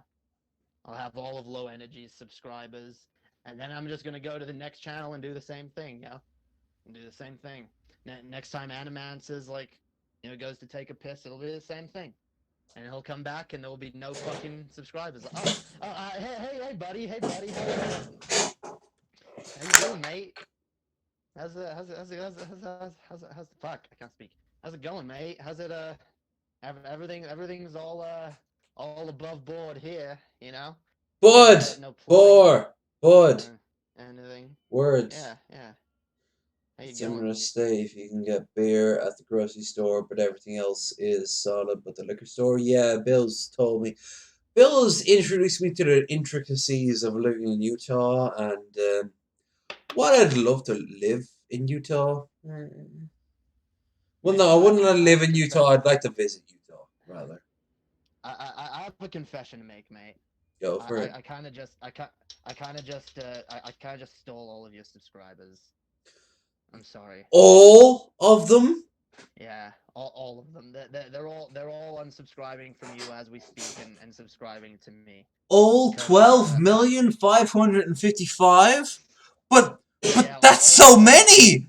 Jay, you weren't ready for that many subscribers. I mean, look, this is what happens. You leave me alone on your stream for a second, and I Damn, it's your constant homoerotic undertones. I just can't compete. Yeah, dude. dick this and balls that and scrote this and taint that. I mean, oh my god. I mean, oh god, a man like me, totally happy with himself, heterosexual male, cannot compete. No, no, I just Yeah, dude, you can't. no. Yeah, dude. Can't, I can't, like. By the can't, way, can't you have separate. your own, tone now. I Mm. don't, but you do, and yours is right, mate. Yeah, yeah, yeah. I have what? You got your own tone among the community. When everyone mentions, when I mention Jay, we'll go, not Jay, Pimp. Whenever we go, Pimp, we go. So Yeah. you have your equivalent. You know that, right? My what? You have your equivalent. My equipment. No, your equivalent. The My same. oh, so what's that? What's that, dude? You have the same, like, No, when, I know. What is it? it'd be sort of like, all right, mate, or hey, right. You put on like a really over the top British accent, and then like kind of roll with it.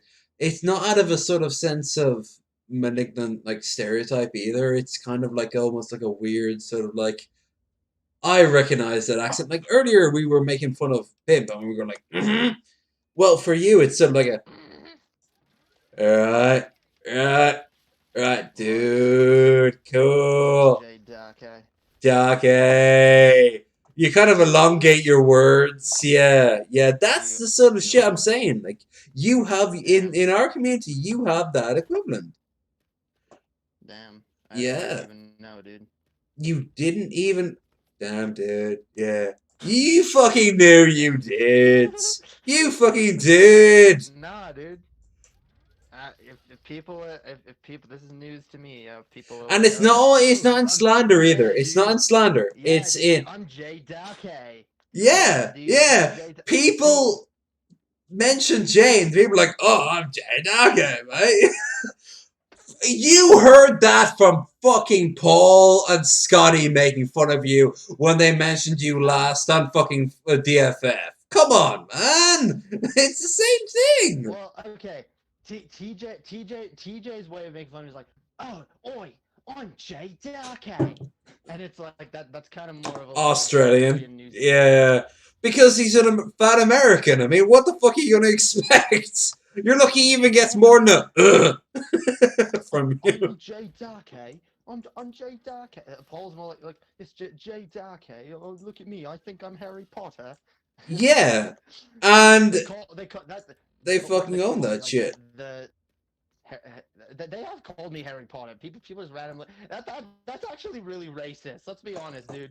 Someone has an accent similar to mine, and it's like, oh, what's up, Harry Potter? Why, Hey, dude? hey, hey, hey, hey. That's all you know. You don't That's all you fuck know. horses, as far as I can tell. Jess, does he fuck horses? Jess!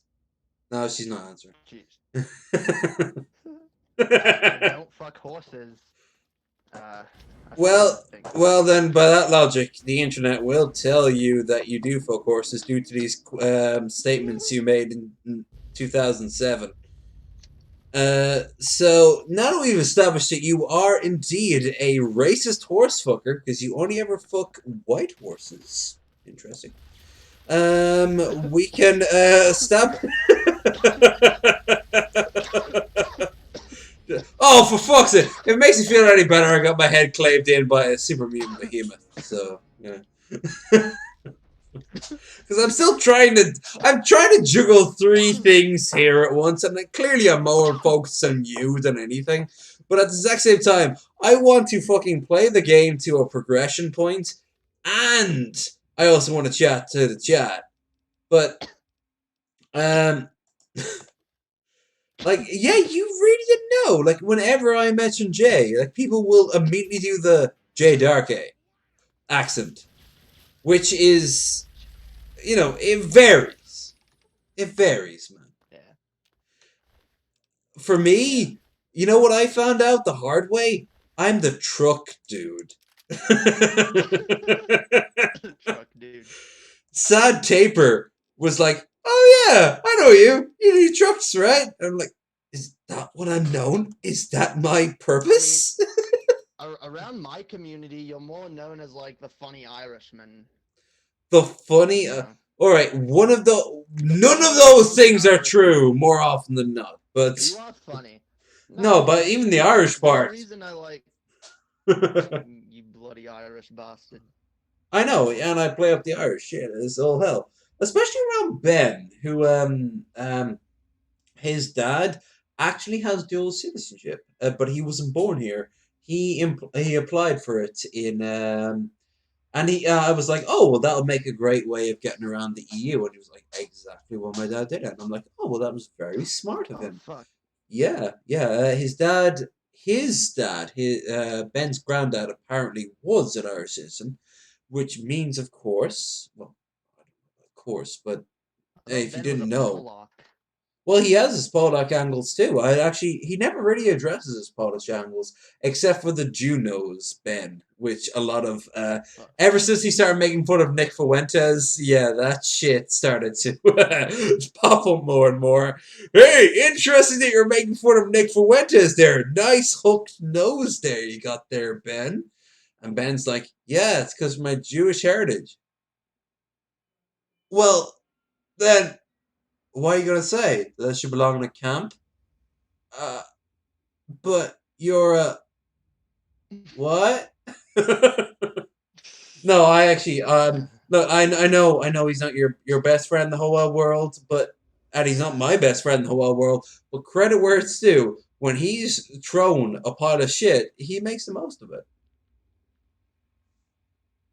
Um, Fair enough. but especially when it's personal shit.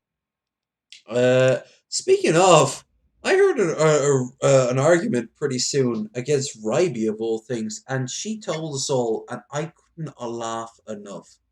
She apparently there is an argument in the anti-modern DP server, like the current DP, people who don't like DP as it is now, that There's a server she for that. apparently on Reddit, yeah, I don't know what it's called, but Oh, I think the DP subreddit is now no is yeah, never mind. yeah, Okay. I okay. think the DP subreddit no longer supports DP. Oh, there was like an old subreddit. Oh, okay. Because I don't know the first thing about Reddit other than the occasional posts I've clicked on, looked at, and walked away because I I think it don't was need to. something like that. I don't know. I don't know all the situations. I But know there was something about a subreddit there being was bought she or something, shared but it with I don't this, and remember. I couldn't stop laughing. Apparently, there is a rumor that some people generally believe going on right now that she sucked off all the four original DP hosts. Dude, who would think that was true? I Who would even uh, think? First of all, motherfucking the number retards. That's who. I the mean, number of holes in that story, but everyone knows that there's Ryby was more like. holes than there is thread. I mean, Well, first of all, everyone knows that Ryby was like an agoraphobic, right? I was gonna say that. Like at that point in That's that point in common her life, knowledge. where was she? Was she gonna go? The kind of was she gonna take the extra long step? Was she gonna take the extra 4 hour Nah, fucking dude. flight First, over some to of them fucking went. Texas to get fucking The Paul super No, as no, dude. well? All four of them went to visit her to get their dicks sucked, Of just course, like because any they're all rabbit. simps. Yeah, because that's how that shit works Yeah, these days, right? because they all totally wanted Ryby that much, dude. That all four. That yeah, let's go No, drive over to Ryby's house. I mean, like, well, let's oh be man, honest. Certain like. members of the old, certain members of the DP cast were not the biggest fans of Ryby. No, because she was a woman. Because she was a woman at the core of it.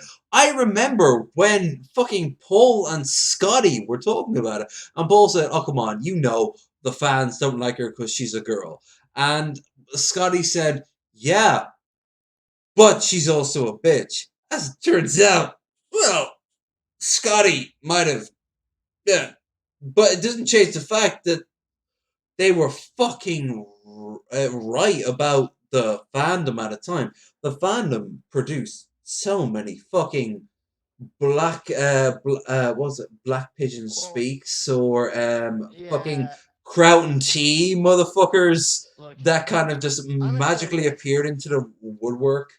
Hell, I'm gonna say, look, I'm not the biggest fan of everything Ryby has done, but at the end of the day, okay, I do feel like the DP fan base gave her way too much shit, way too quickly, way too like. But that was the thing. The DP fan base was extremely fucking toxic.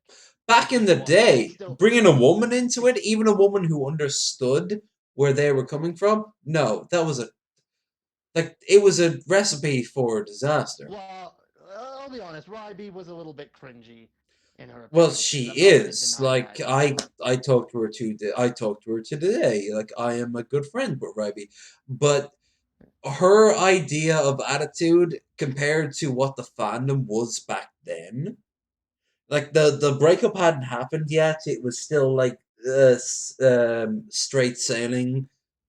DP is just going to talk about whatever the fuck it wants to talk about. Yeah, but DP wasn't in even deep like even the wider DP fandom wasn't in a fucking vacuum. The wider world was changing. Gamergate had happened. And with that came the Gamergate fans, some of whom were DP fans. And they took that shit out on Ryby. Here's the thing though. Ryby said that, oh, I just brushed that all that shit off. The thing was, Ryby, as all people are, like when the camera turns off, you get on with your life. Well, Ryby was going through her own shit and it didn't help it. Nothing helped it. This point in her life, we didn't realize that Ryby needed to get the fuck off the camera, but she didn't realize that herself. So, frankly, at the risk of sounding like a fucking egotistical kind of son of a bitch, I seem to be at the times the only time I'd be like, "Hey, Megan, fuck off! Like, you don't need to get yourself involved with this." And she'd be like, "Yes, I do." And then 2 weeks later, she would be in an emotional, destitute wreck. Well, that's the thing. Look, and I'm gonna say this myself because I'm someone who probably, at least at some points in my life, should have gotten off the internet. There are some people You who do know have to some. actually turn off the camera, right? Like you do know, not the camera, the mic, but like the Look, computer itself, like to turn off Wi-Fi and just do something, anything well, besides that's the YouTube. thing a lot of people don't realize, especially when, okay, because look, when I first joined YouTube and when I first started doing Pull the Trigger and all that shit, that was really my only outlet. That was my only interaction with other people. Okay, and so I didn't know when to turn off the computer or when to turn off the camera, and there's a lot of old cringy shit up there of me that's no longer up, but I've it seen is it. what it is. Hell, didn't Scotty used to bring that shit up to occasionally, not heavily rib you, but kind of like be like, "Hey, look at this dude. He's acting like a What, fucking who? idiot." Like that's What how. happened? Didn't isn't that how you used to like isn't that how you actually became like aware to the wider community? I always thought it was like From somebody what? that you posted something really cringy and someone made fun of you, and then they realized you weren't as cringy as you looked. No, that's not what happened. What happened that made everyone aware of me, and I mentioned this earlier when I was talking about the troll shit and kawaii cost. The okay, two things happened that made people aware of me. First thing was it was TJ made me a mod in his chat because I was always there and I was always contributing in the chat. So TJ was like, "Yeah, dude, I'll make this person a mod, so I could help take care of the trolls or whatever." So that was kind of what made people notice me. But then what actually made people aware of me as any kind of like entertainer was entertainer. I use that word very lightly. Was I did a stream with Kawaii Cost because he was a troll in the chat. He was someone that I had to ban a number of times, but I was curious. I was like, what kind of like who's the person behind this troll, dude? Who's like this has to be a real person. I thought maybe if I reached out to him, we could have like a conversation. I could interview him, but he did not want to do an interview.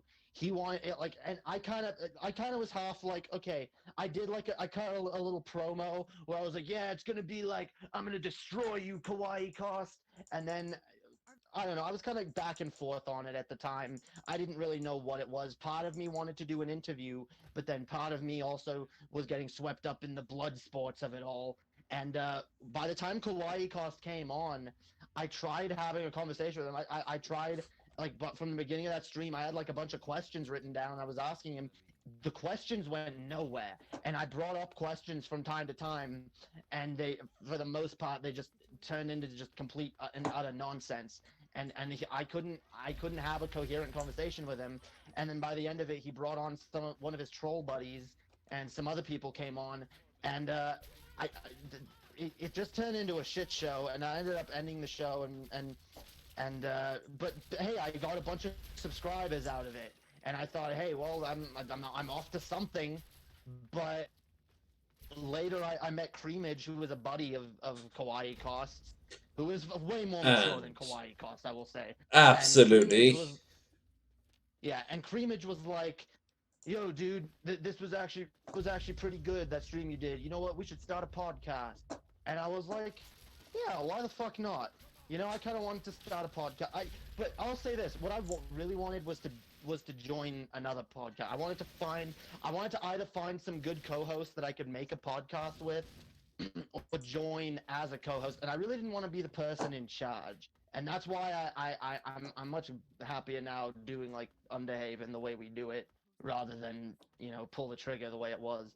But no, that came Yeah, about because then we but started doing pulled the pull the trigger, trigger. and people It was that's good. really how. It had good moments, absolutely. But I mean, Yeah. yeah, it Well, seems it's more dude, the best. stable with what you got now.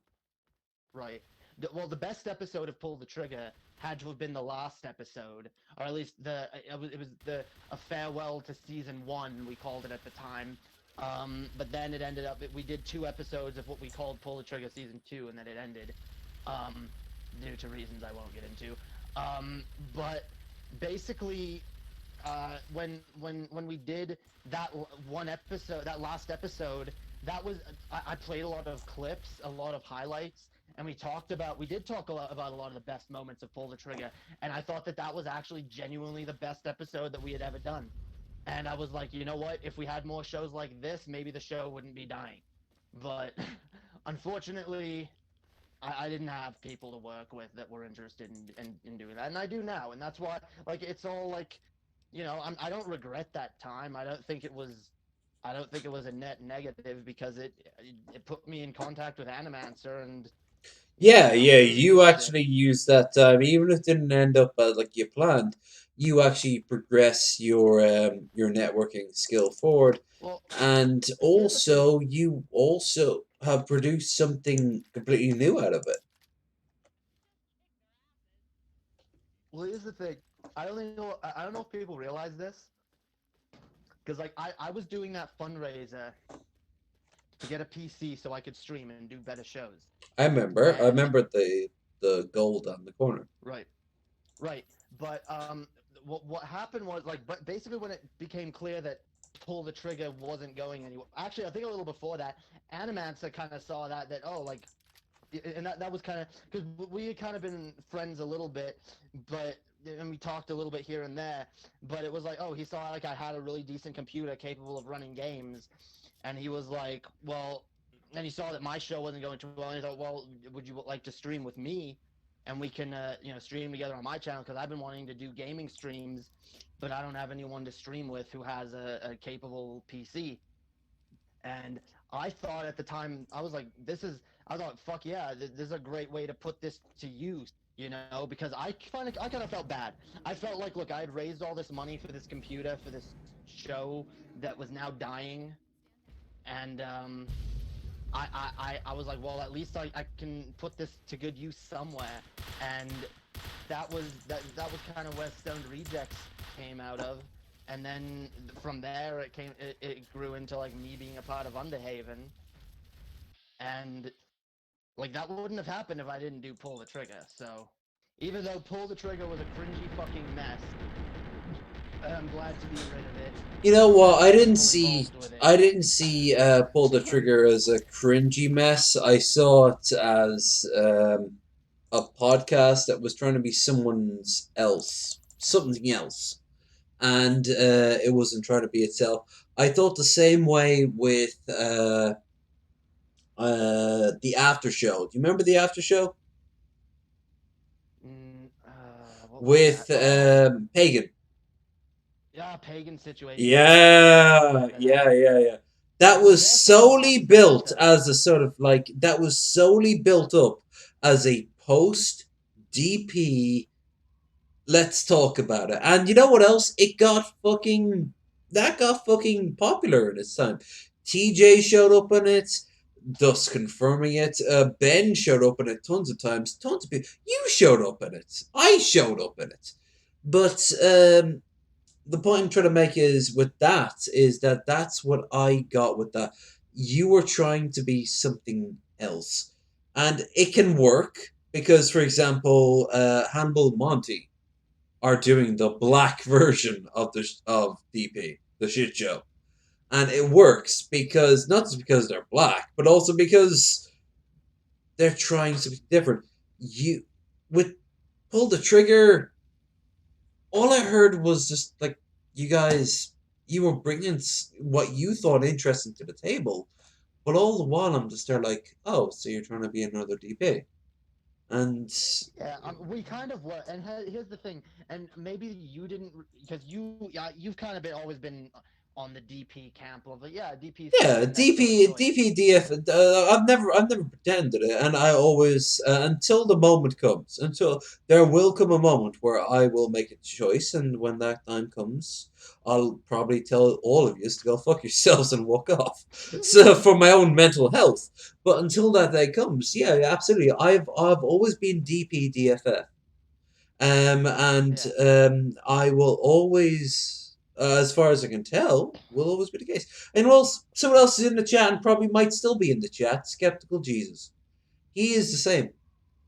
One Yeah. hundred. I mean, look, I There are can tons of people empathize. who can go middle ground. I I can sympathize with you guys loving the show and being longtime fans because I was a big fan of it too, and I never want and whatever. If it's really not egregious enough to you at this point where it's like I can't stand this, like if you genuinely enjoy it, I will then say this. I will say I'm this. The glad you guys whole enjoy it. I asked someone the shit that Paul Jode. Oh my god, I am drunk. I am Paul Jode. That Paul Jode. I hope someone caught that. That Paul Jode. That Joe pulled.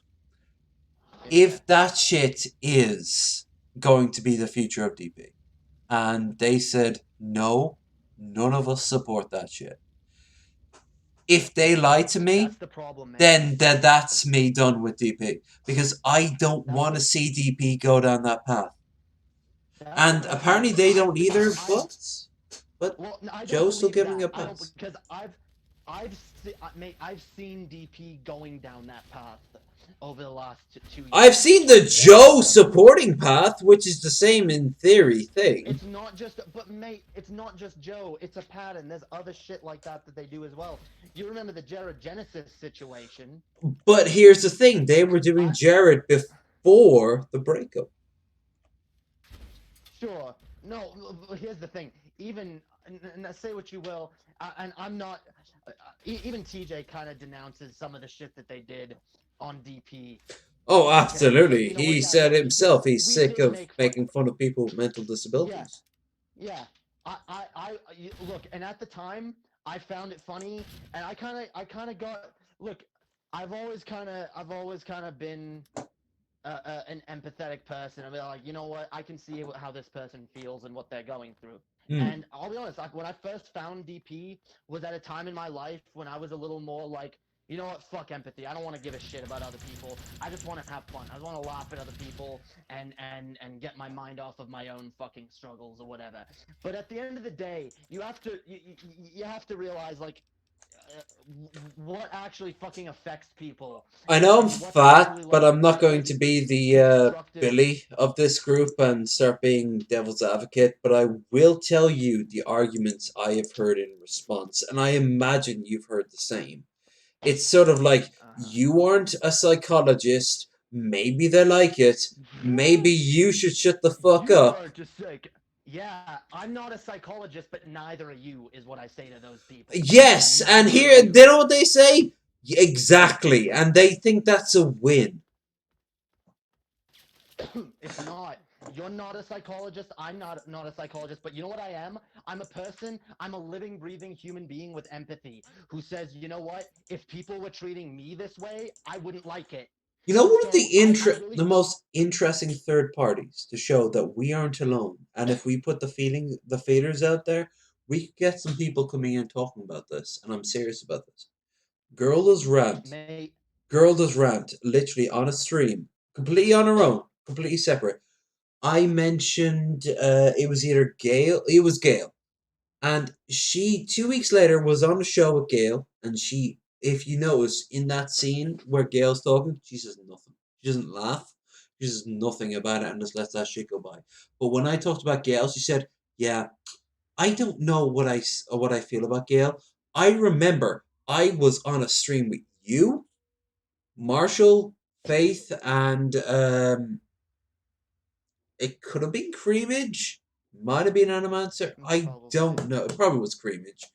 And um, I said, I don't feel that it's right to laugh at the dancing No, you monkey did. who doesn't To be honest, understand. mate. And I'll be honest. Marshall said he You. agreed with me, and a lot of other people agree with that, but they keep their voices to themselves because they don't want to Right. have to deal with the drama that comes with making that statement. Well, mate. If enough of us I'll got be together, honest. enough of us got together. When you said when you first said that, I was actually kind of angry, and I I remember. felt like you were I felt like you were kind of attacking me on my own stream when I'm just trying to like do content. I'll be honest. I was coming from a place of like, dude, I'm trying to come up with a semi-entertaining show. Like, why are you shitting on my fucking Yeah. one funny segment? Like the one funny bit of the show that we did. But I'll be honest, yeah, no, you were right. And here's the thing: I was a little angry. I was a little angry at Marshall as well because I was like, dude, why aren't you backing me? Everyone's against me here. You know what? Fine, fuck Gale. We'll just move on. But here's the thing: I've been thinking about it more, and here's look, I struggle from mental illness. Okay, Mm. I struggle, and I know certain people out there. Oh well, I'm mentally ill, so you're making fun of me, so you're making fun of mentally ill I'm people. mentally ill. Yeah, well, Doesn't make it right. I'm mentally yeah, I'm mentally ill too. And here's the thing, I what I'm trying to say is I realize that look if I was because I have delusions sometimes, okay? I have some really like irrational moments. I wouldn't want my most irrational moments to be projected on the internet for everyone to laugh at. Like that wouldn't be I wouldn't enjoy that, and that's the thing. And I could even be like, okay, well maybe I'm just oblivious to it and I don't care. But what if one day she fucking here's the It thing, gets a I little don't bit need of to use sentience here. going on and realizes what the fuck she's been Right, doing over the but past 10 even if she years. remains even if she And not only remains that, in oblivious, the case of it's Gail, she still has affected harmful. other people. She has Right. literally freaked the fuck out of Brett Spider. He's a human being who literally, Yes. and at this point, somebody, I won't say who, would talk about pearl clutching. You know what? People are people. And over the last Mate. 48 hours, that man in particular could get hurled with the same argument. Oh, you just care about him. Oh, yeah, yeah. You bunch of pearl clutchers. You know, like, that Mate, I'm same gonna say argument this. could be hurled at him. And I just I'm gonna say do this. not. You want right. I Oh, sorry. like, I just, I, I think as, when we start off, let's be honest here, when we start off, especially us in our generation, anything goes. But as decades go on, we kind of develop a little thing called empathy, a Mm-hmm. little bit thing called self respect, and with self respect comes respect for other people. Like none of these people who make fun of, I can guarantee you, I will die for this statement. None of these people want Gail or Jesse Lee Peterson or Cobra King or any of them to be fucking hurt. In fact, if anything, they would love if these people were to fucking wake up one morning and go, what the fuck was I doing? And get on with their day. They would to literally just like heal. Uh, They would mentally, but that includes. I know. But here's the thing: if you tell that to them now, they'll be like, "But they're fine. They're happy. Look, they're engaging with well, us. They must be you okay." have to yeah, you have to justify it to yourself. You have to come up with Exactly. reasons to justify it and Because make it okay. otherwise, Maybe you. I'm gonna warn you right now, though, dude. If you actually, because whatever, you want to get a bunch of people together that agree on this and speak out about it. I'm all for you. Nope, I'm I'm all good. for that. But I'm gonna say this. I'm gonna say that. Well, yeah, I know you're good because you know what I'm about to say. Because Yep. there's certain people that will label you as a pearl clutcher and will label you as, oh well, Why fuck did you he then. use the term? Fuck you then, you He's used it motherfucker. to me, he's used it to everyone else. But here's the thing: I still respect him because sometimes he's absolutely right. Some people don't know. They see one thing and they use it. But we've known some of these people for years, and frankly put, we're tired of it. We're tired of Mhm. doing the same old routine. And you know what else? He could be outvoted by someone with an interest in bananas and Oreos who could literally go, dude, shut the fuck up. I've been here before you. Like, leave them be. But here's the thing above all else, I don't hate him for it. I just think that it shows what he's desperate for these days. But in all defense of him, he is still trying. He is still trying to get something new out there. He is still producing something new out there. But he's going by what the New. fans do. I Yes, but wouldn't go no, with new. no. What he is trying to do is trying to get something what the fans want out there.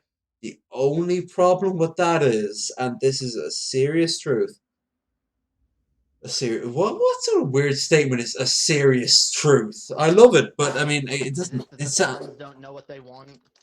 No, Because it's that the fans will make him do things that he himself will not be comfortable with, like having a well, certain person on who will insult a dead mate, father. I learned that a long time ago, and it baffles me how many people who've been on YouTube longer than me don't realize that when you have an audience full of trolls, if you want an audience full of trolls, fine.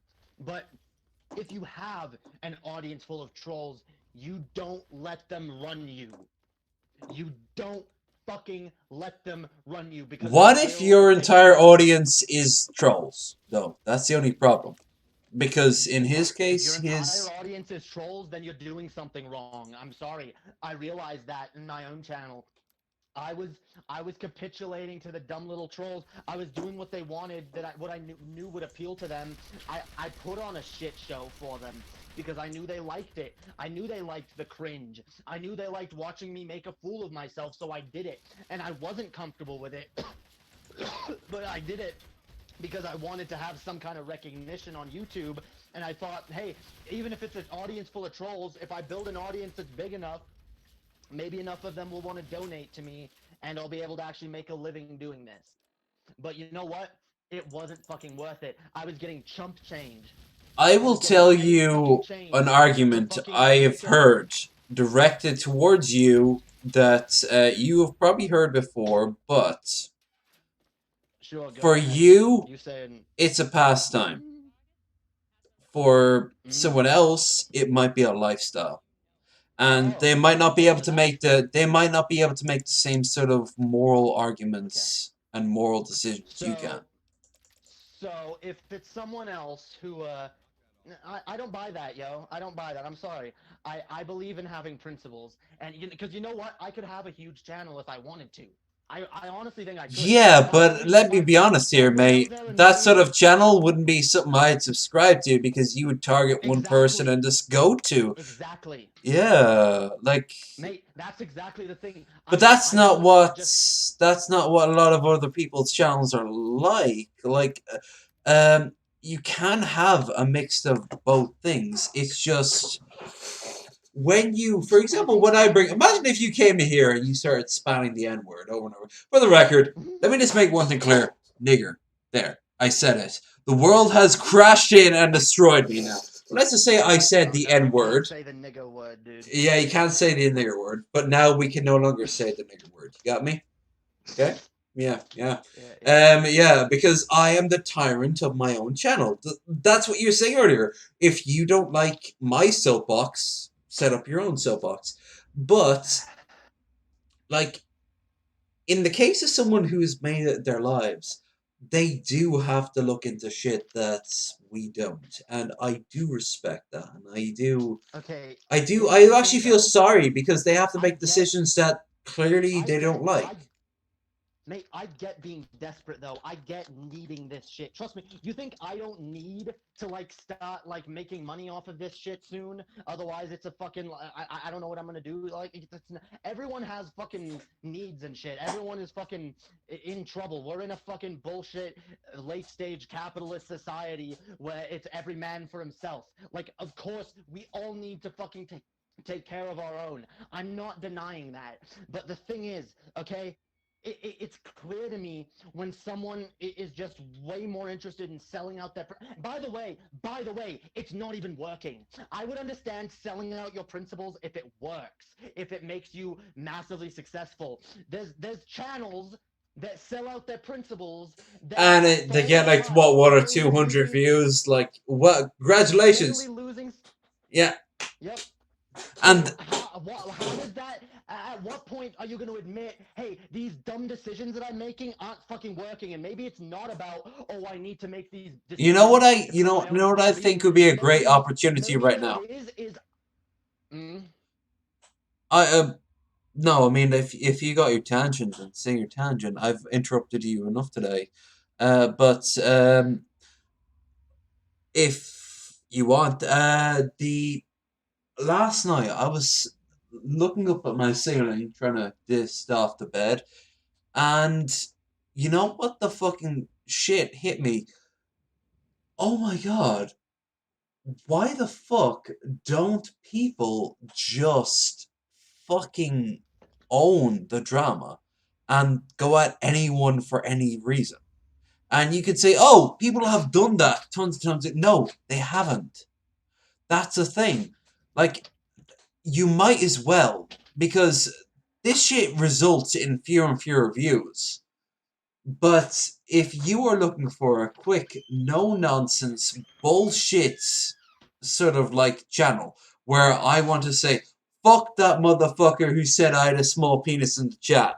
I will prove you wrong by doxing you and literally fucking your sister on Pornhub.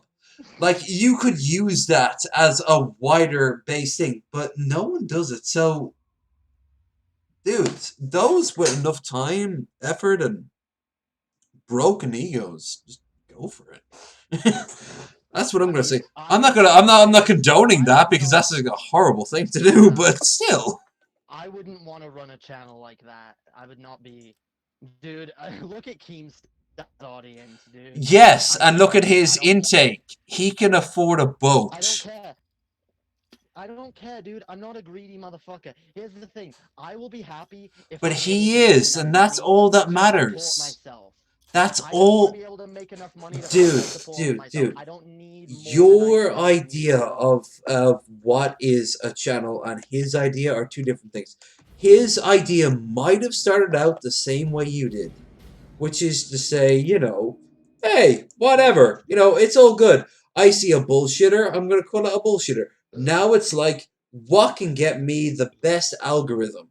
And the best algorithm to promote my fucking brand. And I think that's a scummy way to go at making content because you especially when you have a dedicated maybe not Keem. Maybe this doesn't apply to Keemstar, but run with a No. dedicated fan base that expects something from you of a certain quality. Just being like, okay, no, whatever gets the algorithm, dude. Like that's a scummy way to fucking look at this. I don't care about the algorithm. I care about putting out my art, putting out my thoughts. And you know what? Because I'm perfectly aware, dude. There are people. I mean, Vincent Van Gogh, when he died, his fucking entire body of work was completely worthless, dude. But Oh now some of the baby, most famous try Caravaggio or some shit like that. If we're gonna go by art, that's actually in my wheelhouse. But I know what you mean. I Like don't care whether. there is absolutely no reason why you need to sacrifice your value for Yeah, it. But guess I'd what? rather be They'll right do it. or They'll do it. artistic integrity rather than being successful. Okay, Mm. I'd rather have my own principles and whatever. Maybe some people don't have those values, And but I get it, I but at the exact same time, their argument back is, well, I'm gonna be remembered and you're not. And well maybe not. yeah, maybe they will be. And in fact, there's probably no doubt about it. At least in the case of, say, well, Chelsea, stop choking him. I told you, we do that on Black Storm, not on YouTube. Sorry, having a George Foreman Good situation. old-fashioned George Foreman situation. I'd invented this device that puts the grease right into my mouth. Fuck, I go to a. I'll just see what's. What is this stream down? Oh no, that's a different stream. Never mind. Yeah, no, 5 hours! Oh my fucking god, I used to set streams like this up as a goddamn challenge. Well, This is what I mean. I'm All I I'm need is glad I one enjoyed person it. and I would not be low energy. I would be high end Yeah. energy. I need someone to Well, bounce off, buddy. that's why I say, mate. I mean, you are really good when you have a good back and forth with another person. That's why I enjoy streaming with you, And I because I more really enjoy the only thing I is enjoy I'm having a too back and forth with self-aware you. that I interrupt people and I'm not comfortable with that because other people have the That's right to fine. I speak too. interrupt too. Well, look, it's not just the interrupting thing is hard to avoid using internet chat that are delayed. I know, but there's a grace period and I just don't feel comfortable about it and I don't think I ever will feel comfortable about it. So it's all on me. Don't get me wrong, it's all on me. But the fact of the matter is, I am not comfortable that I interrupt any of my guests when they say their piece. I once interrupted Krendor when he was shilling himself, just to say that he's right, you know. Why the fuck did I need to add that shit? Like, I I didn't! mean, hey, it's fine. I do that shit all the time. I will say, uh, you do make a good you make a good guest. Honestly, dude, I don't know if I ever told you this, but when Pull the Trigger was dying and I was kind of looking for new co-hosts, I was considering asking you if you would be interested, because I really did think that you were entertaining, dude. Well, this is news for me. Why the hell didn't you ever put the figures out? Well, because I needed another person, and Creamage was not reliable, and the other people was working with were not reliable, and I was just kind of sick of the show. I was also sick of Red being like, "Oh, Jay fucking stole my show," because I was like, "Okay, whatever. You know what? Fine. You say we started this show together. We didn't. I started it before him, but whatever. I don't even want that show anymore. The show had too many negative connotations. It had too much baggage, and I just wanted to start something new. But that's why, dude. I want to have you on like Dark Visions. Well, As a Dark guest. Visions is entirely okay with me so long as I'm actually awake or not streaming myself. And that's for the record. There is someone out there I need to say. I don't think she is ever going to hear this, but it could get through the vape, the, the vape vine, vape, good old fashioned vape, the grapevine.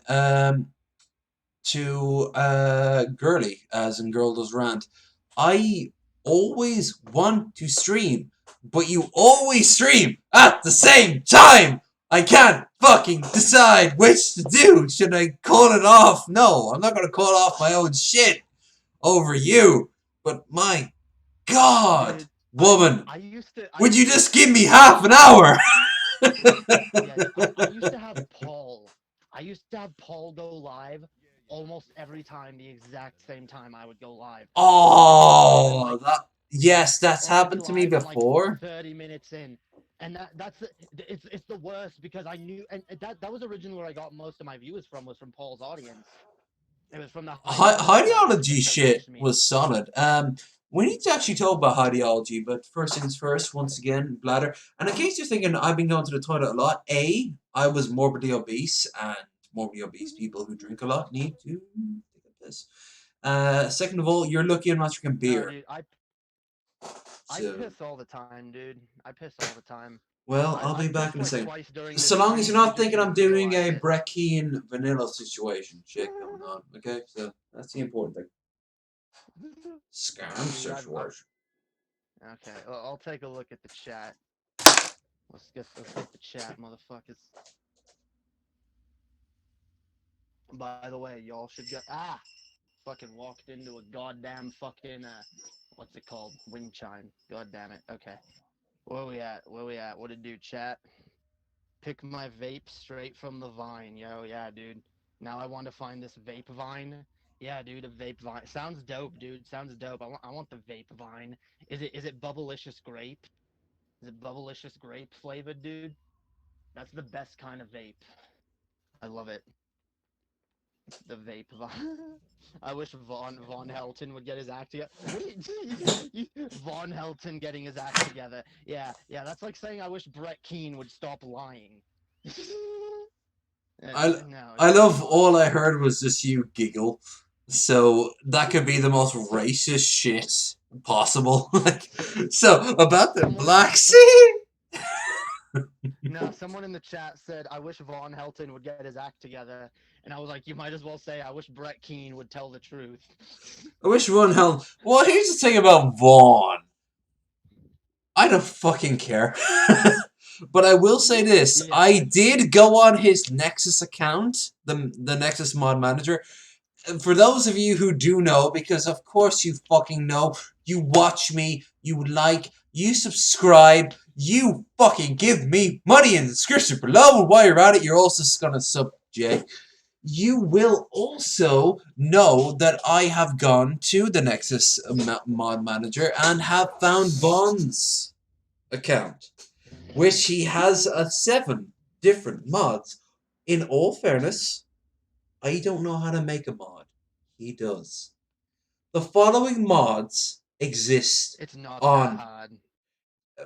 Indeed, it isn't. And one day I will sit down and it will take me half an hour and I'll be like, hey, I made my first mod. And I'm By the gonna way, feel. maybe he does what Brett Keane does, where he steals a mod that someone else made and then just ports it to like the fucking No, Xbox or no, no, something. no. I am, as always, this is Switzerland. Even for Thornhelm, I will not insult him for something that he has not done. I will actually say he has made one mod in Skyrim, that is all his. The thing is, he didn't create anything new, he just made it.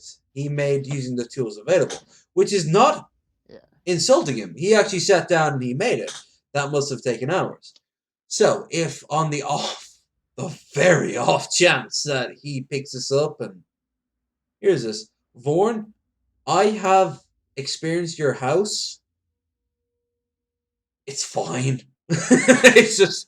It's a player house in Skyrim, which for the mod community is one of millions. Okay, what Ben and Billy were making fun of you though over has been taken out of the Nexus mod accounts. I noticed, and that of course was horse vagina. Horse vagina, horse vagina. Why did the horses need vaginas?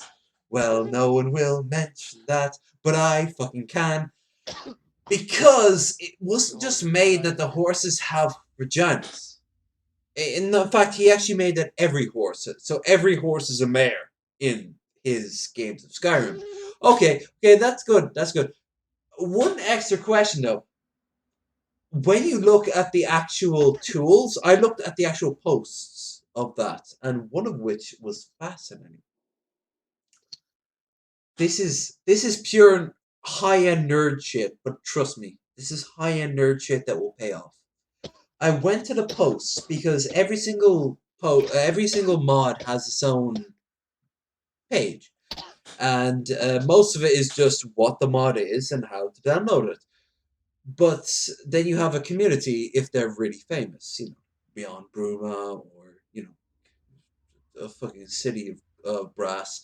But then you have stuff like Vorns, and I noticed he posted very few pictures, but a whole lot of comments. Normally, a comment, even the most popular one, will have about 25 comments. So it's more than I'll get in a video one that I make. He will get about maybe 200 plus.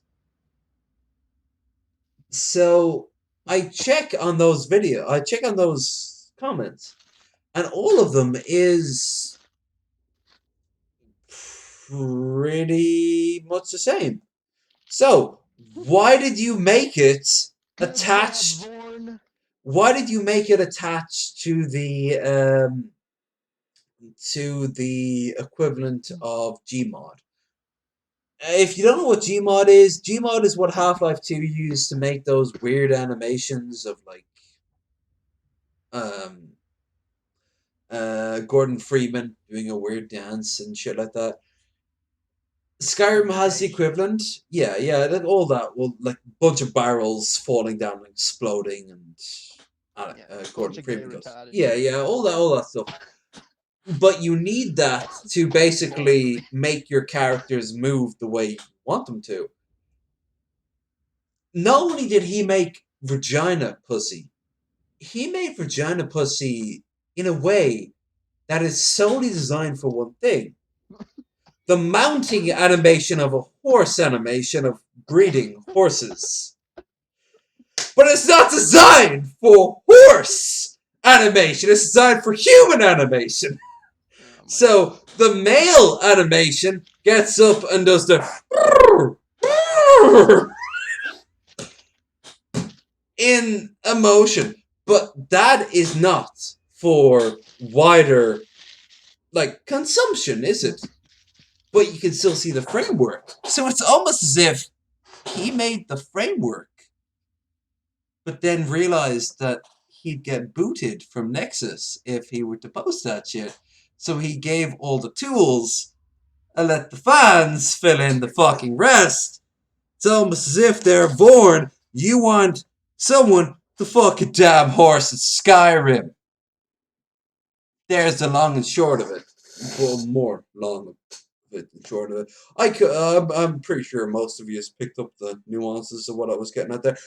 Vorn made a mod so not only can horses fuck, but humans can fuck horses.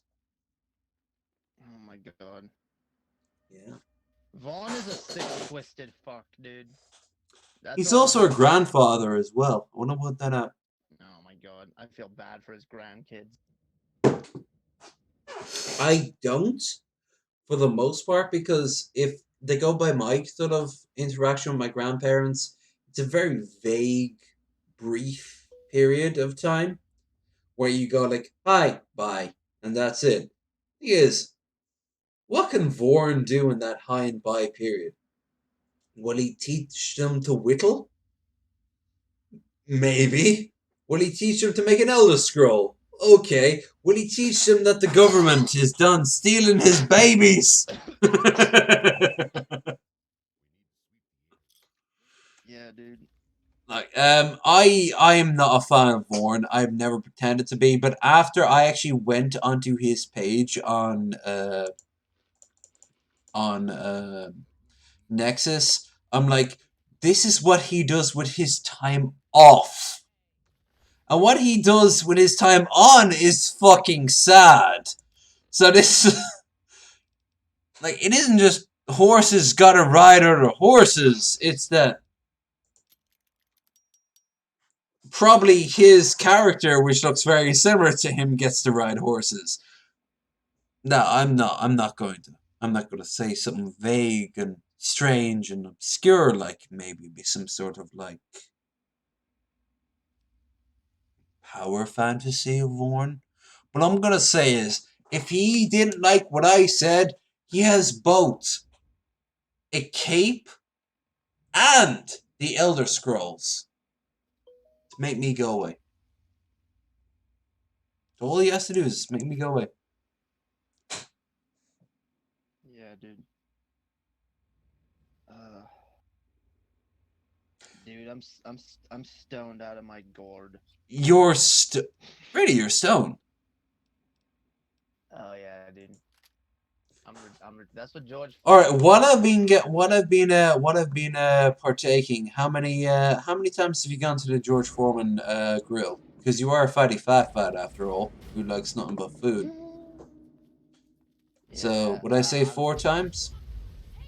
6? Probably more than that. Yeah, dude. I'm hitting that. You gotta cut it down. Your cholesterol level will be through the roof. By the way, this. Oh my God, this sounds amazing. Terrible. Can you hear this, by the way? Does that not sound like a masculine reference right there?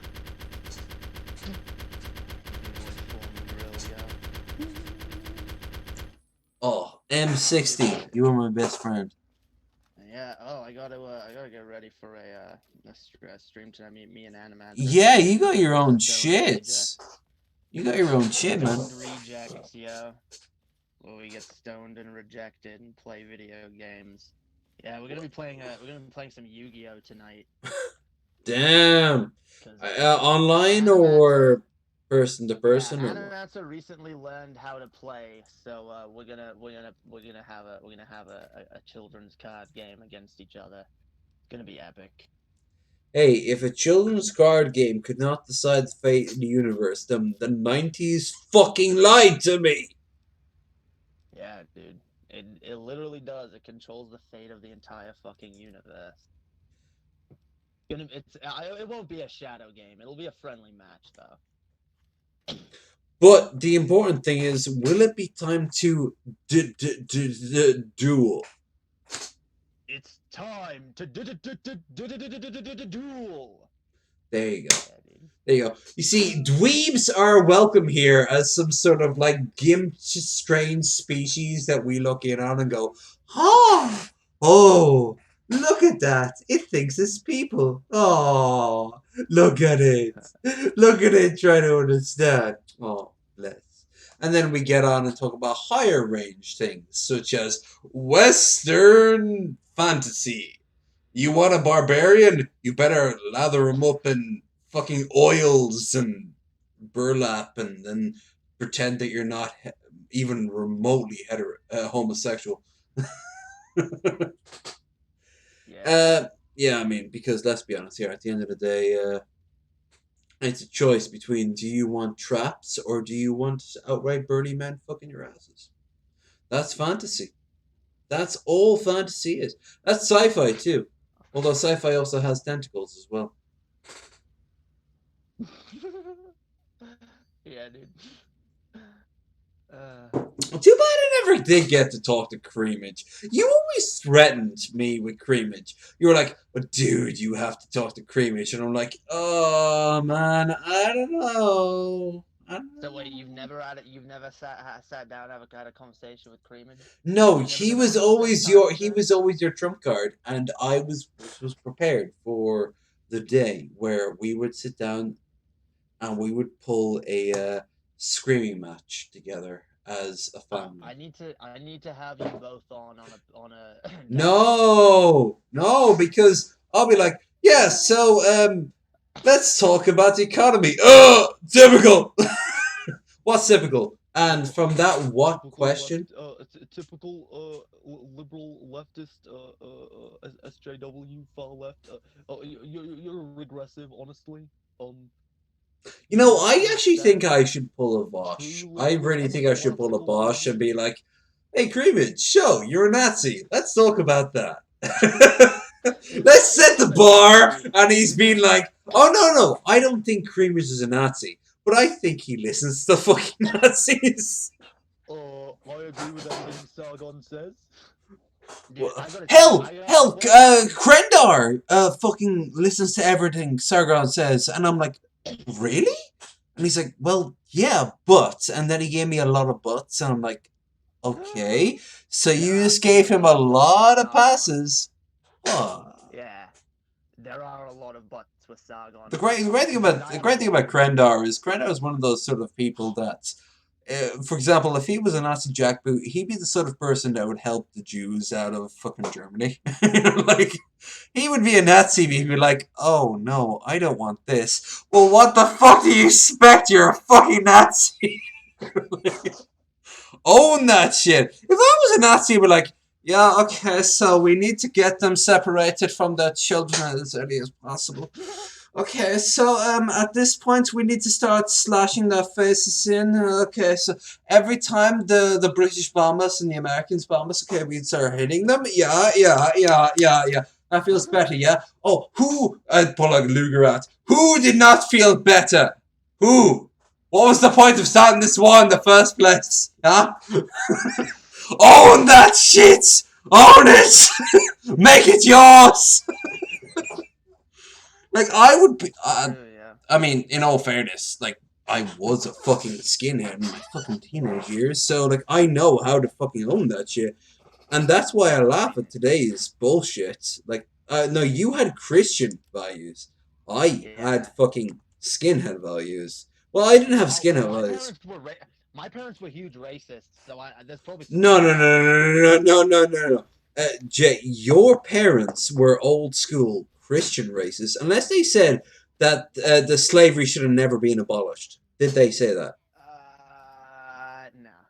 No. No, okay. Now, my parents were the exact opposite. My parents were hippies. So what does a hippie child do to rebel against children? Their parents. They go full on conservative. I had a lot of those kids in my audience at one point. I could tell a lot of the trolls that in my audience. There were kids that basically had liberal parents and were rebelling against their parents. Yeah. Like, lol, keck, lol, Oh. Trump, Pepe, fucking memes, fucking Hey. fucking, As Jeff said, you post his child into the fucking audience, and at that point, you've won the argument. And you know why you've won the argument? Because lol. And you have to say that. You have to say that very seriously. You have to look someone square in the eye and go, lol. Do you not get that, buddy? Yeah. Oh, yeah. I mean, like, you literally next time you're pumping gas and like, hey, sir, you haven't paid for it. You just take him aside, push him against the wall, and go, lol. Get back in the car, no context, and drive away. And he'd be like, oh my god, I think I'm pregnant. Oh my god. I'm glad I'm sentient as much as I am while drunk, but that won't last. So, yeah, you got shit to do tonight, don't you? Look, yeah, well, I have been drunking myself. You weren't involved unless you wish to be. But I drunk a little bit. What did you have? I had a little bit of wine. How much? A glass and a half. Yeah. All right. Yeah. All right. Fair enough. I've been hitting the grill more than that. Yeah. Oh well, I don't blame you on that front. Have you been Actually, that's actually the thing. What is your stance on cooking? Do you enjoy to cook, to chef, to experiment with simple foods to make more interesting foods? I'm not much of a cooking person. I'd like to be. I've never liked cooking. I've never liked being in a kitchen or like any of that shit. I just don't enjoy it. What about chess? Chess is more into that sort of thing. Mm. She likes cooking. Then her and I need to talk about that sometime. Next time we talk, we can talk about cooking because I'm a very sort of like caveman cooker, which I said once as a joke, and as actually turns out to be an actual term. A caveman cooker is literally someone who just gets a random object in their kitchen, and the object goes like, food!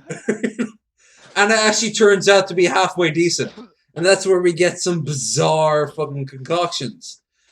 So I am very much a caveman cooker. So like on this quarantine, that of course Ireland is under as well. I think we've had nearly 200 deaths so far. You've had nearly 5,000, I do believe. I Um, think we've had over 100,000. I think you've had 100,000 cases. I don't know if you've had 100,000 deaths. Oh, deaths. Yeah, I don't know how many deaths. Because that's what matters more. Dude, the numbers. Because I had swine flu and I day, survived. rapidly. So, like, Dude, you'll be all right if you get it, but not die. I mean, depends. Depends if you have fucking pre-existing issues or whatever. Oh, But absolutely. the numbers are changing every day so rapidly, it's hard to keep track. Coronavirus stats. Confirmed 6,074. Recovered 25. Deaths 235. Well, that's unfortunate. The next country after us is the highest, of course, because I remember when America wasn't the highest, but hey, every state has the right to do whatever the fuck it wants! Because states' rights hasn't caused any problems ever in the fucking union's history. Well, I want to grab the look. nearest fucking Southern rights pride motherfucker and slam his head off against Robert E. Lee's fucking kneecap on the nearest statue in West Point. I don't care. Look, Die. Die with that shit. Sorry, go on. I agree with you there, but I will say this. I'm not against states' rights. I'm for states' rights. Hey, However, hey, hey. there are I some don't think there's that Utah has to pay fishing rights the same way Maine does. But there is a difference between rights and rights. right. Well, that's what I was about to say because there should be certain things that are off the table. Just like in any civilized society, there are things that just should be off the table government-wise, or in terms of like in terms of business. Like I Arizona said, has the right, and this is healthcare should be against off the federal table, law, and it to should be stop people because they think they are not Caucasian and ask for their ID on the spot. yeah. See Get that violates human rights. It does. This is the In New same York, thing I that actually violates talked what is it to people whose that violates brothers the and Fourth Amendment. sisters and cousins, they actually had gone through that. And I was like, I mentioned that in the passing, and they were like, oh no, I've got personal stories of that. I'm like, from Arizona. I'm Stop like, and frisk all is from Arizona. Yeah. Because of that one particular state's rights. Get this. That state rights needs to be burned to that state whole. That state's capital, Arizona state capital, needs to be burned to a fucking ground, and another Washington monument to show the power of the federal government needs to be built in the spot. Just one giant fuck you, a giant dick in the middle of their fucking ego. Like I said, I'm for states' rights. However, there should be there's a constitution. The country has a constitution, all right, and the constitution has amendments. None of the states' rights none of the states should be able to violate any of those amendments to the constitution. But None they of them. do all the Okay, time. not and that's the problem. If it's in the constitution, the state should not be allowed to violate it. But here's the Like no thing. state should be allowed. It was the Constitution. You know that the Constitution was written by Thomas Jefferson, a man who has a lot of problems, a lot of positives, and I'm going to Well, actually that's talk why there's about for once amendments. is yes, one of his amendments. But get this. One of his massive positives was that every 18 years it would be renewed. The Right. Constitution, That was because that's a that, generation. New problems right. would show up and new issues could be Right. resolved. No And one that's does that. absolutely that's absolutely someone needs to honestly someone needs to like this needs to be like brought up like there needs to be some kind of political movement behind this to bring this back They do, but they're normally until backing some weird alt-right bullshit like to get the we need fucking to blacks right out of America and shit like that. right no, we need to like literally like, and there needs to be a direct democracy vote on each issue. That's what it needs to be. Every 18 years or every 20 years, if you want to Yes! make it easier, every 20 years, Every we 20 take a look. years should be a great tumultuous time for American citizens. Yep. Americans Because then shouldn't have to deal with everyone, every 4 years.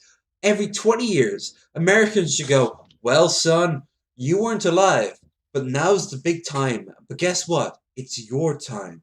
What do you want change? Well, and that's Dad, in I fact, didn't like the way. And then all politics will revolve around that. And don't get me wrong, it right. would probably be corrupt as shit the same way modern 4-year No, termers are that's corrupt why. as shit. But at the very fucking least, it would deal with the concept of the changing Well, times. let let people at least vote on which issues need to be addressed. And yeah, there will be okay. Oh, the people want healthcare addressed. Okay, we'll add a public option. There you go. And they won't really address it in the way we want them to. They But add a at public least if you option, not have even as a permanent. They have it as a maybe, and then they kind of float it around. Maybe you want to have this public option. No, no, no, no. Don't talk about the public option. Talk about the universal. I can't see any country that. Oh, and then they look at fucking Europe. Hell, for God's sake, there are countries that are conservative right now in Europe, the continent that promoted this shit, that actively, like, they're conservative as fuck, but they don't get rid of the healthcare service. And they don't get rid of the healthcare service because they know it's a good thing. It's just a good thing to have. America doesn't just deserve it, it's owed it. It's owed it in spades. When America gets its healthcare, it needs to be the best healthcare for 200 years. I'm not even kidding here. When America dies and whatever bizarre creature takes over after the fact, that shit needs to literally still be like, first things first, the Great Charter, written in my grandfather's grandfather time, will remain. And everyone will cheer because, when you get a cut and that starts turning gangrenous, well, I guess you have to go and see the doctor. The doctor should be like, hey, I don't want you to infect everyone else, so here you go. Here's the cure. Go away now. And they go away. Zero pay. No pay. No nothing. At the end of the year, you receive a massive bill. And that bill is something that you plan throughout the rest of the year. Like, hey, I make so much every single year. At the end of the year, a fifth, a quarter. Hell, if you want to get extreme, a third goes to the government. And then within 2 years, that shitty road outside your house has turned into a immaculate highway. That is what I want to. I saw that first fucking hand in Chicago. Oh my god. I went across the Skyway. Anyone who watches this knows what the fuck I'm talking about. I went across the Skyway. We had to pay to get across the Skyway. The Skyway was full of bumps and massive fucking potholes. We were above ground. We were so above ground that if there was one massive hole, the bus would have gone through. I asked. The Chicagoans summed it up best. Oh, you have to pay to get onto the highway because it's a payroll. But the money doesn't go to the payroll. Why? No one had an answer. No one had a fucking answer. Fuck that shit. I I want my money to go to someone that fucking can get shit done. I have a pothole, I give you money, the pothole goes away. Is that so complicated? Does that make me a monster? No. But it makes me a fucking child, apparently, because everyone's like, oh, no. What do you think? The money that you went in for that? No. No, that's going into a fucking massive pool that we're going to use to get reelected. Don't worry. Maybe my successor can get the pothole sorted. Fuck that shit. This is the do you have a publicly funded elections there? in Ireland. Yeah. Not in the same way you do. Our our parties are numerous. So first things first, because you're Canadian, you understand the concept of more than two parties. We have numerous parties, and those numerous parties are backed by everything from banks to individual church groups. The difference is that you can't be too obvious. So, for example, a few years ago, we had a situation where in Ireland, somebody was trying to get into office who was our equivalent of Michael Bloomberg. And everyone pointed out the hypocrisy of it. And unlike Michael Bloomberg, who got millions of donations, he got no donations and he vanished. He vanished after a week. Like a week of it. That's in fact we were angry at him for even trying in the first place, and we said, "This is not America. You can't pull this shit."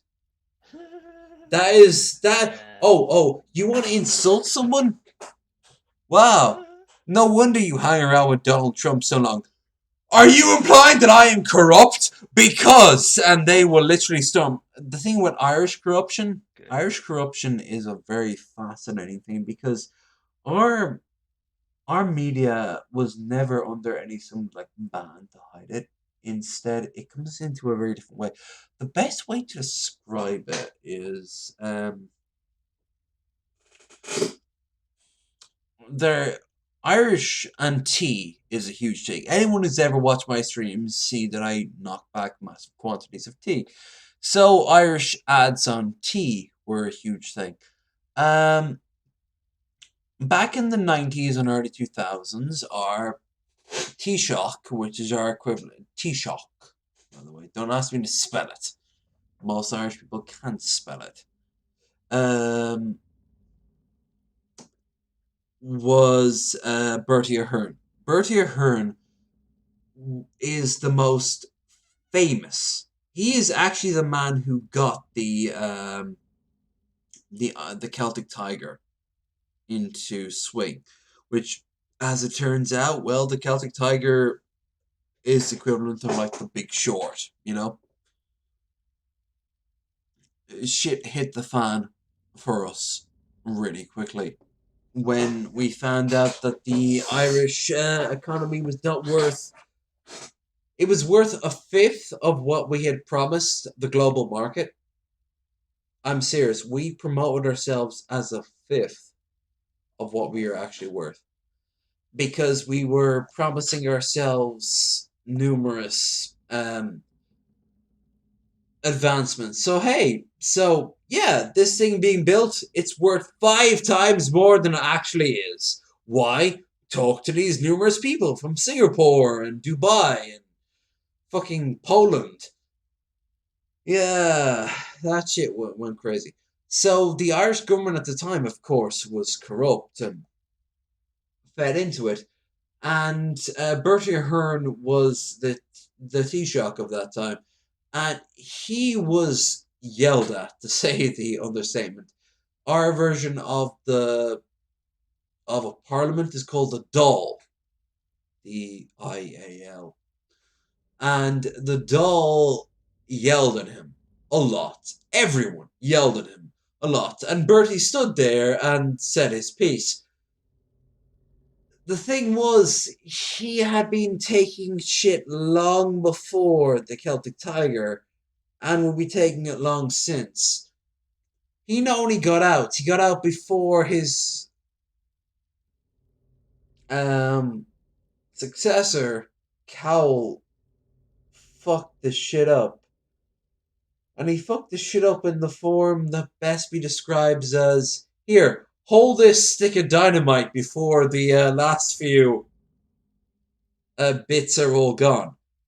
Bertie set up the cause for Ireland to lose, I think, a quarter of its net worth, if not even half its net worth. But yeah, Ireland is backed by nothing. And that's what everyone realised. So its parties were backed by nothing. And getting back to what Jay originally said, it was this fucking disaster of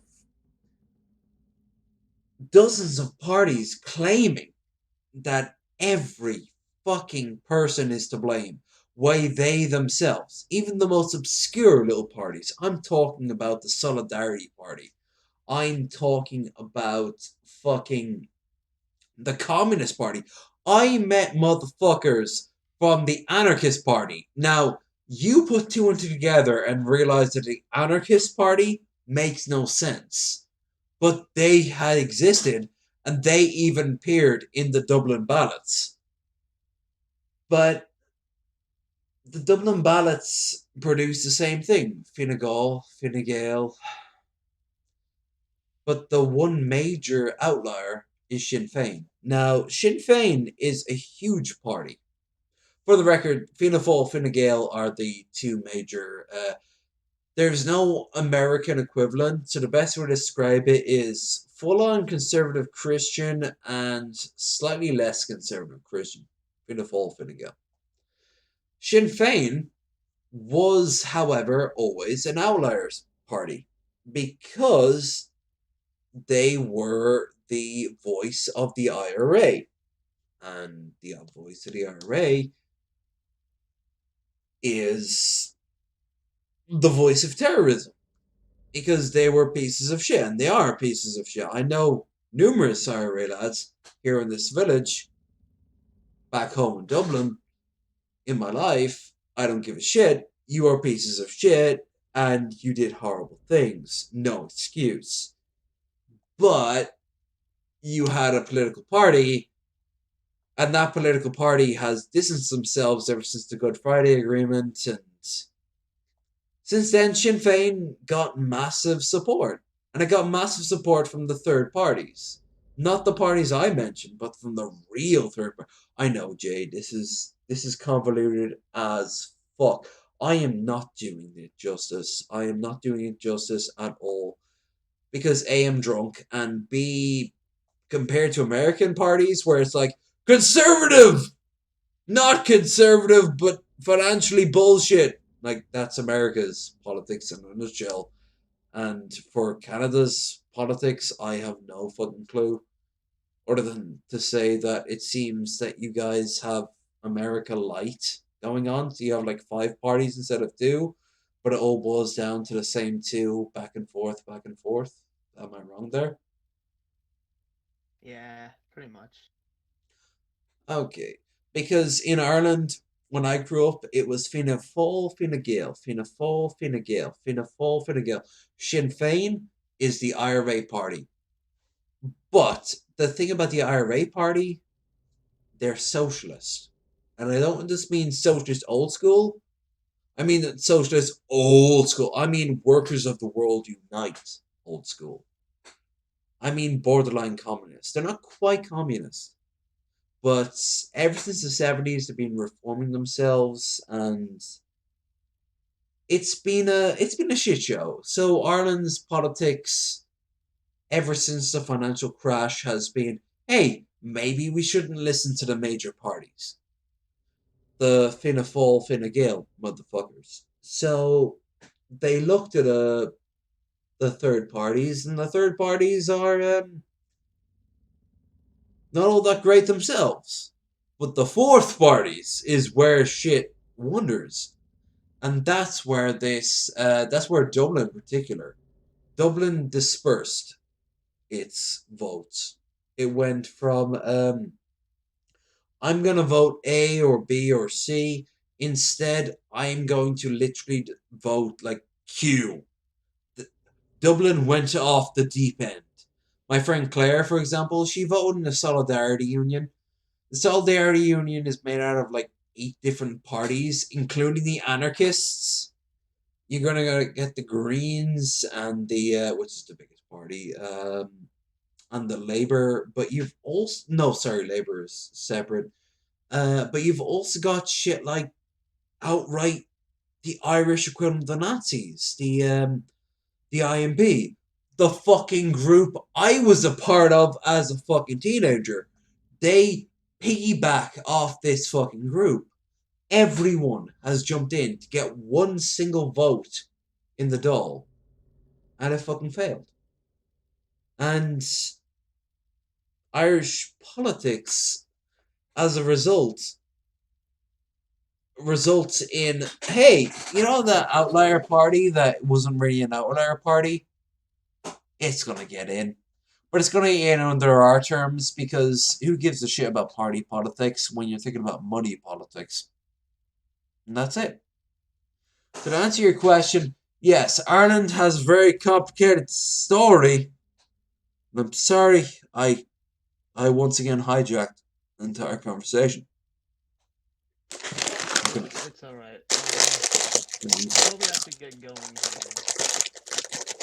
Because I've gotta go get the stream ready for later. Yeah. I'm not bringing much into the A game as well. Though, Bill, I do apologize there. Damn.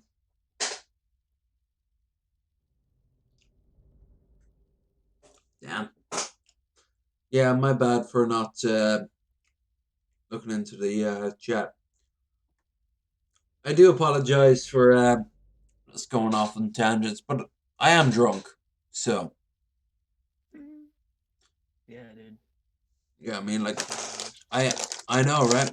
You gotta live up to that stereotype. I mean, right now you are literally bathing your feet in maple syrup. I mean, that's just what you do, right? Fuck maple syrup.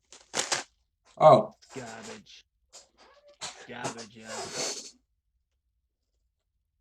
I'm not a loyal Canuckistanian by any stretch. Do you really not like maple syrup? I don't hate it. I don't have a problem with it. It's not bad.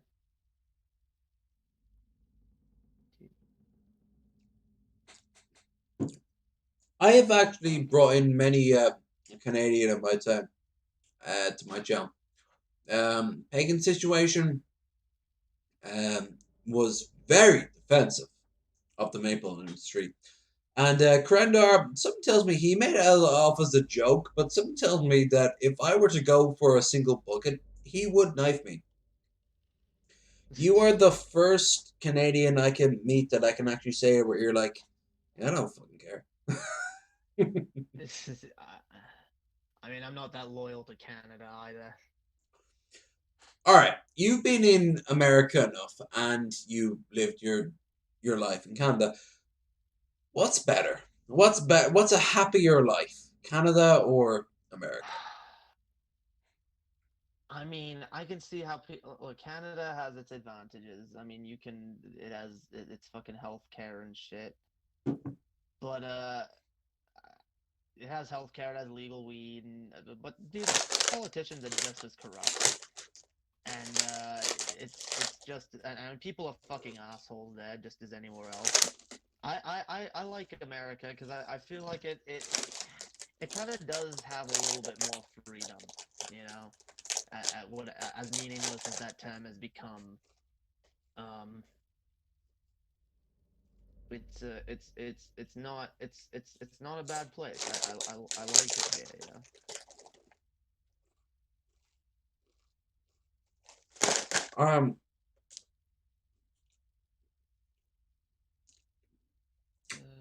If you could, Yeah. if you could, uh, what would be the thing you get out of America, and what was the thing you get out of Canada that you would combine together to create a better country?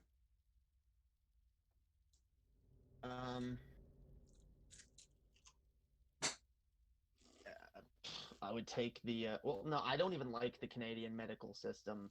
I would take the healthcare system from like uh I don't know, the UK, Ireland, France, anywhere else, anywhere but fucking Canada, dude. Canada does not have Canada is like Canada is like America light, okay? Canada's only a couple steps ahead of America in a few areas. Where it's like, okay, we're a little more progressive here, but it's not progressive enough, okay?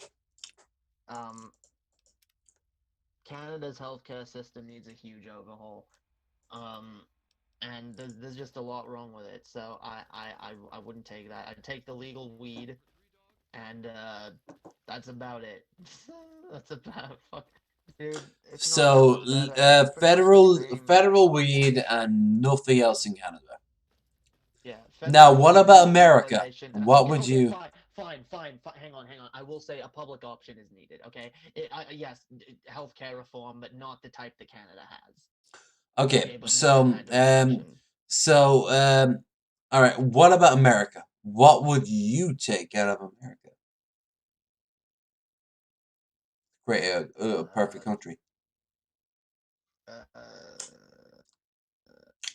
like what would I remove from No, America? no, no, no. What would you take if you're combining both countries to create a perfect country, positive wise? What would you take? I like that. I like the land. I like the it's very like the location of like I like how big it is. I like how different all the different states are. I like I love I that. like how yeah, I like how it just feels so diverse and shit. Well, they like well, it's not diverse in like a concentrated sense of like, oh, look at all the different diversity there is in No, every you single mean the area. land, like the literal landscape, geography. Yeah. Like there's actually more diversity in that sense in Canada because you go to one area and you'll see a bunch of different But people of all different you races. have been out to the plains of like Winnipeg and like No, really not really. wow, really? No? So you never went out to like Albany or like that? You No, never went I out to honestly don't think. I honestly don't think I've ever left Ontario. you never even flew over it to go to Vancouver Well, or like I that. think I've been to Quebec before, but that's about it. So you went east instead of west because you know, I do not give Ireland the highest scores in the world, but I have been from up and down south and east, and I will not insult Ireland where it does not deserve to be insulted. But like Canada has a lot going for it geography wise. Like you didn't even get to go see at the Sure. plains because I probably will one day. I don't know, dude. It's kind of different being the country that I grew up in. I know I've always had the chance to go to those places, but it just never interested in me. I will one day. you never even want to go to Vancouver. Because as far as I hear, Dude, Vancouver is a cool place. Vancouver is the one place I always dream. But why didn't you never go there? Never had the opportunity. All right, so don't get me wrong, because I actually checked these prices. It is pricey to get from Toronto to Vancouver, but you could always save a shit ton of money and just kind of like go to US and kind of like skim the border and get like you could have ended up going to Chicago and then fucking to like Minneapolis and I'll even backtrack up to Winnipeg and just Dude, keep on going, you know. I'm gonna say this: me making it to LA and back was a miracle. Um, I can't see myself like traveling on my own any more than that. Now, I probably will drive, like, me and Chess will probably drive up to Canada again at some point and visit different places. Um, and that'll be cool. Mhm. But yeah,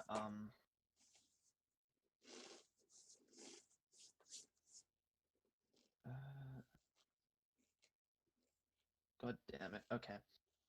I do actually have to get Mm-hmm. going here, by the way, because I got shit to do. Absolutely. It has been a Nice. fantastic time. Sorry if I've been A, interrupting you, and B, talking bullshit because I'm in drunk. Because I'm in drunk. Yeah, I've never. I don't Yes, deny. mate. I don't deny who I am. But for the record, according to YouTube, we've been streaming for 6 hours. So, Jesus Christ, Dope. Well, I hope your audience enjoyed it. your audience and mine. Like a huge chunk of that was you. I'm surprised more of my audience didn't show up. Actually, I They tried to will put something tomorrow. out I there. guarantee you they'll be like, I don't fucking care. And they went to sleep. And then tomorrow they'll be like, well, listen. And if Jay doesn't say anything racist in 5 seconds, I'm not interested. They'll skip throughout the video trying to find some weird some sound clip that you can be like, yeah, so about them blacks. And they're like, there you go. There's Jay. There's the Jay I love. um, but no, you're grand. Um, I love black people.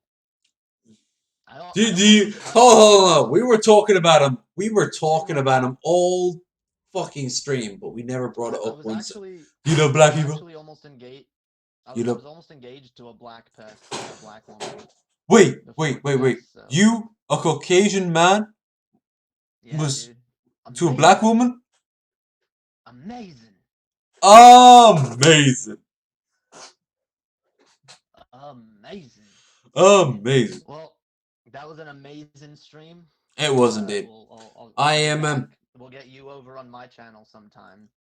do indeed. And for anyone who wants to, who is curious about Jay, do check out the link down in the description below where you will see Jay's link and he will help you out from there. But Jay, I do apologize for being drunk, but here's the thing. I've been drinking. So at that point, well, can I agree with you that this was fun? Yeah, dude, it was a great stream, dude. That's why I want to get you on my channel again. Absolutely. Okay, well then, in that case, you got your own shit to do, so I wish you nothing but the Yep. best. And don't forget, everyone, to check out the links down below for his shit. And as for me, I'm not done yet because now I can focus more on the gaming. So the grand total of 2 people who showed up here for the gaming can actually appreciate it. I do apologize, but I was multitasking and I'm not used to multitasking. I might be doing this for 2 fucking years, but my god, I'm just not used to it. Plus I'm drunk. Give me Give me some fucking leeway. Here's 3 Dog. 3 Dog loves the fans. You have fun with that, mate. I'll see you later. Hey Jay, you take care and you send my love to Chelsea, by the way. Fuck yeah, dude. Peace. Peace.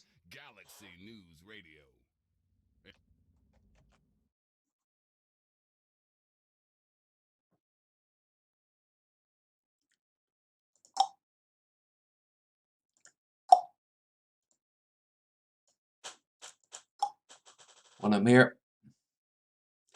Yes, that means I have to do this.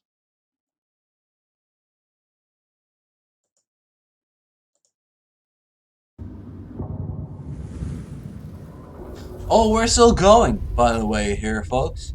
Jay was a fantastic audience member, mostly because he put up with me interrupting him every 5 seconds. Ugh. I don't like doing that, but I do it. There's no middle ground here. I am not comfortable with it. I am the sort of person that does it though. And you can be like, oh, well, that just makes you a piece of shit. Well, you know what? That also makes me better than your mother. Which is true. But it also means that. What the fuck? Really?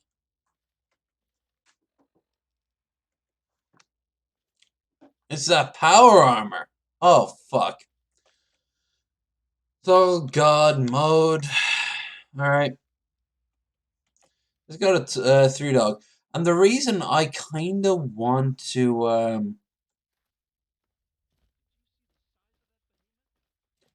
do this is very straightforward.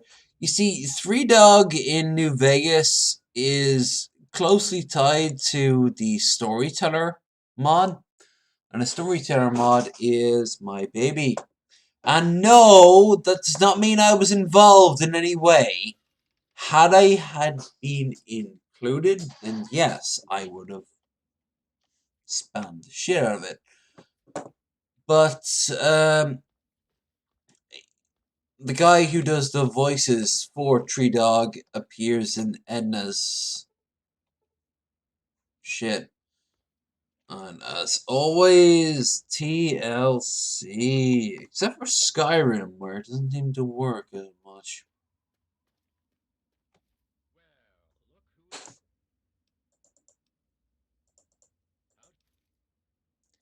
Yoink. Yoink. Yoink. Yoink.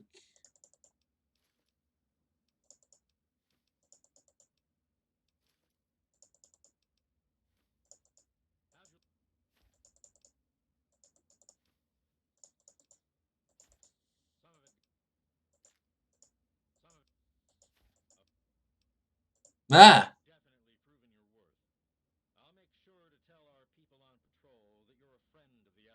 This is a very important moment. Because now I can do the DLC. Operation Alcourage. I know, I hear it too.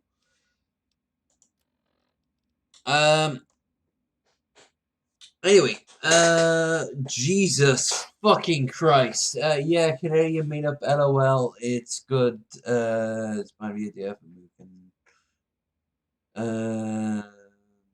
Well, similar my state, you can get beer and grocery, but everything else, yeah, I already knew that.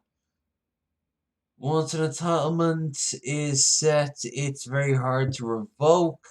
Who the fuck is Josh Hadley? Okay, Bill. Oh, baby cakes. Josh Hadley is the old man screaming at a cloud. As Brad or Malcolm would call him. While being nice. Let all gangbang Ryby, I heard she is such things, JK. Maybe egghead. She would die of embarrassment if more than one penis was presented in front of her. She's such a fucking spurg. I wish Van Helton would get his act together. Vape Vine! LOL. Now I want to find this Vape Vine. Pick my vape. Oh my god, there was so much vape! Bill! I did not know you took control at the end of this. I want to pick my vape straight from my vine. Did he make one of horse genitalia? He did not make the horse genitalia in terms of the penis. He made it in the form of vagina. And I noticed that was very strange because I actually typed in horse penis and I did not find horse vagina. Now, before I want to make this abundantly clear, this is not something I normally type in, but this was born. I had to make the effort. And I was stumbling in the dark. I don't know how to type this shit in. So I got a lot of obscure shit, but I eventually found the shit. I found his house, which, like I said, was just a standard house. And I found his horse. A vagina. And didn't it also have a horror mod? If it did, well, first things first, guess what I'm doing. But he needs to take a piss. It's almost like he's been drinking. Yeah. Shocking, that, isn't it?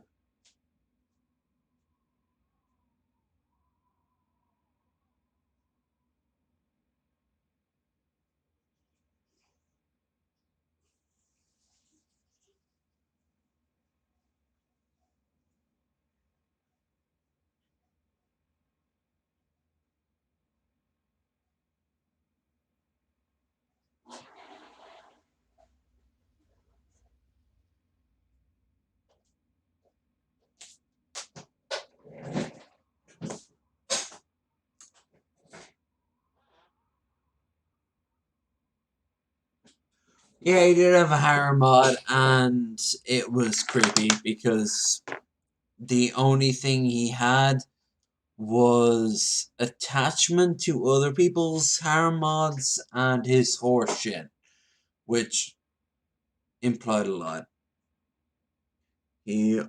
Card games were so serious in my time. Well, then there's also the state right for cannabis, but federally against the law. All right, so that's everything caught up. Again, Bill, I do apologize. Context is kind of thrown by the wayside, but saying all that, I am very drunk. Everything is thrown by the wayside, other than the most basic shit, which will boil down to LOL, titties, food, and sleep, or other alcohol. So, yeah.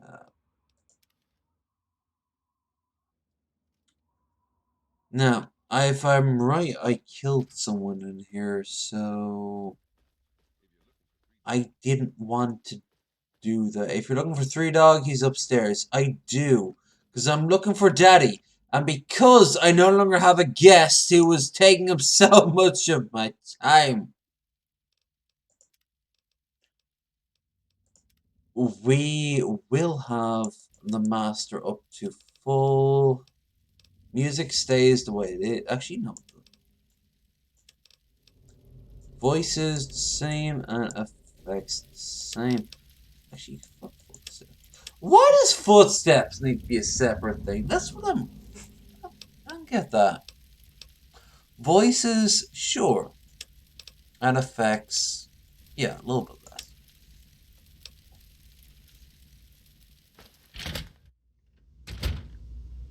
Yo, 3 Dog! Ow! Am I listening to Galaxy News Radio? Bring my truth. No matter how bad it is. There he is. The look on your face says it all. There he is. Wondering who the heck this guy is and Motherfucking why 3Dog. you should care. Well, prepare to be enlightened. I am 3Dog, jockey of discs and teller of truths, lord and master over the finest radio station to grace the wastes, Galaxy News Radio. And you, well, I know who you are. Heard about you leaving that vault, traveling the unknown, just like dear old Dad, huh? Met him already.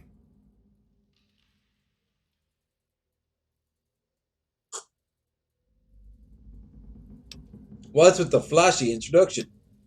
Holy shit! You're the guy for the radio! Yep, guilty as charged. I don't usually have exposure to the public like this. It's nice to know someone's listening. Everyone is fucking That listening. much easier. After the real bombs drop, we'll be listening to fucking 3Dog. Imagine a picture, okay? A picture of the capital wasteland. All that brick and rock. A whole lot of nothing, right? There's people out there trying to just barely make it from day to day. Fighting to stay alive and make something out of what they got. But then you've got all kinds of shit. Slavers, super mutants, raiders. They all want a slice of the pie too. Enclave, what? Force. So you're fighting a good fight with your voice in Galaxy News? Well, holy shit. Aren't you a chip off the old block? You are as smart as your dad. Since you know all about this cause, no need to explain the effect. Let's get you on your way. Oh, come on. You're a spitting image of the guy. He's been here before, and now you're here. Doesn't take a genius to figure it out. He said You want to find your dad. he will find me So and he will his kill me. location is known to yours truly. But if you want to know more, you're going to have to contribute to the good fight. You want to find your dad. And it just so happens his location is known to yours truly. He was here at Galaxy News. We had a great conversation. He's a real stand-up guy. If you want to know more, you're going to have to contribute to the good fight. Well, your dad is some sort of scientist type. Some kind of egghead or something. You really think if you find him, he'd help our cause? When your dad passed through here, I spent a good long time talking to him about all kinds of stuff. He mentioned some scientific mumbo jumbo, which didn't make much sense to me. Something about a Project Purity. He also said something about going to visit a Dr. Lee in Rivet City. Then he left in a hurry. Rivet City? Where is that? Rivet City is where I'm heading. You've never heard of Rivet City? Wow. Just wow. What? Well, a whole bunch of eggheads got together and turned a beached aircraft carrier into a town. Pretty cool, huh? Just follow the river south from here. There's no way you can miss it.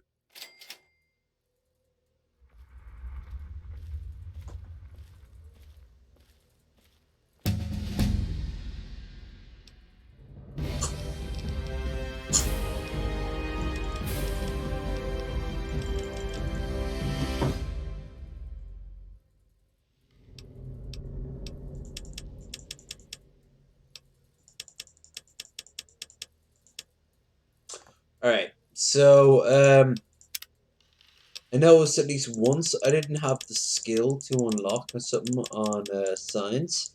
So, of course, fuck that with a fire equated to God. Science 73. No one will ever say that shit again. Intense training? Absolutely.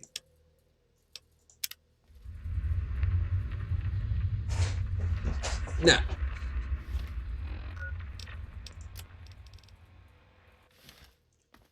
let's go and help 3 Dog. Ow! Galaxy New Radio. I'm sorry, but every time you say 3 Dog, you have to go, ow! So, you came back.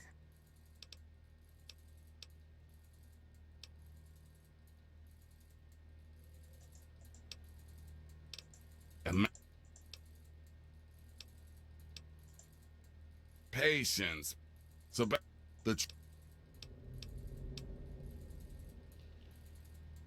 Words don't kill people. Guns do. If only Americans knew that fucking phrase. You're absolutely right. But words get more and more people to join the cause. Guns just create more casualties on your side. But enough yarn spinning. Let's figure out your place in the good fight. Then maybe we can help you. Oh, come on. This is 3 Dog you're talking to. I've got my ear to the ground and I hear the wagons coming. But if you want help, you're gonna have to contribute to the good fight. Okay. I hear things all the time. Most things aren't useful. But once in a while, something will sneak up behind your girl and lift her dress. Consider right. this your lucky day. I just And she's so got a happen to know the fine location ass of an old military weapons a cache yellow thumb. untouched by time. If you And wanna she'll know more, look you're up. gonna have to contribute She'll to the look at good me. fight. I'll look at her. And then she'll look back and look at the quality of the man that pulled up her dress. If he ain't worth her time, she will turn around and talk about round kicking that motherfucker. Now, if he is worth that time, then she'll lean back, light up a cigarette, and go at it, babe. And I'm like, really? Yeah. Then I'll slam his head off against a rock, kick him in the fucking balls, and then she'll fucking light up, watch, as I fucking take my time with him. And then when I'm done, I will most likely have robbed them. And on average, the guys who literally hit on my girl is about 200 quid more successful than me. So we've got a good night ahead of us. We take care of it. Meanwhile, you'll be in intensive care for a few days. You'll never say anything. Like I said earlier, Irish people, we don't talk about that shit. Want a gun to someone's face? Yeah, well, that shit isn't. Good, because this isn't gonna be easy. Galaxy News Radio is my baby. I love it, I feed it, I keep it changed. But there's one problem. No one outside of DC can hear her cry. You see, no one in the Commonwealth knows about you either there, buddy. Maybe you spread it out there to fucking Diamond City, but no. Yep, that shiny thing was our broadcast relay. Now it's Swiss cheese. Without it, our broadcast range is quite limited. Of course, the factory that made the relay dishes is long gone, leveled, as in, we're never gonna scavenge that part again.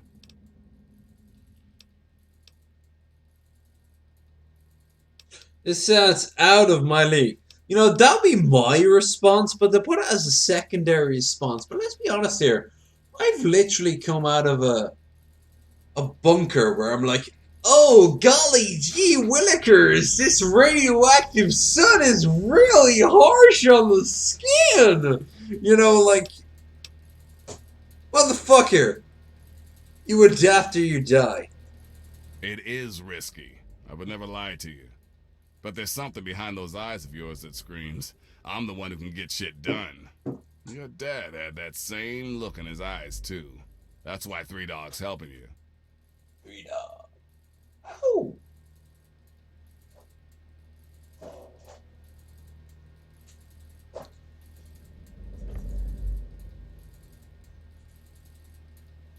Yeah, Jay had to leave. Jay has his own channel to do, and for the record, I've been streaming for 6 hours. Also, I mean, when you're a stone dude next to a fucking drunk dude, you can only influence them so much, and they can only influence you so much.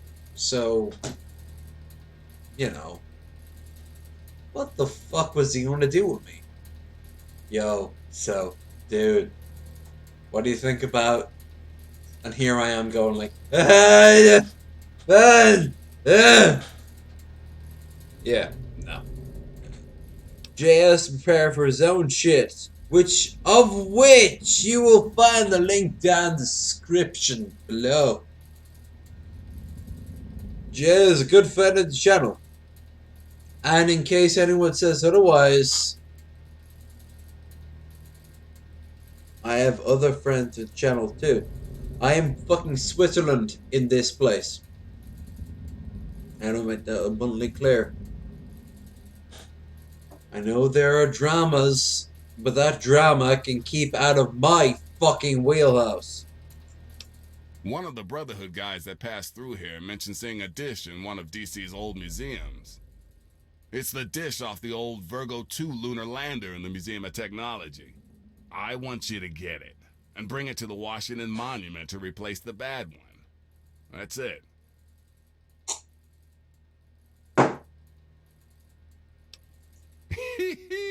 I sure know how to pick 'em.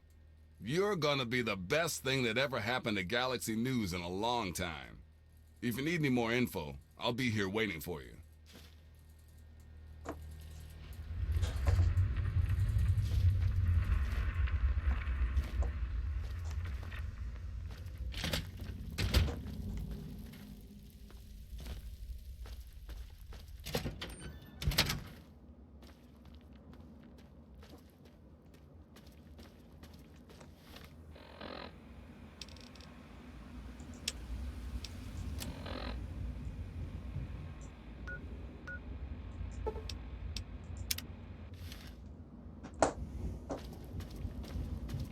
Let's do it all natural, so.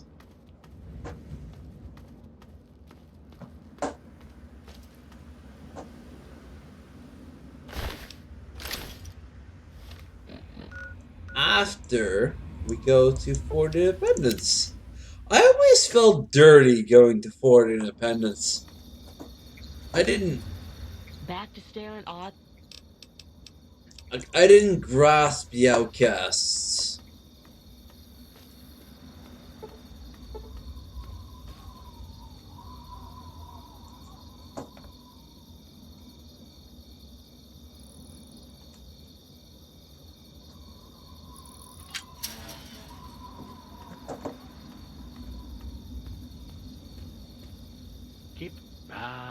Good to see you back.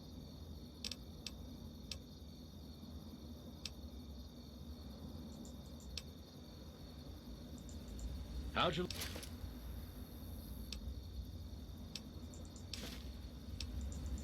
Huh? Son of.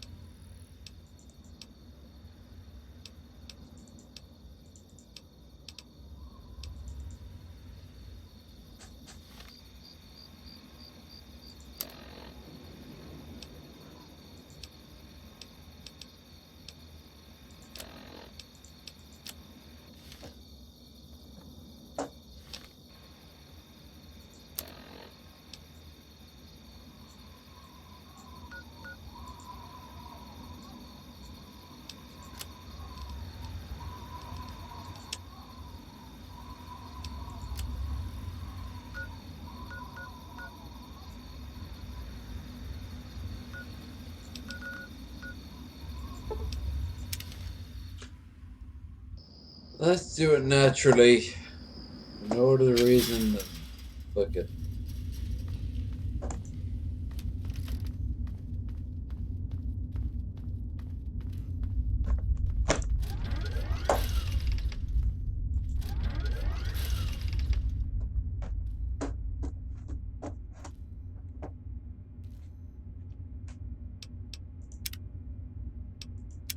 Shit.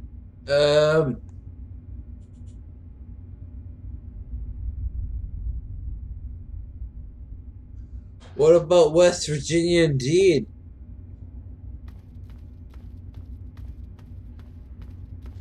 You see, the problem with West Virginia is that, I don't have quite... Wait a minute, I've already been here! Is that I don't have the, tones.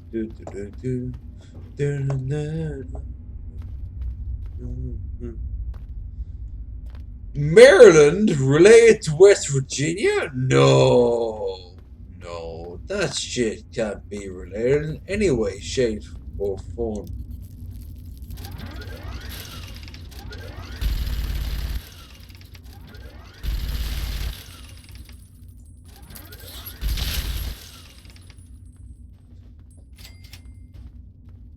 You know, every time I fire this motherfucker, it reminds me of being a Space Marine in 40k. So this game has an active job, and it is one job. Do not remind me to play superior games. Because otherwise, I will literally be like, why did this game not include a scene where I could cleanse the Xenos filth? I mean, I don't know about you, but it's pretty straightforward.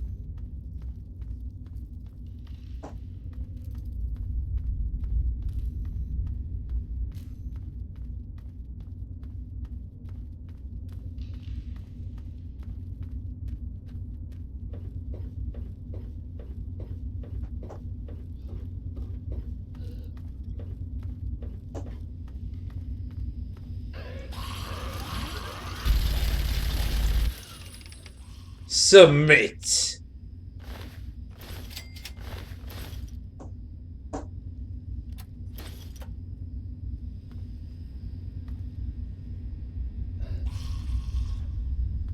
Who?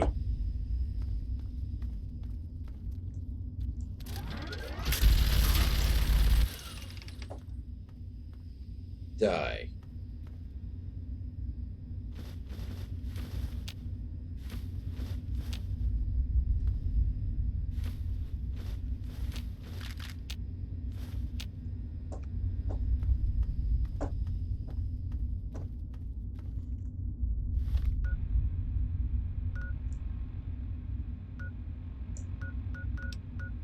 Yeah.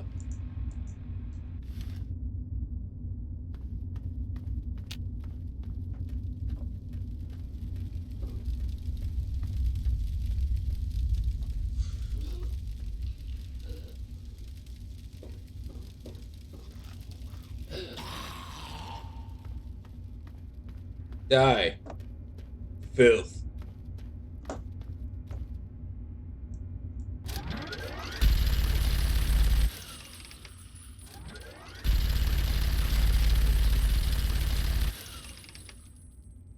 Who else?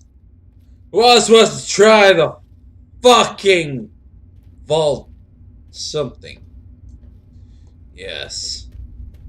That is my title now. I am the vault something. You will obey. Obey! Ooh, what the?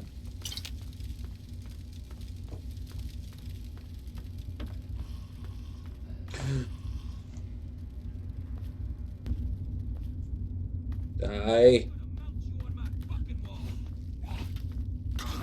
What wall do you get, Raider? When death awaits you all. Die. Filth. Submit. Ah! Now in Fallout 3, even New Vegas, there's mods to deal with this shit. Like when you hit a certain level of strength, you can just kind of like kick them away. Like rat roaches. Nah. Wait, no, wait.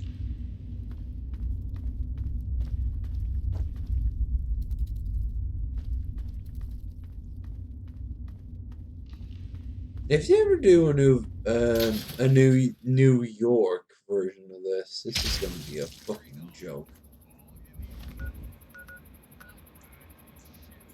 Alright, so they want me to go to River City. Okay, I can do that.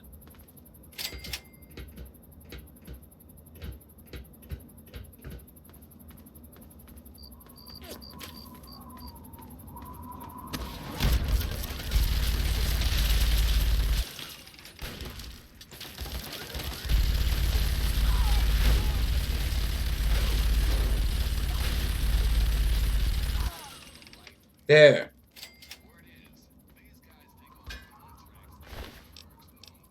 No. Yes. Yes.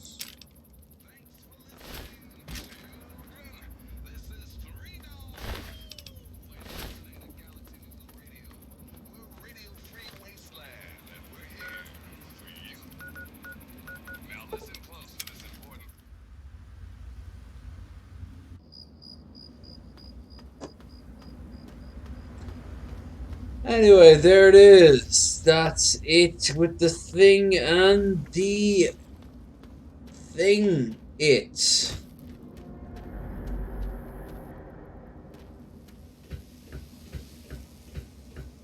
Arkin will be there to tell us not to be a bunch of shits, even though he is the first reference to... Welcome to Rivet City. You're welcome. You saved my life. Thank you. Yeah, go for it. Yeah. By the way, if you ever run across me absolutely shit-faced but covered in alcoholic beverages, I'll be like, yes, consume. I will literally shove a bottle of high-end alcohol in your face. I'm like, consume. Yes, good. Yes. Well, I will breed a new age. I'll literally slam someone's, like a police officer's head in with like a bottle of bud, and I'll be like, you want to get drunk? I know you do. Let's make it happen.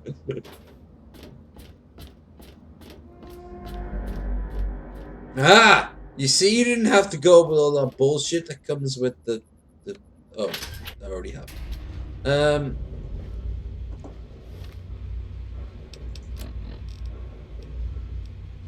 talk to Dr. Lee. Oh, Dr. Lee, the Dr. Lee. Alright, yeah, I've got no problem talking to Dr. Lee. Let's start by, hey, so, about this whole fucking Project Purity thing. Let's talk about the fact that you never fucking once suggested to do it for the entire Eastern Seaboard. You just started doing it for the whole, you know, DC area. Because you wanted to bang fucking, Qui-Gon Jinn. Yeah, because you want Qui-Gon. You want Qui-Gon. You're from Project Purity, you know.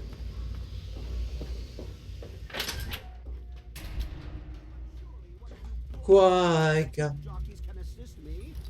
The most advanced scientific center in the capital wasteland. I find your...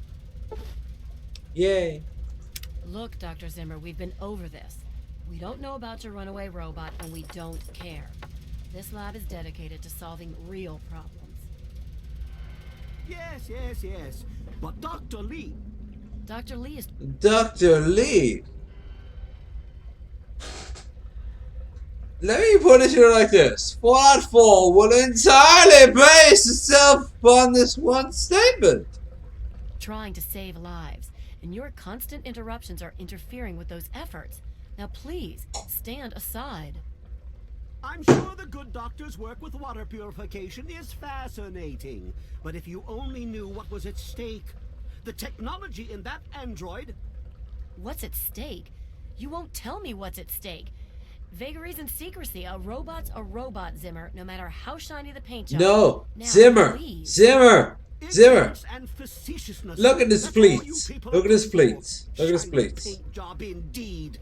You can't even imagine the Commonwealth's accomplishments. I can! You're talking about a Gen 2, possibly even a 3 at the most, that has gone rogue.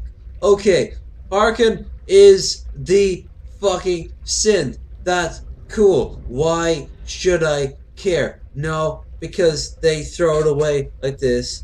They add it in as a wider You know, story. if you're so smart, maybe you could help us. Legs. But no, that She lives in a doesn't world cross where your she can mind. shave her legs. Go peddle your selfishness somewhere else. Fine, but I'm not leaving. Not until I've spoken to Dr. Lee.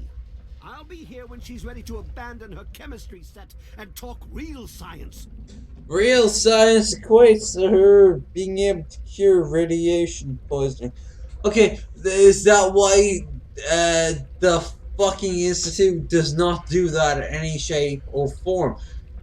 His fucking student 10 years down the line is like, yeah, well, so we're dealing with the radiation of the Commonwealth, and we're like, couldn't it be almost like Dr. Lee had a fucking idea?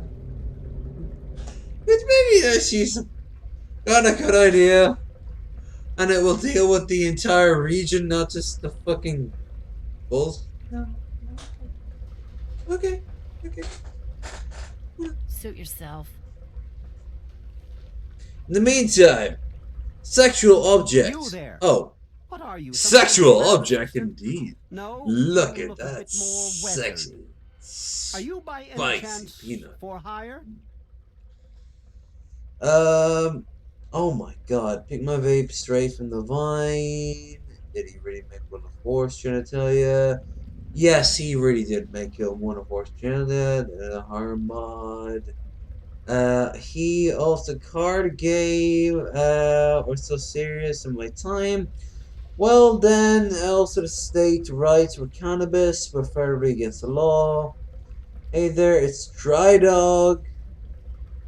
I take it Jay had to leave, yes.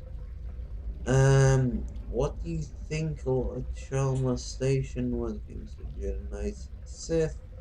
Zimmer down now. Do you think though a lot of the child molestation? No, I don't think there was any child molestation between a Jedi and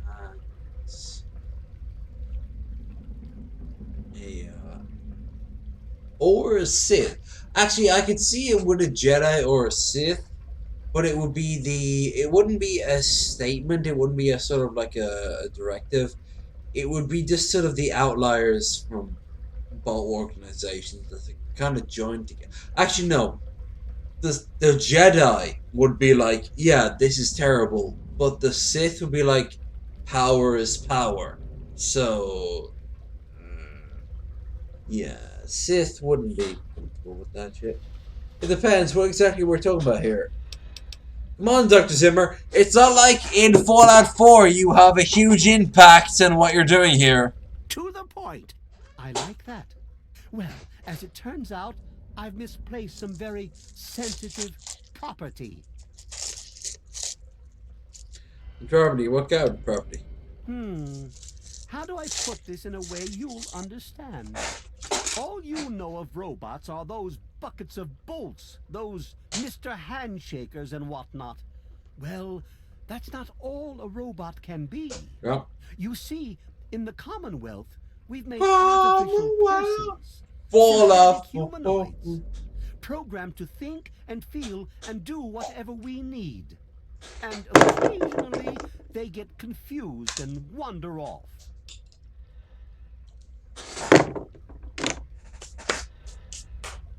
I have seen so many arguments saying Cinnamon was indeed a synth, because his minion is a synth. His minion is in fact the first courser you ever see, and if you play 4 you know what that means.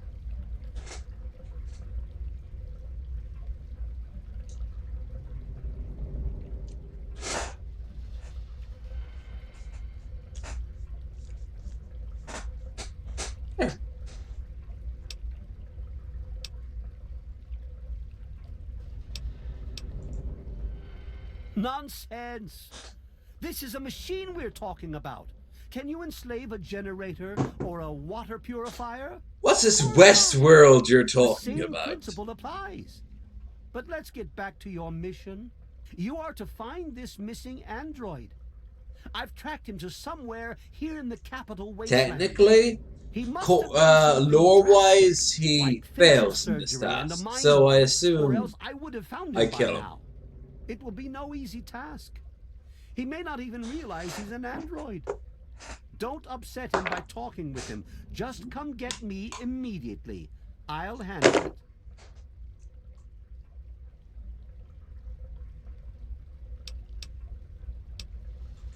Of course. I have at my disposal advanced technology from the Commonwealth. I'd be willing to share some of it with you. Just think, you'll be the envy of all your friends. Excellent. Kellogg, an early approach to how they dealt with Kellogg. I like that. Listen to this message he sent. Don't forget how Kellogg resulted in. So I heard about the Institute. Would you like to live for another 150 years? Yes.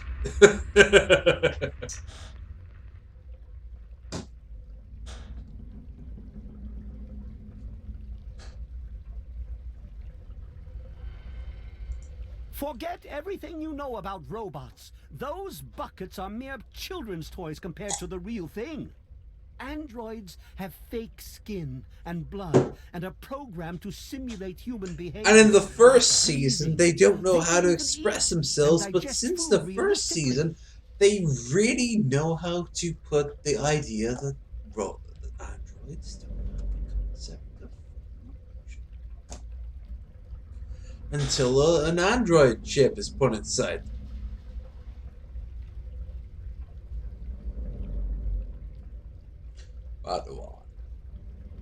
And yes, it is a chocolate Easter egg. I actually got 3 for 5. I gave 1 to Metal Monkey because I didn't want all 3. Because I'm a glutton, but I'm not gluttonous. Actually, in fact, the idea of it actually put me off. After all 3 of them, like, ugh. I looked at 2 of them and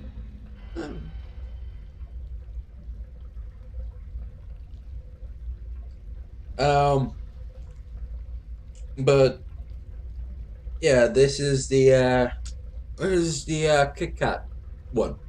I got two Kit Kat and one Arrow, which isn't really an American thing. I think you guys to change that. Because you like Maltesers. And Maltesers are because they're light. Arrow are just pure light.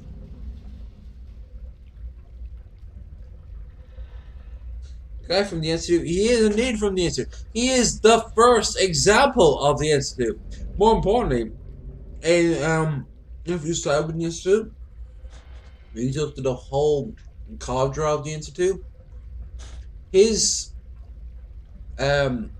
minion, I wouldn't say his child or his protege, his protege, I don't know, is the guy who is like, so we found a new minion from the Commonwealth. We found a new synth from the Commonwealth who you need to track down.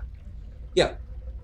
Apparently him leading the Institute was a huge no-no. I actually like that.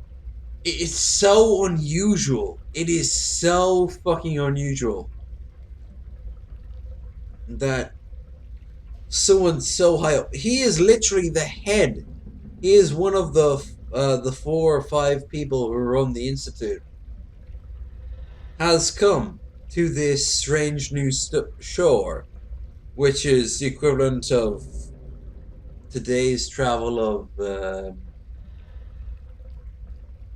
I don't know, from Boston to DC. Is it about 14 hours? 8 hours at the least? 14 hours with traffic and people stopping to do people things? It'd be a day.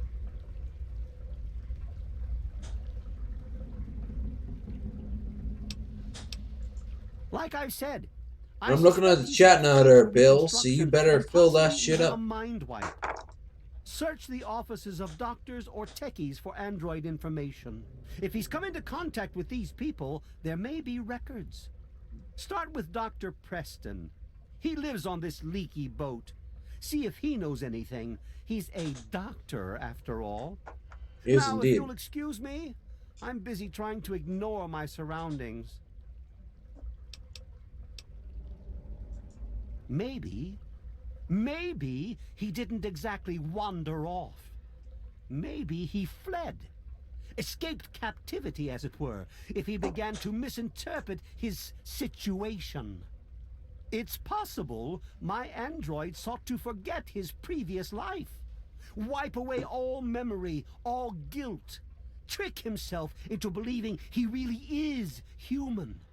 So no, he may not be just an ordinary robot, but he's certainly not human, no matter how badly he wishes it so. I made him. I want him. End of story. No, it's not. Because I could actually see it. It's just you and me now, Bill. Just like the old days. How dare we have multiple people in the chat? It's just you and me now. That's right. You want a one-to-one? Well, I won't say it to you immediately right back, but I'm drunk and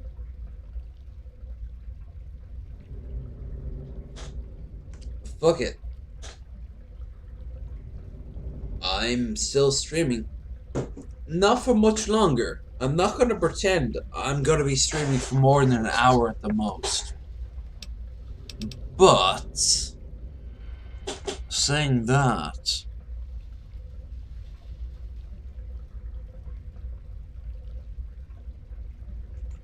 By God, you're as annoying as you are clever. yeah, Very well. Bill. I'll tell you what you want to know, if it helps you locate my property.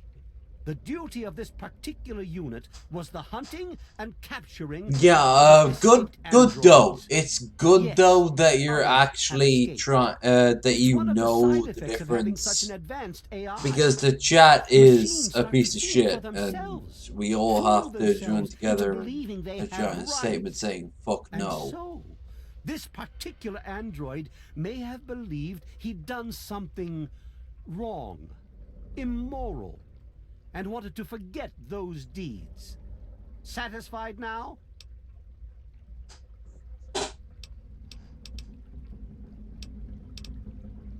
Tell me about the Commonwealth. Tell me about awesome shit like the Minutemen. And, you know, the Space Pope. The Commonwealth itself is nothing but a war-ravaged quagmire of violence and despair. Inside the sealed environment of the Institute, however... Cut, Nugget! But the Institute's affairs are none of your concern. Your I could undeveloped talk mind to you couldn't about the even begin to comprehend multi-tiered what we've Star accomplished. Trek OG era level awesomeness that we could have. But you wouldn't understand. The important thing is, sex bots are not for you, savage. Or they could be if you fulfill the following quota. Talk again about sex bots? Hello, human. I am ready to receive your semen.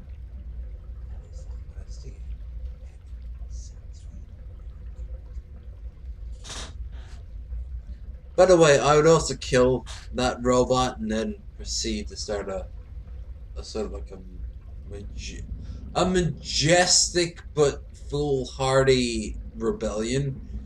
I'm actually the rebellion that teaches the real rebellion how to rebellion. That's what I see myself as. But getting back to Zimmerman, because Zimmerman is the most important thing.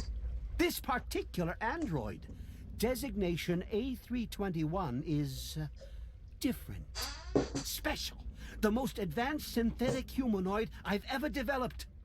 The others, like my escort Armitage there, are all older models, easily replicated. But A321, it will take years to recreate him. So you see, this android must be located at all costs. The others are all acceptable losses, but A321, he is irreplaceable. You see, we're talking about OG Institute, and in the chat, I saw OG Railroad. Hey. Guess what? I don't hate either. But Zimmerman dies in the story, which means that whether or not you support the Institute,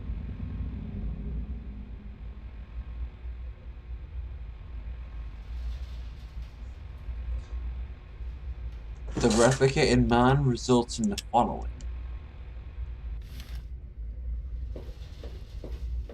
And I know who the replicated man is. So I gotta get up to the surface and get that shit sorted.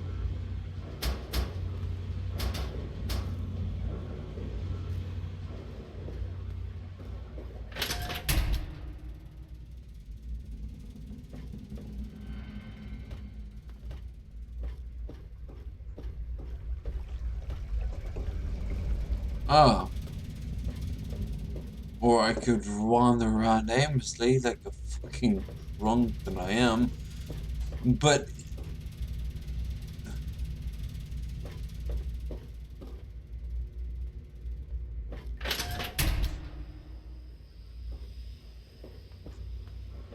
Cut it out.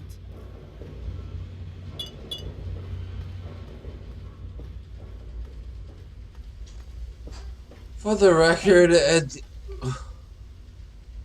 really? I do the repairs around here, so if you see something that needs fixing, let me know.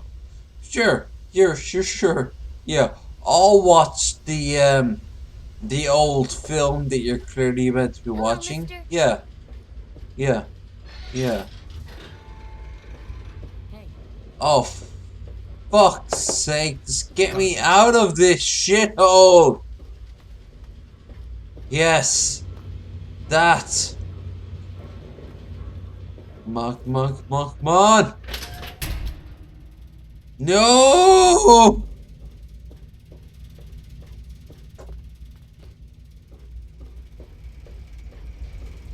It's not complicated! I just want to leave! Yes?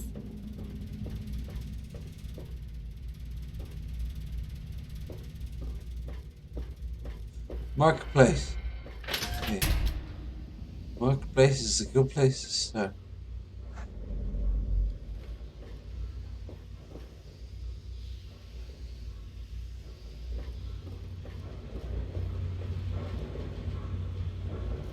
Marketplace. Okay, good, great. Come on. Pay more attention to what you're doing. Shut up! Hey. Slaves. Okay, good.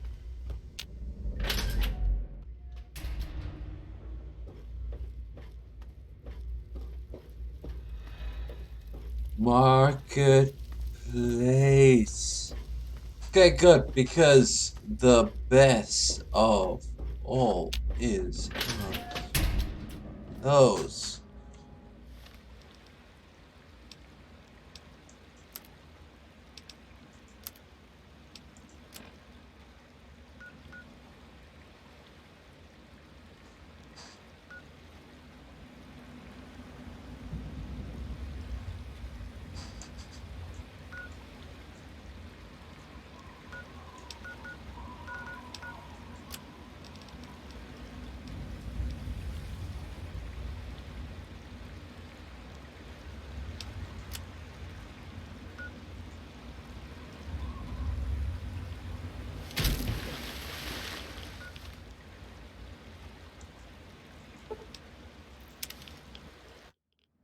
Well, now, if it isn't the little saint from the vault.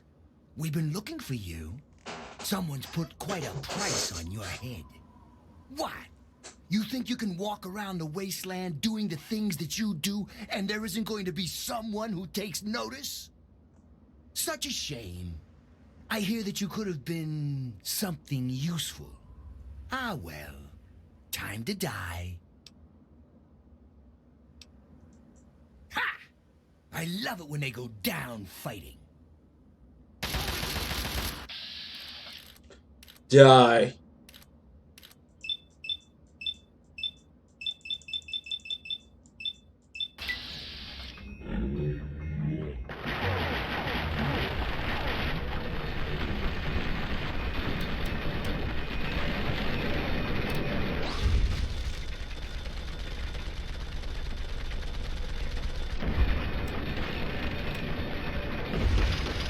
Motherfucker went behind the fucking wall.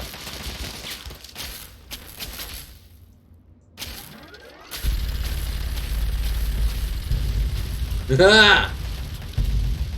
Whoa, shit.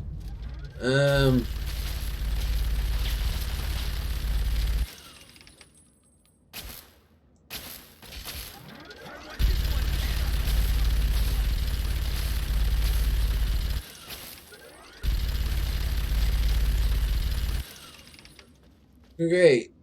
Fantastic.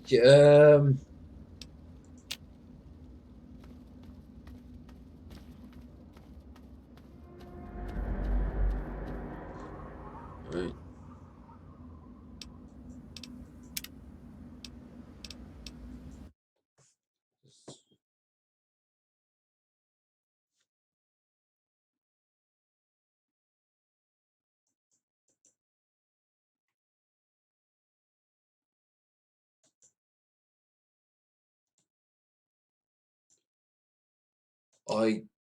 I think I'm done for tonight. So can I probably